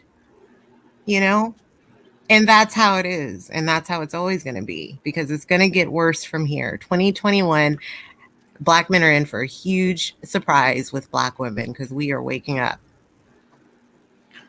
I'm sorry. Well, honestly, I think that black women are in for a rude awakening. By whom, though? See, black men are not... They're not intimidating the black woman anymore. We used to get intimidated. We used to cape for black men. We used to be there at their beck and call and just sit there and wait and just, no, black men are in for a huge surprise. And I can't spill all the tea here because that's telling everything, but trust me, I can't do it here. And I know what you're up to. I know you have a good heart. You're innocent in all of this. You really just want everybody to get along. You don't want all of this. I can tell. You don't want anybody mad with you. And you rather side with the black man because you think that, you have more in common with the black man because you feel like you are on their level but you're not. It's really the bottom line. Not that you have privilege. I'm not saying that you have privilege. There's no such thing as white privilege. Okay, so again, so this is the issue you have to understand. I don't care if people have an issue with me or not. I don't. All right. Two, at the end of the day, my son's mixed. Right, I know. I've been following you for a while. So racial tension, either way, is bad. And too much stuff is put through. Where's that feedback coming from? All right, so too much racial tension is not good for society. Right. And at the end of the day, the division as a people, our country will fall if we are divided between races, because as a group, we actually have power. But if we're fighting and squabbling with each other, then our country will fall. So I know for a fact that you like guns, right? Of course. Okay, so if no one agrees that we should be able to keep guns and they take guns away, that's bad, right? Right. But they call me a bedwench and a coon for voting for Trump, for supporting the Constitution. They call me this because I see things different from they do. It's Black men. This is what they do to me. This is how they treat me, because I support a president, and he's still my president no matter what. He's going to remain my president. But I support a president that is in line with how I believe America should be. And I believe that America is the best nation on the planet. But yet you have, I hate that I can't use the N-word. I'm sorry. I use the N-word. I am so sorry. I have a different view than you do, and I do apologize. Well, I see Black men as niggers. I do. Well, so me I'm a Trump supporter myself, and I live in a Democrat city. My son's mom thinks that, Trump's a racist. Like, that's a common thing. But what the issue of it is people disagreeing with your political view. That's their opinion. But when you say racial slurs, you're just reconfirming what they're saying. But what's wrong with, if someone feels this, that's what I mean by censorship. That's the problem. If I want to say that, what is wrong with that? People should be able to say what they want to say. That's why we're in the situation we're in now. So, like, that's true, but the issue of it is myself personally, I don't like the N-word because obviously my son's mixed, and at the end of the day, he's not an N-word. But what I'm saying is there's no need to bring race into issues that are not based on race. The gender war is based on gender. The divestment movement and the swirling movement is using race as a hammer to hammer Black men and to lift up white men. That's the only reason that there's a race issue in this. I have no problem with interracial dating, interracial marriages, but to weaponize race against a group, against another group, is not, it's not good. And the fact of the matter is there are more women on this earth than there are men.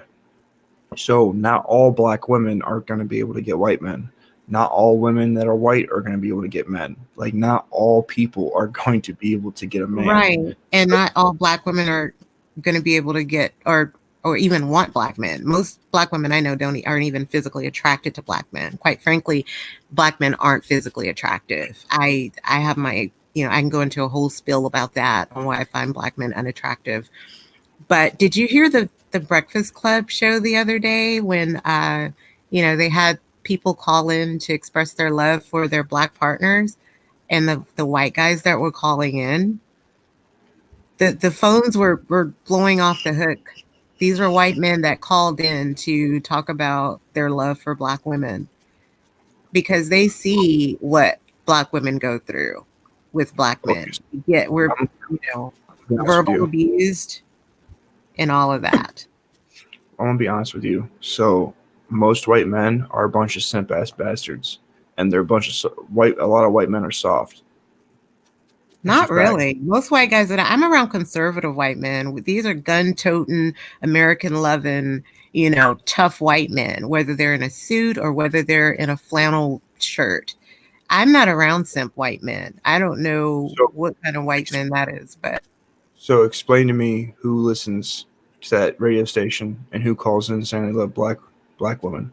Usually just white guys that are in tune with black, quote unquote, black culture, or they're dating a black woman, so they so happen to listen to it with her.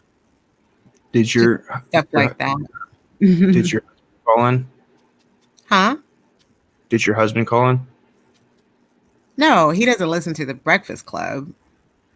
My point. I'm not married yet, though, but I'm just saying he doesn't listen to the Breakfast Club. I'm just saying black men make it seem like white men, it's impossible for a black woman to get a white man. And they always say, no white guy wants you and all that. That's their shaming tactic so that we can stay in the black race. Black women that, don't want black guys.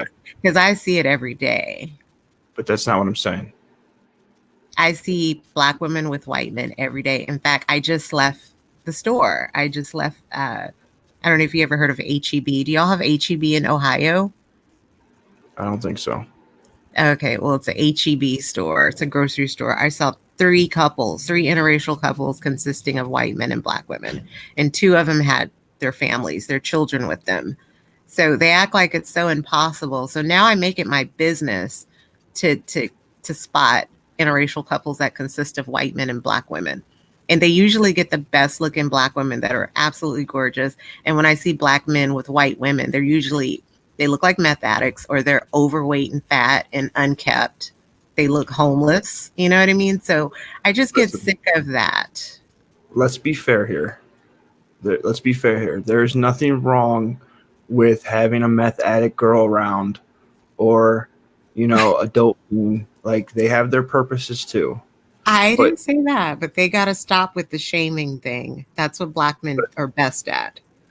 But okay, so I'm not shaming, but if you listen to the swirling community, they talk about dating higher value men. That's what they talk about. Here and there.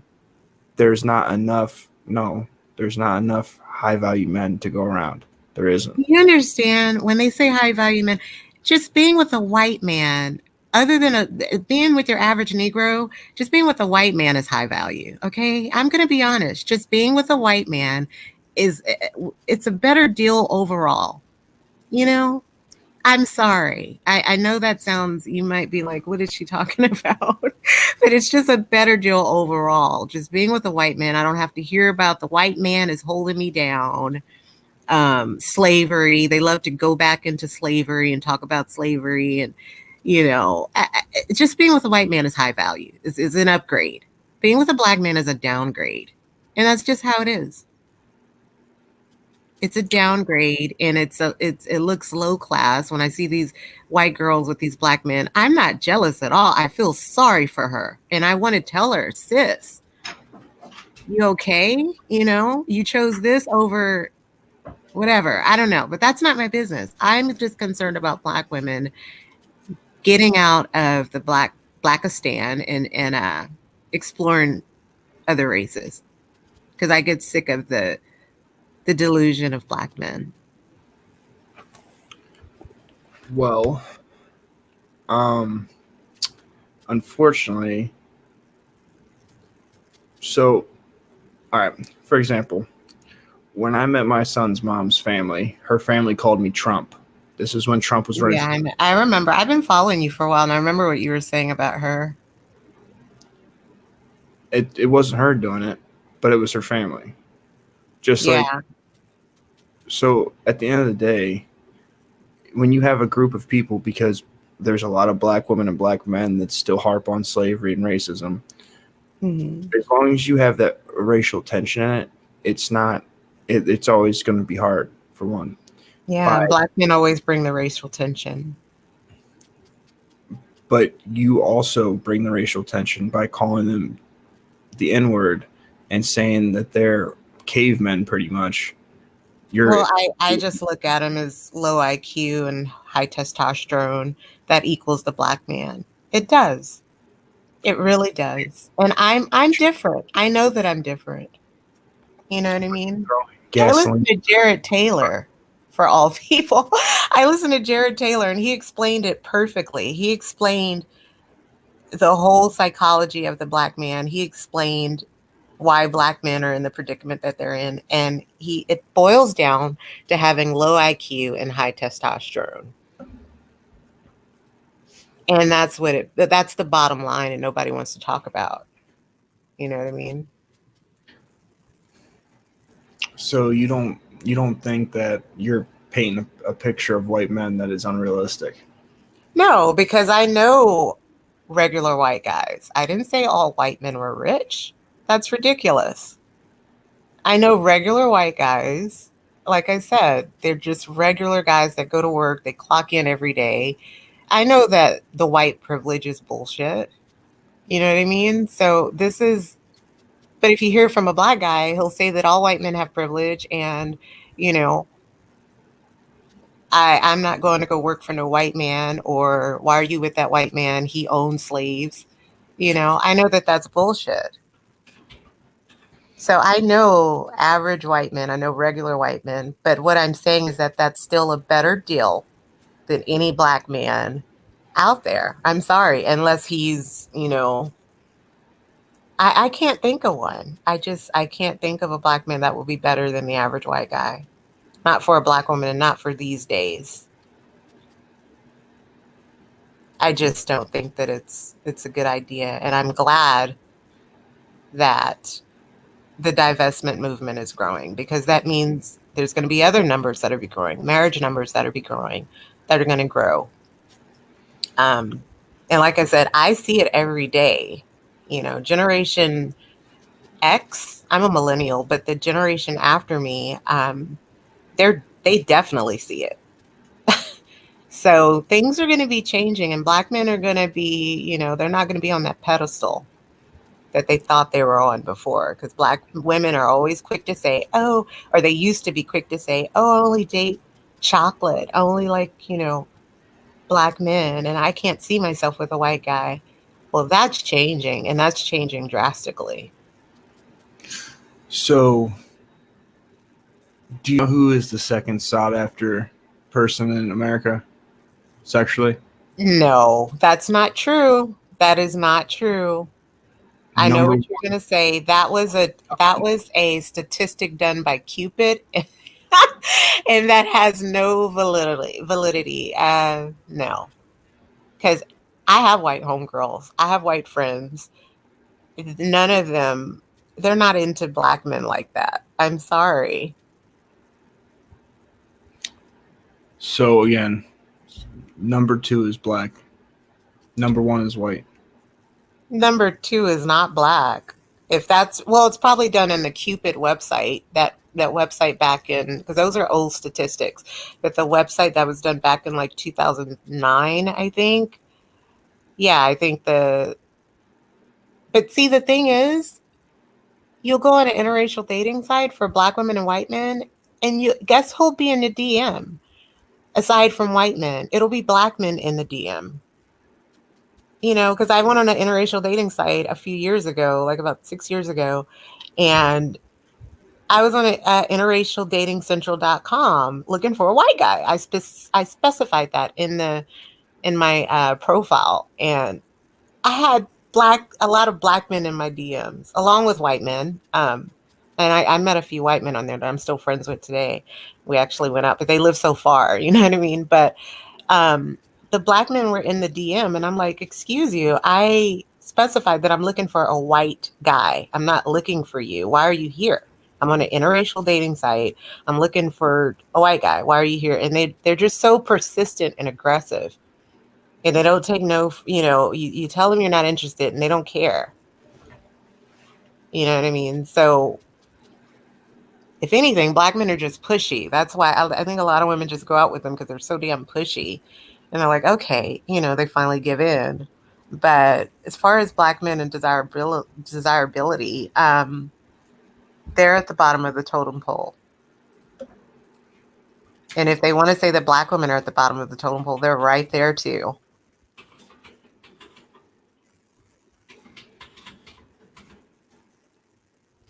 And Black men and white women's marriages don't even last long. They're based on, instant gratification, but as soon as that goes away, the white woman comes to her senses, and the divorce is coming. And you can look at statistics on that. Black men and white women marriages do not last. White men and Black women marriages last the longest, actually. I don't. It's true. Look it up. I'm serious. I looked it up already because someone mentioned it before, and I was like interested in what. See, I have to disagree with you on that because 50% of all marriages end and 80% fraud by women. So Yeah, but statistic wise, Black men and white women marriages do not last. And so when they talk about, Black women getting with white men, and they talk about, the white men won't marry you and all this stuff, that's a lie. And plus, when we do get married, it's very rare that we get a divorce. So it's just crazy. You know what I mean? So But in the let me mention one more thing. In conservative circles, I'm gonna tell you something. In conservative circles, Republican conservative circles, American 11 circles, if you're a Black conservative woman, if you're a Black Trump supporter that's attractive, there's so many choices. So Black women need to get the hell out of BLM, stop supporting BLM, come over to the right, and get married, because these men on the right, they want to get married. They love America. They believe in family, the nuclear family, and if you're a Black attractive conservative woman, all I have to say is just come with me to some of these these meetings that I go to and some of these rallies that I go to, and man, I'm just saying there's choices. There's the Black men are not the only option. That's all I'm saying. Black men are not the only option, and I'm so glad that Black women are waking up.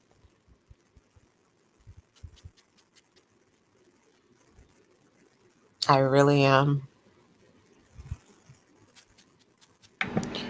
So where did you find these desirability stats? I didn't find them. I heard some people talking about it, but I did see something a while back that said that it was like from a dating site that white men were the top choice. And I didn't even have to go to a statistic dating site to find that out. I already knew white men are the top choice. Most Black men, like I said, even if they are with a white woman, they both look homely looking. They both look ghetto. You know what I mean? Like, who's jealous of that? I was at the gym the other day, and I used to compete, right? I used to do competitive physique, bikini and all that stuff. I'm not gonna lie, I have a great body. But when I was at the gym the other day, this Black guy was in there with his white girlfriend, and they were both staring at me. I'm like, look over there, leave me alone. They both were looking at me. And you could tell she was getting a little upset, and then he couldn't stop looking. And I'm like, look, you're with your white girlfriend. Look away. So it's funny to me. It really is. It really, really is,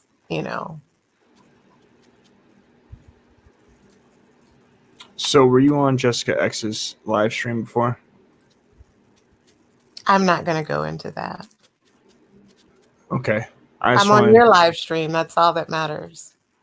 Yeah, I just wanted to make sure because you didn't use the same name. That's all. Yeah, I know Jessica X. I mean, I like her because she lets, unlike other people, they cut you off. They don't let you, if you have a slightest disagreement, they'll cut you off. But I like Jessica X because she lets you get it out. She lets you rant. She knows the importance of being able to rant. It's healthy to just get it out. You know, all this censorship that's going on is ridiculous. So you can't say anything. And it's good that she lets people rant. So that's why I like her. But yeah, she's pandering too, but that's another story.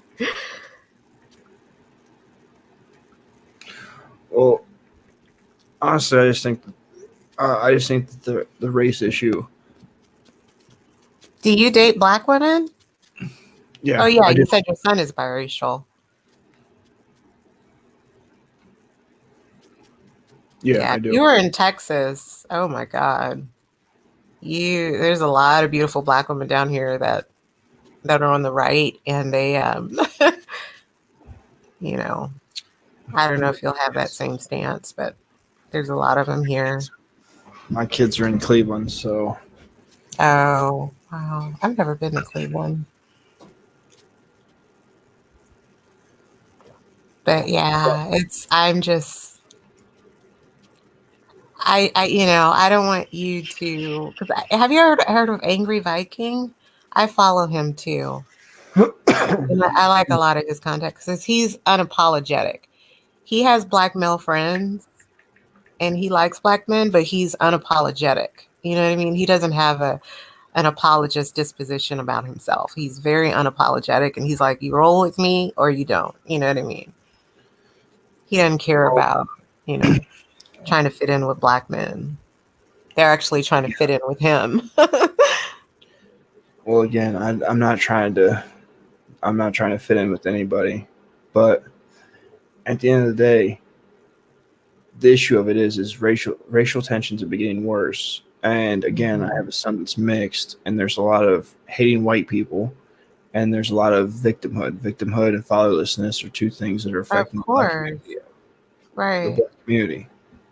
And at the end of the day, I don't want my son to grow up in a world where racial tensions are worse. And I feel that these things are making racial tensions worse. So it's not about placating to any group, but we are on YouTube, so hate speech is a thing. I'm white, so I'll get struck down way quicker than anyone else. And two, and that's messed up. I don't want my son to hate half of himself, Black or white. And the fact that a lot of the rhetoric on the internet when it comes to these spaces from non-white people is usually fuck white people. And a lot of the people that are on the left or on the opposite side are placating and bending over backwards to say how bad white people are. So we're not going to be able to be a stronger and better country until we stop taking race and putting it through every single aspect of our life. Right. And who started that though? I mean, who kept it going? It's Black men. If anything, your son is going to grow up and he's going to see for himself who's abusive and who's not. He's going to see that and he's going to make a choice, and be honest with him. And that's all I'm saying about that, because it's going to be Black men. They keep the race thing going. They keep the victimhood going. They keep, bringing up slavery. They keep all that going. They relish in victimhood. I've never seen a group of men so happy to be a victim. They're just so, happy to be such victims in this world. And, you talk about all the police shootings. I laughed at every police shooting, maybe except Trayvon Martin. That was Trayvon Martin and Philando Castile. Those were the only two that bothered me. The others were all justified. And all they had to do was sit there and comply. But Black men have a problem with authority. They don't know how to comply. They don't like anyone telling them what to do. And that's what you get. you get law and order, you know. AKA women. Hmm? Women don't like being told what to do. They don't like listening. They don't like being told what to do. You're right. Some women don't. I get mad at women too. A majority of women. Yeah. Well,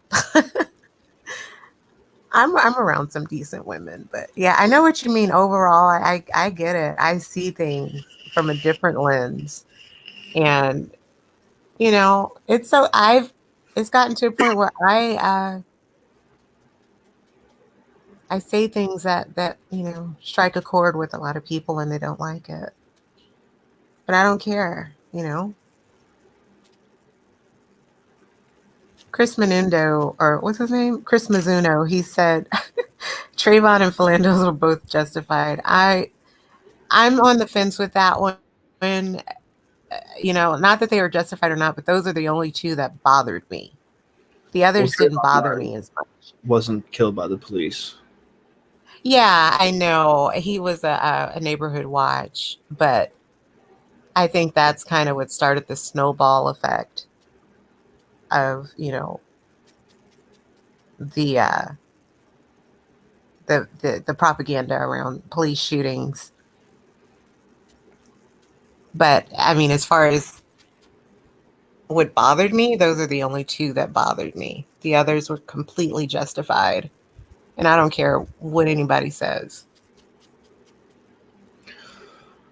Even, So, you know, Breonna how Taylor, she was messing with those type of black men, and that's what you get, you know.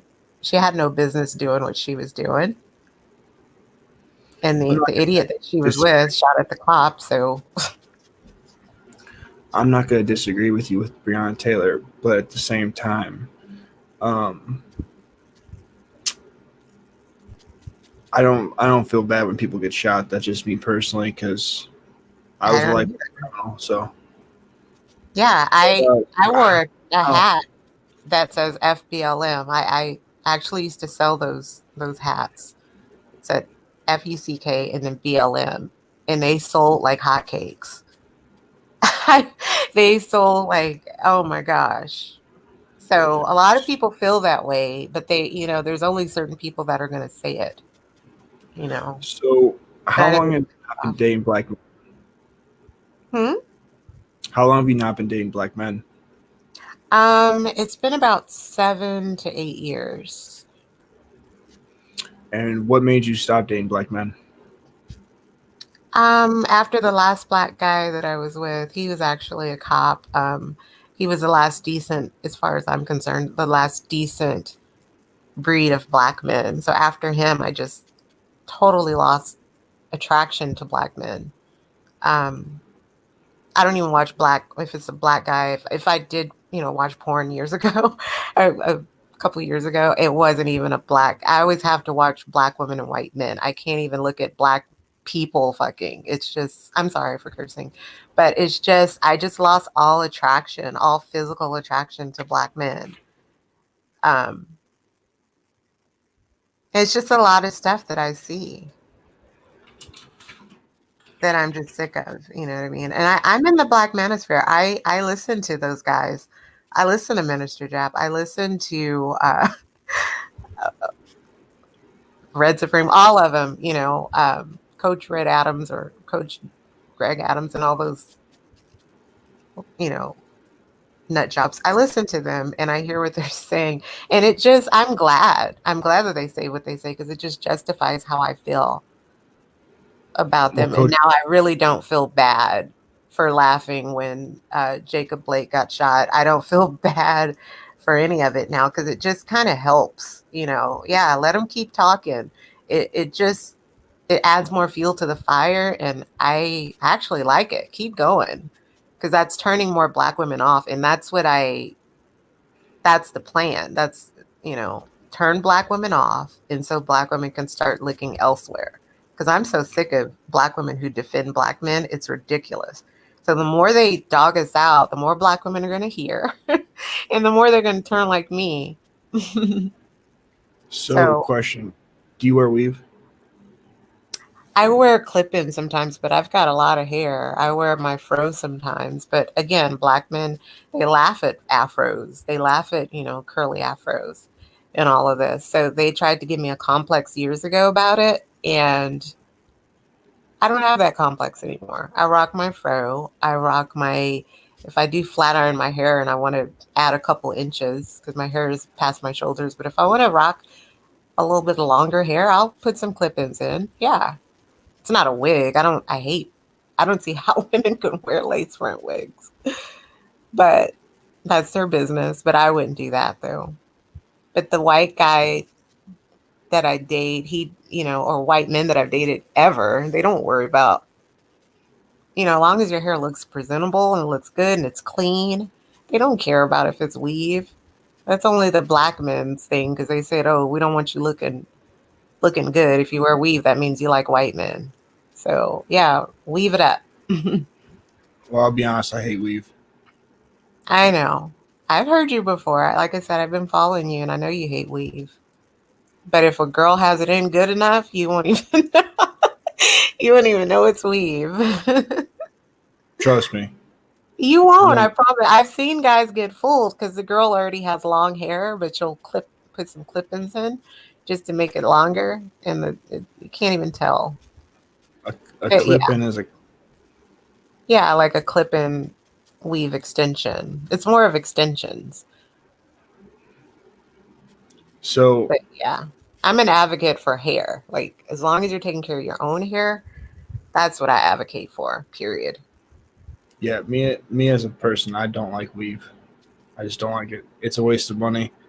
It gets in the way. I can't pull on it. Like it's a waste. Yeah, that kind of sucks when you're making love. You can't get your hair snatched out. Yeah. But no, I'm just joking with you. What do you think about braids? Like, if a girl has braids but a little extension in it. How long is she gonna wear these extensions for? Well, usually, like black girls, we have a thing about trying to protect the ends of our hair because our hair gets brittle at the end, and so it breaks off, and so it just feels like it's not growing. But when you put it in braids, the ends are protected, and they, so you leave it in for about a month or two. So you would put clip-ins for a month or two? No, like braids. When I do braids, if it's a really good braid job, I'll leave it in for like a month or two. Of course, wash it in between that time, but at least you don't have to fool with your hair. I don't have to fool with my hair because our hair, like especially if you have type 4 hair, it can be difficult sometimes. So I'm familiar with type 4 hair. That's what my son's mom has.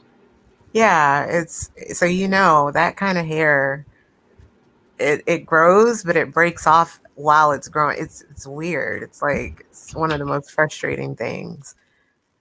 Because the hair breaks off. It's so easy because it's little tiny little ripples and curls. And so if they're not moisturized, if you're not constantly moisturizing your hair, it will break off. So it's good to have it in braids sometimes or just tucked away, you know what I mean? So it can grow or so you can retain length. But that's the problem with black women and our hair. We're just protecting it all the time. And yeah, some women wear wigs and all this. I hate wigs though. I understand black men when they talk about the wig. I can't. I hate that. But just a clip in, just to kind of add a little, a couple inches to your hair, or just braids, So you would be okay with men wearing like a little sleeve over their penis to get just a couple inches? That's different. It's to protect my head. Oh, God.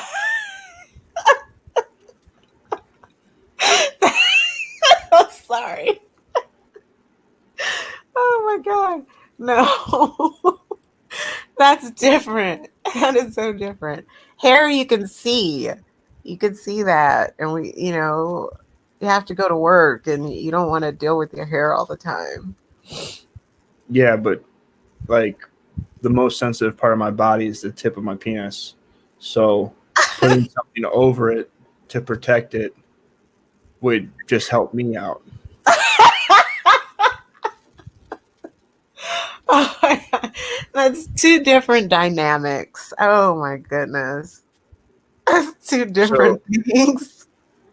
So you're telling me that it's not okay if I cheat? Oh gosh. We're trying to grow our hair out so that we can stop wearing weaves. So we can be, weaveless. Or, I don't have a problem with short hair. If I see a Black woman with short hair, she looks damn good. That's better than a wig. You know what I mean? But overall, we're just trying to grow our hair. And Black men, we have the same hair texture. I don't even know why, they would even say anything about it. But I understand the wig part. Yeah, I do understand that. But just teasing someone because she has braids or whatever, I think that's so. It's just ridiculous. It really is. I see no other race of men doing this on a constant basis. So let's be fair here. There's plenty of dudes that say comments about white women not not having long hair. Men don't like short hair. Oh yeah, that's true. Well, some men don't. I've seen men with. There's a guy on my Facebook page. He's always posting him and his wife, and she's got like a bald haircut. And I'm like, damn. She's got a real pretty face though, so that it works for her. But yeah. I don't care how pretty she is. I don't want to have sex with a woman that has a bald head. If that was the case, I just have sex with a man. What about Amber Rose? No. Well, she was hot, especially before her forehead tattoo, but she was like considered one of the hottest women on the planet. So how do you feel about Kevin Samuels? I think Kevin Samuels, he's one of those. Can I be honest? Yeah, as long as you don't use racial epithets. Oh, okay. He's struggling with his sexuality. I know that. He's in Atlanta too. They have the highest rate of homosexuality for Black males in Atlanta. And he's not high value. He's putting on an image. He's very concerned about image because he said high value men make $10K a month and they're this and that. Kevin Samuels is putting on an image that he's making a certain amount a month and he's not, and that he's so high value and he's not. And he is he's been hurt in the past. Someone has really made him feel small. So he's taken it out on women because he's angry and he's 51 going on 52. So he's getting older and he feels like it's his duty to make women feel small like he does. And he's not handsome. He's not, I'm not trying to be funny, but he's not a handsome guy. But he puts on these suits that are too small, actually. They fit a little bit too snug and too tight. But he puts on these suits and pretends that he's high value. He's wearing the European suit. And quite frankly, if he's wearing a European suit, I'm going to go get a European man because that's who he's trying to emulate. And I just think that he doesn't have a lot of room to talk because he's a baby daddy and he tries to act like, I don't have any kids, but I would never date Kevin Samuels. He's got a kid, you know what I mean? Because he tries. Are you sure he's a baby dad? Yeah, he's a baby daddy. He's got a daughter. From one of his two marriages or from outside of marriage? I'm not sure. She's an older daughter, but see, that's, as far as some women, that's a deal breaker. He talks about don't date women with kids, but he's got a kid himself. And he's just not handsome. I don't know. Maybe if he looked a little better, if he was actually a high value man, I would probably take him a little bit seriously, but he's not even a high value guy. I know guys like him. They're all concerned about image. They live above their means. They don't have anything, but they put on an image as though they do. And a lot of black men do that. They like to, that's why they wear those watches and they wear rings, because they want to look like they got money. They grew up probably poor, and they said, oh, as soon as I get the first $1,000, I'm going to go buy a Versace watch that they can barely afford, because they're trying to impress. They go their lives trying to impress women, and they hadn't had a lot of luck. And so now he's found out that he can make money on YouTube by talking about high value, and he's not even high value. You know what I mean? And that's just how I feel. And a lot of women feel that way, but they just call in kind of to troll him. And it's just entertaining, but no woman actually takes him seriously. They just kind of laugh. It's just a joke. He's entertaining. So it's kind of like, but yeah, he has a problem with women. Hence, which is why he's 51, going on 52 and single. And a younger woman he thinks that younger women don't care about, that he can mold them to be what he wants them to be. But actually a younger woman would be unattracted to him. He's 51, going on 52, like I said, and he looks every bit of it. And, they always talk about women can't have kids after 35 or whatever, but they don't think about a man's sperm getting old. Who wants old sperm? Old sperm causes the kid to be autistic. It causes Down syndrome. It causes a lot of stuff coming from older sperm. I looked it up already. And so a 51-year-old sperm is not even healthy as far as I'm concerned. So when he talks about age, he needs to consider his own age. And that's a problem that I have with him. And plus, he doesn't let women talk. He cuts, if it doesn't serve his narrative, like he cut that young girl off. She was like 22. And she was trying to tell him, I'm not interested in you, Kevin. You're not, I would never date you. But he cut her off so she couldn't finish, because it doesn't fit the narrative. He's trying to create a narrative. You know what I mean? And so I just think that it's unfair. That he gets to sit up there Monday through Saturday and do that.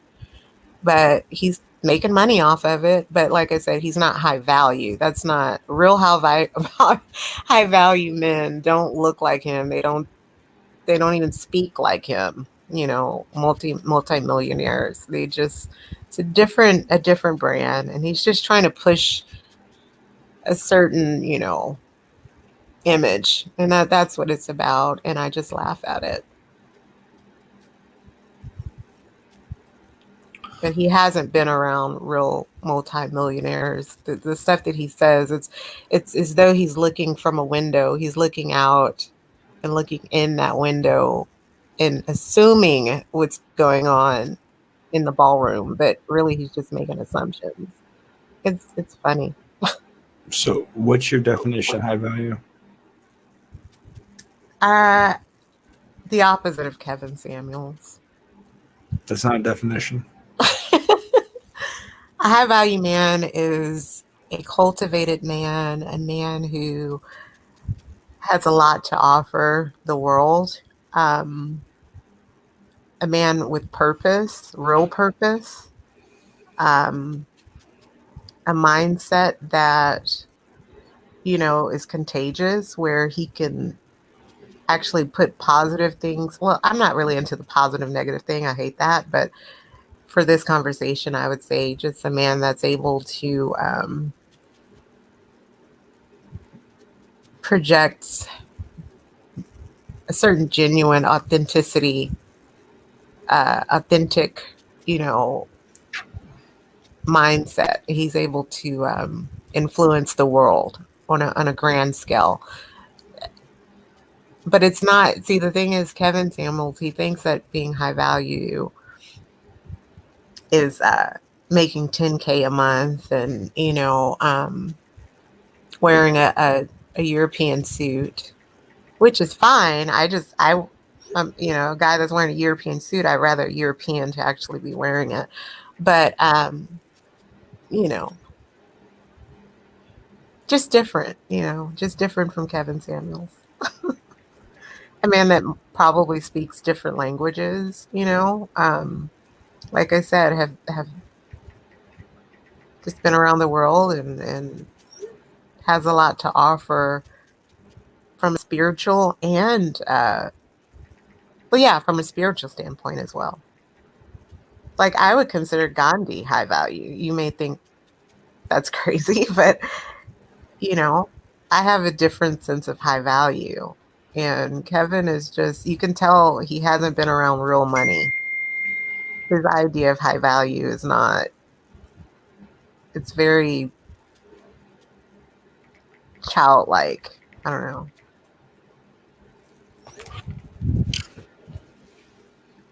It's hard to explain. So who makes the best suits in the world? Well, he says Tom Ford. Hold on a second.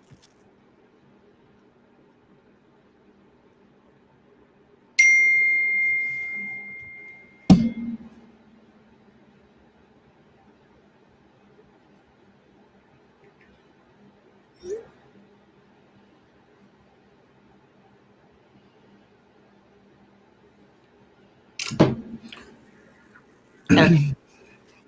Sorry, I had to go pee. I drank some coffee earlier. See, it's not even about suits. I mean, if you look at the richest man in the world, like Bill Gates or Warren Buffett, they're not in suits.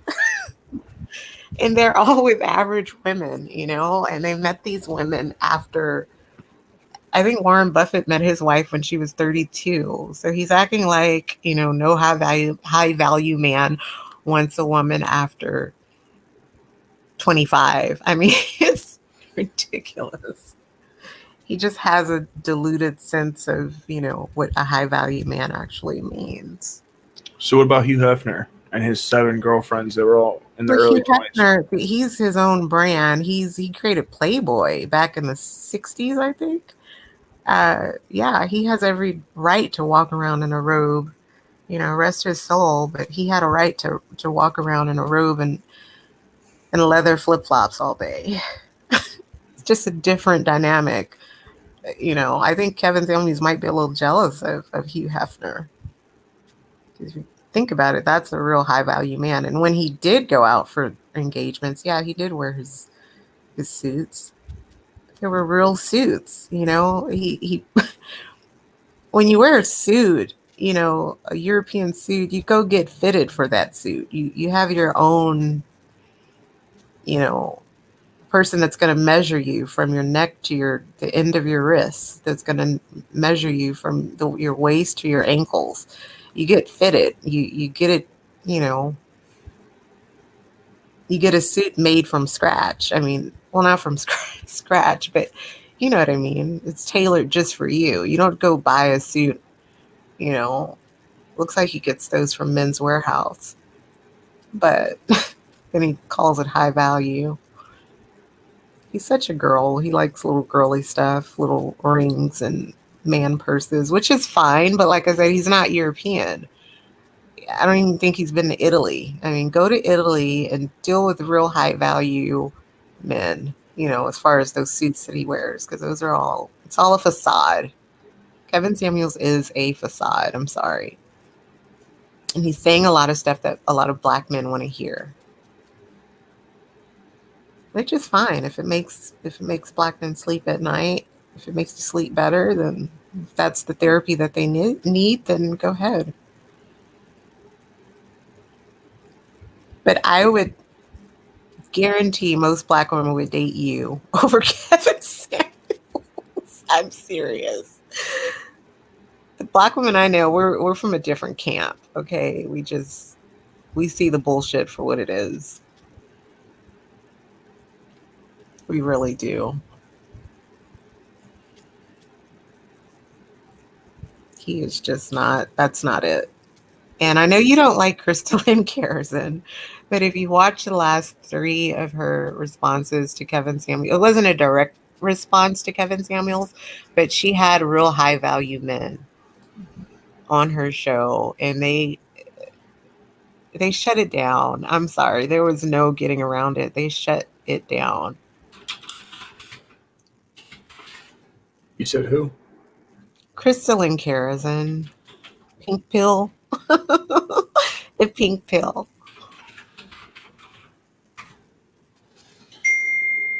Let's be honest, she's trash, but you know. She grew on me. At first I didn't, I didn't understand, but now I understand why she does what she does. I do. Chris Menzuno, you said, does Kevin Samuels only own one suit? Well, it looks like it. He wears the same suit every night with his cufflinks hanging out. And they fit the same, He's got small shoulders and a big old head and wears those glasses every night. Looks the same every night. And then if he's not wearing that, he's wearing a turtleneck. What guy wears a turtleneck all the time like that? That's crazy. Well, clearly you haven't seen a Drake video. Duh. What? I haven't seen Drake video in a while. I haven't watched Drake. Turtlenecks. Huh? Drake likes turtlenecks. Oh. I don't know. I'm a huge Drake fan, but So, do you got anything else to add?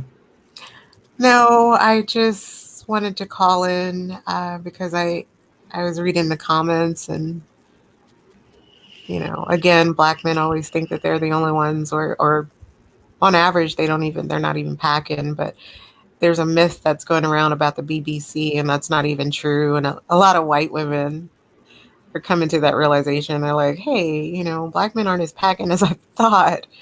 And so I've seen a few white women make videos about it. They were laughing. They were like, BBC is a myth. But yeah, I just wanted to point that out. And I just wanted to point out that,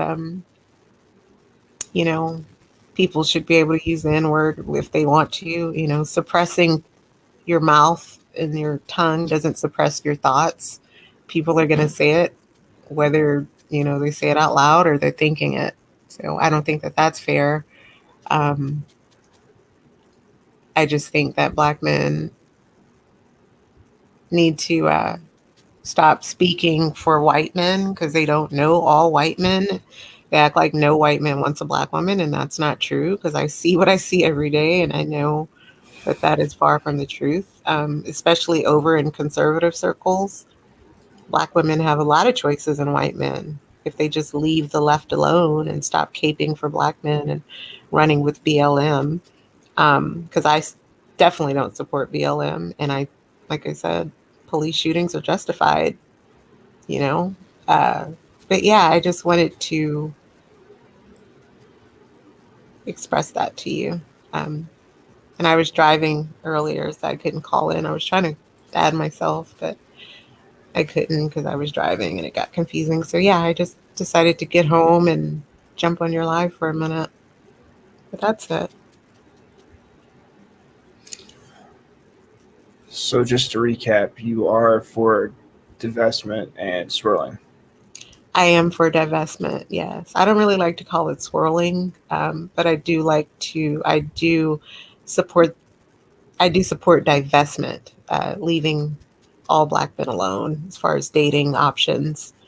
Because there's going to be Black women that are going to be single because they're sitting around waiting on Black men, and we just outnumber them. And there's other races to choose from. And I just think white men, they can't speak, they can't express their thoughts without being called racist. And I think that that's unfair. It's unfair. And I don't see how the average white man doesn't go crazy because it would drive me nuts. I can't say nothing. I can't express my thoughts. I can't do anything without being called a racist, that would drive me insane. I just think that white privilege is a farce. And I think black privilege is really what's been happening all these years, but we tend to deflect and we'll call it white privilege, but it's really black privilege, and I just get tired of the narrative. And I am pro-Trump, I'm pro-wall, I'm pro-gun, I'm pro-First Amendment. But it seems like our Constitution is being under attack right now, and it is frustrating. But yeah, and I do support the Proud Boys. I think more Black women should date more Proud Boys, more men that are on that mindset for saving America and loving America, because they're not a racist group. In fact, one of the Proud Boys has a Black wife, and I think I'm going to start seeing more of that, because I'm already seeing Black women who are supporting the Proud Boys, like myself, and they're speaking up about it. So, yeah, I'm pro Proud Boys. I'm pro Trump. I'm pro wall. I'm pro gun. All of it. And I love the Proud Boys. I hope they continue, and I hope they grow bigger. And in fact, I'm going to see if I can even, if there's a way to even join the Proud Boys. I'm definitely going to look into it, because I love this country, and I'll be damned if I let a group of, primitive, well, never mind. I'm not going to go there. But yeah, I love this country, and I'll be damned, So I hope the Proud Boys continue to grow. And that's it. That's how I feel. Okay. And don't be ashamed. Don't be shamed into anything. You have a good heart, and I know you do. You're caught between a rock and a hard place, and you don't know what to do. So I understand that. Anyway, hope you go live again. I'll be glad to call in again. Thank you. Bye. Okay, how do I hang up? Oh, there it is.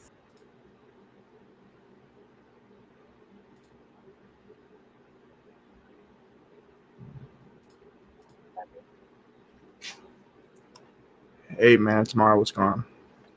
What's going on, man? Good show. 5 hours, huh? Yeah, I just wanted to. Hey man, tomorrow what's going on? What's going on, man? Wait, hold on a second. I got 5 hours, huh? All right, so thanks for having me on again. I had some other stuff going on.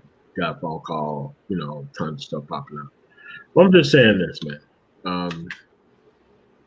If you're an American citizen, there's no need for division or anything else. And not understanding the groups that you want to join and the reason why they will be put on an actual list to be formed as an actual hate group itself is something that you should know. I mean, this is what the Southern Poverty Law Center said about these groups. And we wouldn't need division within this country if we had equal protection under the law. It doesn't matter the people who went out there. I know a guy who went out there who's definitely Black, but there's a lot of people who dress up these actual images of these people who don't understand the track record overall of the people that happen. There should be nobody online who don't know the history of these guys by now. These people have got an actual explosion from the FBI for the actual group after the actual Capitol thing. So it's just that, what's going on there? As a woman, what she sees in a man, she's looking for weak men. They're not looking for strong dudes who have their own shit together without all this bullshit going on, I mean, we had the pro-Black conversation, which I didn't want to be a part of. That's why I logged off. I think those dudes are frauds. I think that they actually stop the things that could actually go on within the environment that we can actually get along with across the races, because they know so much about slave history and all that kind of shit, but don't know shit about forming a business or being productive or any of the other things that you can do to actually move the shit forward, no matter where you are. Farming, no conversation about that. So I don't know, man. It just seems kind of weird that people come on with information that don't mean shit, but when it comes to information about how people go forth, they have none of that. So.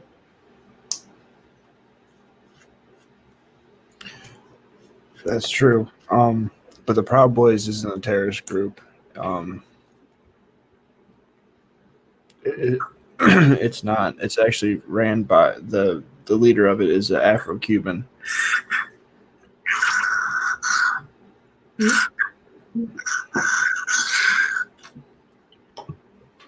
The Proud Boys start off as a joke. I mean, that's why they're trying to make the actual QAnon people the fall people for the actual thing that happened in Washington, D.C. Because they're trying to get rid of groups of people to which they can just easily push off on what just happened down there, and it's never should have happened. Obviously, it was a small group of people, but it's a small group of people. If it was universally wrong, then it would have been 100% to zero about what happened there, But there are people who sympathize and empathize with those groups. Yeah, I don't trust pro-blacks. I don't like pro-blacks at all because they're not pro-black. They're pro-black dysfunction. They came to the actual relevance in society by acting like they're more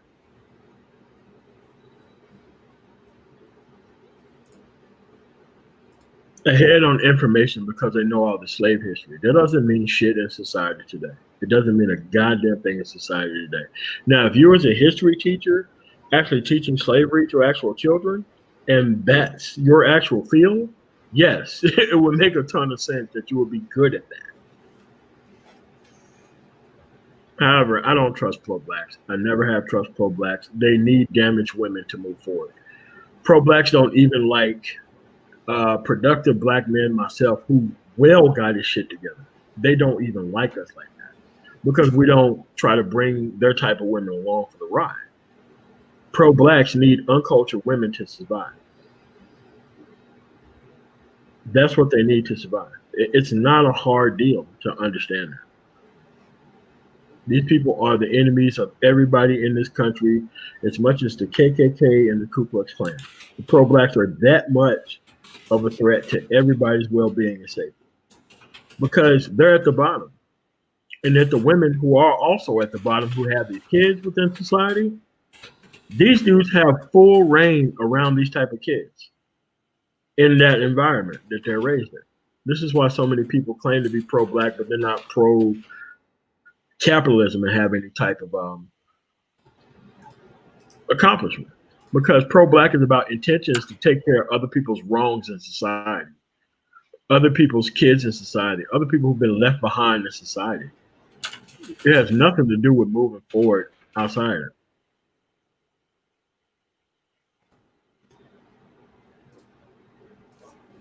I agree.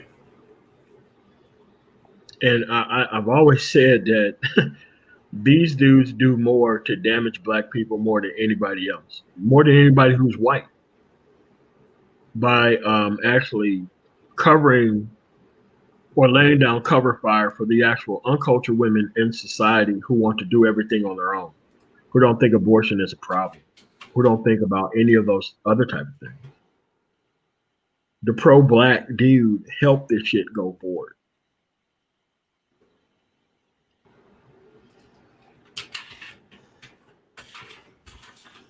These dudes are nothing but black Mein Kampf readers. That's the only thing that they know. The history of how they've been victimized in the past, even though it has nothing to do with their actual future. That's what these dudes specialize in. They specialize in the great number of people within society who have been raised in an emotional environment, not a logical environment. A logical environment would be go out, get skills, move ahead of people in society, preserve your actual shit within society, carry that shit on the moment you move on. But these people pass down the failure of culture thanks to an outside force, which has nothing to do with how you operate today. Those people know full well what they're doing. They're pretty much dumping car batteries into the ocean. That's what they're doing. They want to make being a failure and having this information so much a normal part of Black society that they're the dudes who are seen as quote unquote internet alpha within society, not the dudes who produce. Because the dudes who move past this shit actually got degrees and are actually doing shit out here, forming companies. Why do you think we can't team with dudes who claim to be pro-Black? Because they're not for all Black people. They're for moving this failure of Black society into the next millennia, thanks to the women who can't make a decision properly on who they choose to mate. This shit isn't hard to figure out, dude. I agree.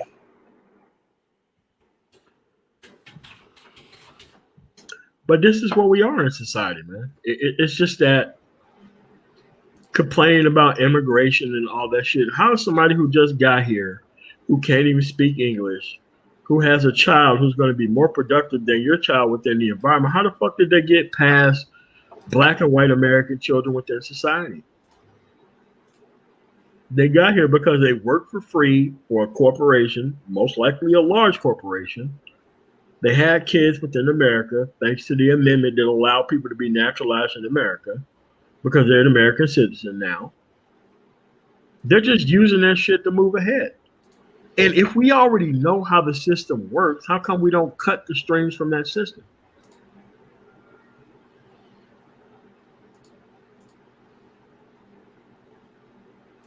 Well, immigration hurts the workforce. It does. I think we have an illegal employer problem. I don't think we have an illegal immigration problem. Because as long as they got a place to work, and we're not punishing the places where they work, you know, the corporations run in with the National Guard, walk in, start locking people up. Why are we waiting for their kids to be more successful than ours when they shouldn't be here in the first place? Like in Mississippi, that chicken plant that closed down, that had all those people working there, that had the COVID-19 breakout. Dude, that place has a ton of people working there now, working at full capacity.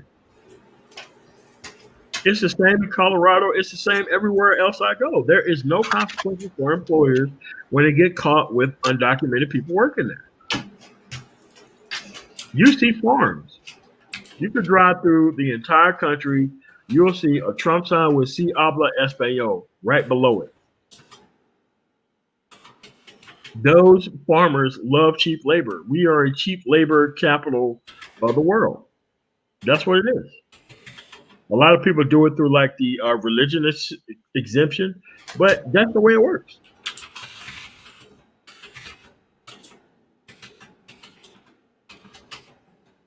It's really not that hard to fix this stuff, man.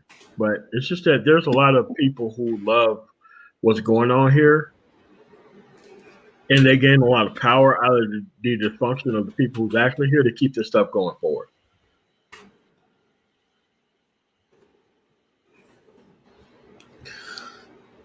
I totally agree, but I'm about to end this panel. I've been on for 5.5 hours. I will catch you guys another time. Thank you for coming on. I appreciate it.